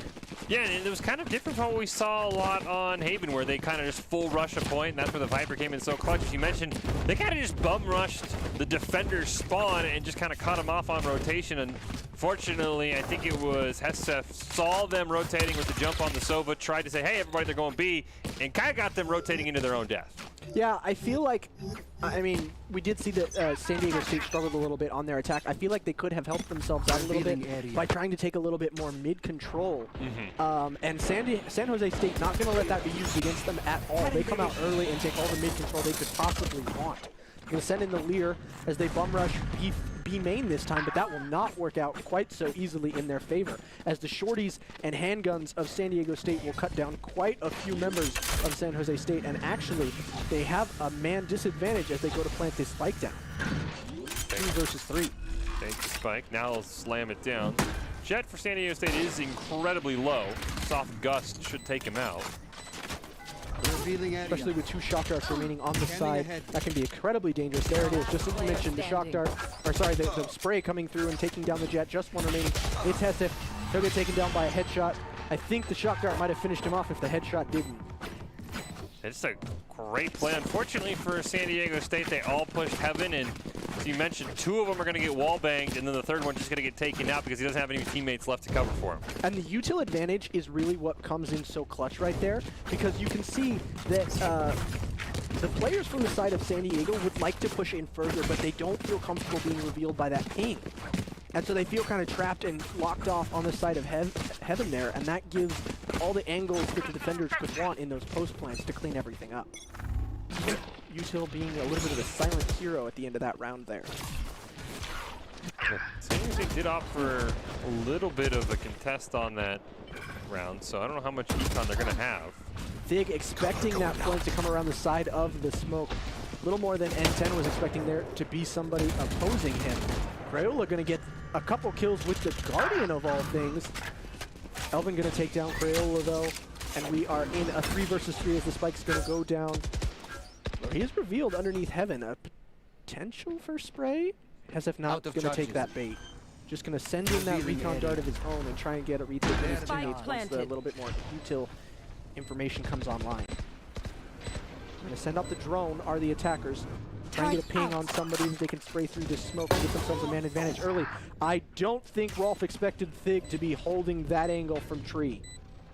Gets himself taken down with a quick and clean headshot. The spray comes through. Hachi evens us up. And Hasif will take us down to a 1 versus 1. It's just Chris holding underneath Heaven. He's not quite going to find what he needs on the first set of spray, but the tap, tap, tap of the headshots gets him what he needs, and it's 11-4. San Jose State starting to run away with this one.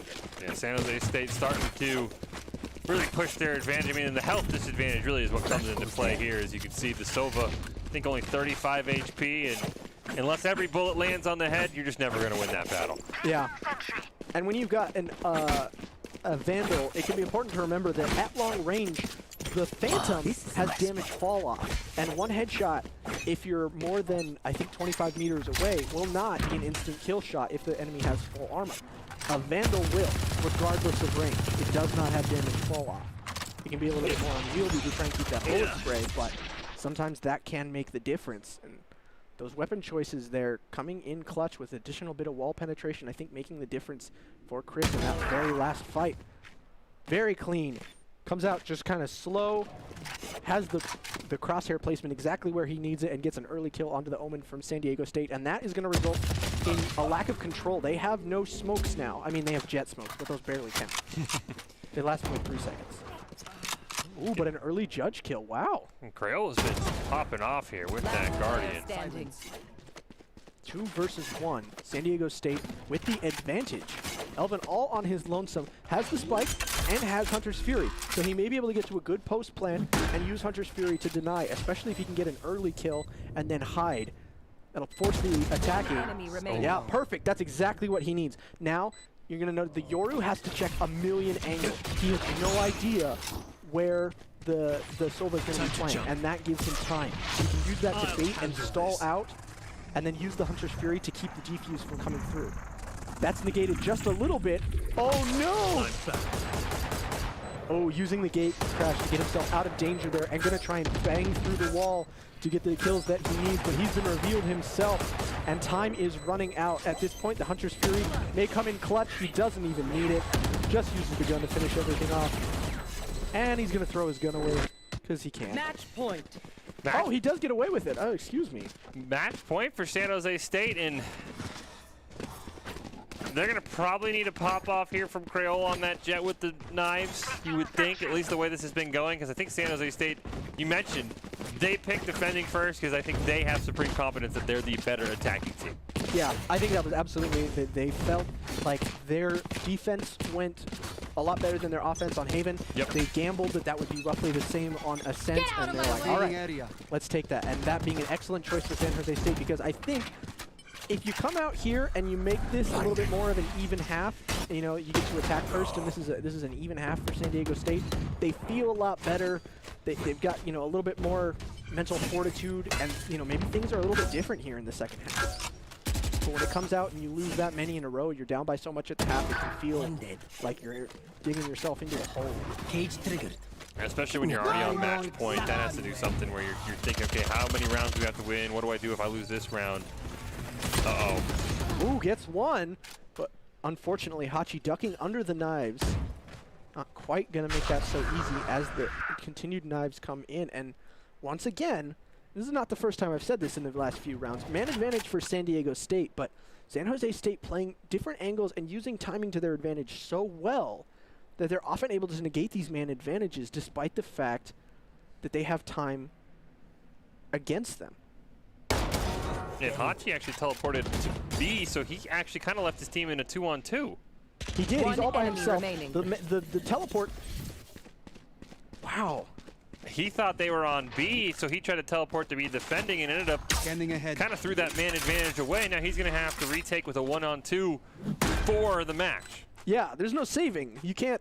This is it. You have to clutch this 1v2, and you have to do it before the spike goes off. Or you have to be content with second place here in the Mountain West Championships. And this is a tall order. Hachi has been playing very well. I want to commend him, but this is still a lot to ask. And he will get the info that he needs. Doesn't quite line up the headshots, though. And that's going to be that. San Jose State are your champions of the Mountain West, taking it 2-0 over the Aztecs. Yeah, honestly, a fantastic. That game one for San Diego State is just, I think, a taste of what could be in the Mountain West, because they were so close to San Jose State, but they clearly woke the sleeping giant, the Spartans, with a great decision to make the Aztec attack first, and that was all they needed to claim the first ever Mountain West Valorant Championship. Don't forget, Idaho Codes is a sponsored summer computer science program open to all 7th through 12th grade students in every Idaho school district, teaching coding and programming courses. Students who complete Idaho Codes have various credit opportunities and can network with those in industry. Please encourage students in every district to register at www.idahocodes.org. The program is free for the first 1,000 students registered, and there are options to participate either on campus or online. Idaho Code's also looking for local college students with a background in coding to be mentors for Idaho Codes. It pays up to $2,000. Big congratulations to San Jose State. You can see their trophy if we are able to get an eye on it, because we can see what the Overwatch version of the trophy looks like, so the Spartans can know what's heading their way, as our Overwatch trophy arrived in Arena earlier today. But Voiceless, honestly, I thought San Diego State had more in them, but we could kind of see attacking is probably what they'll spend all summer working on.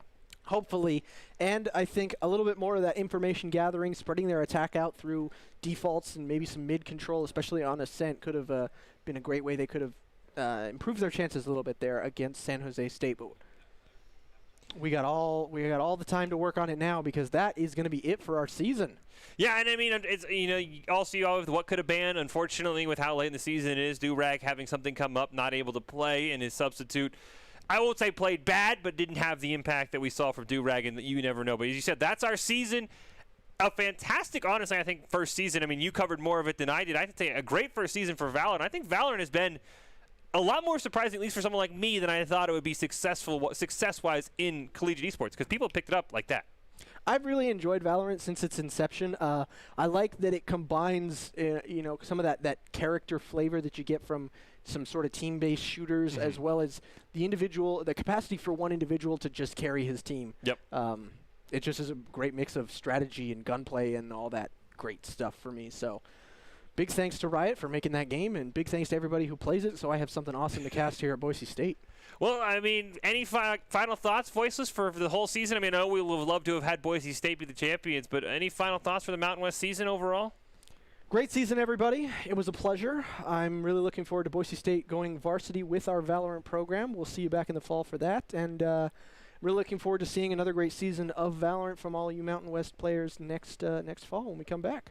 I cannot wait to see. The Mountain West has fully embraced esports in a lot of different realms. I know League of Legends and Overwatch they've fully embraced, and I expect Valorant to be the next one. And hopefully next spring we won't be in the Game Pants Esports Arena. We'll be down in Vegas for the Valorant Championships. That would be absolutely fantastic. But we will close out this with the Idaho Army National Guard, the top 5 plays of the game. The Idaho Army National Guard invites you to take your impressive critical thinking skills into real time. More than 10 jobs offering a $20,000 bonus and your Groove Choice paid for. The Idaho Army National Guard is one of the best teams out there. Reach out to them on Twitch at iGuard Gaming. Huge congratulations to San Jose State. They are your Mountain West champions. San Diego State and Boise State, though, are close behind. You got to be careful, and I cannot wait. As Voiceless said, Boise State makes Valorant an official varsity game in the fall. Cannot wait to see what happens, but until the fall, have a good evening.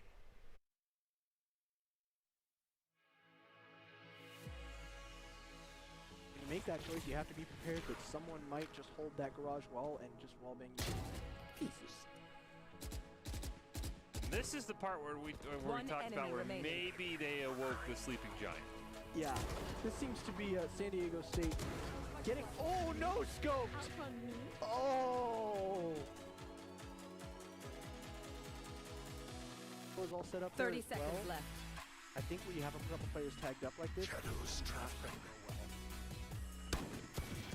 I don't quite know what San Diego State was expecting pushing back C-Long. Last player. I think the hope there, because they hadn't gained enough information, they had lost their initiator. Here from Crayola. Very good look. Going to get one in garage. Going to pull himself back just out of range before he's able to be traded by the player coming in through garage window. And now he's holding a very close angle with his fellow Phoenix. Oh, doesn't even go down as they take down Destroyer in trade. Perfect line coming in through from Durag. And that was a clean. They are down a player at this point, but their Killjoy has been tagged up just a little bit.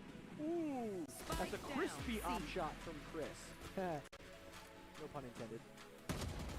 Again, I think I can get over San Diego State again trying to make this C-Long push work, and it just doesn't. No, I think. Spike, now they'll slam it down. Jet for San Diego State is incredibly low. Soft gust should take him out. Especially with two shock darts remaining on the side. That can be incredibly dangerous. There it is. Just as you mentioned, the shock dart, or sorry, the spray coming through and taking down the Jet. Just one remaining. It's Hesse. He'll get taken down by a headshot. I think the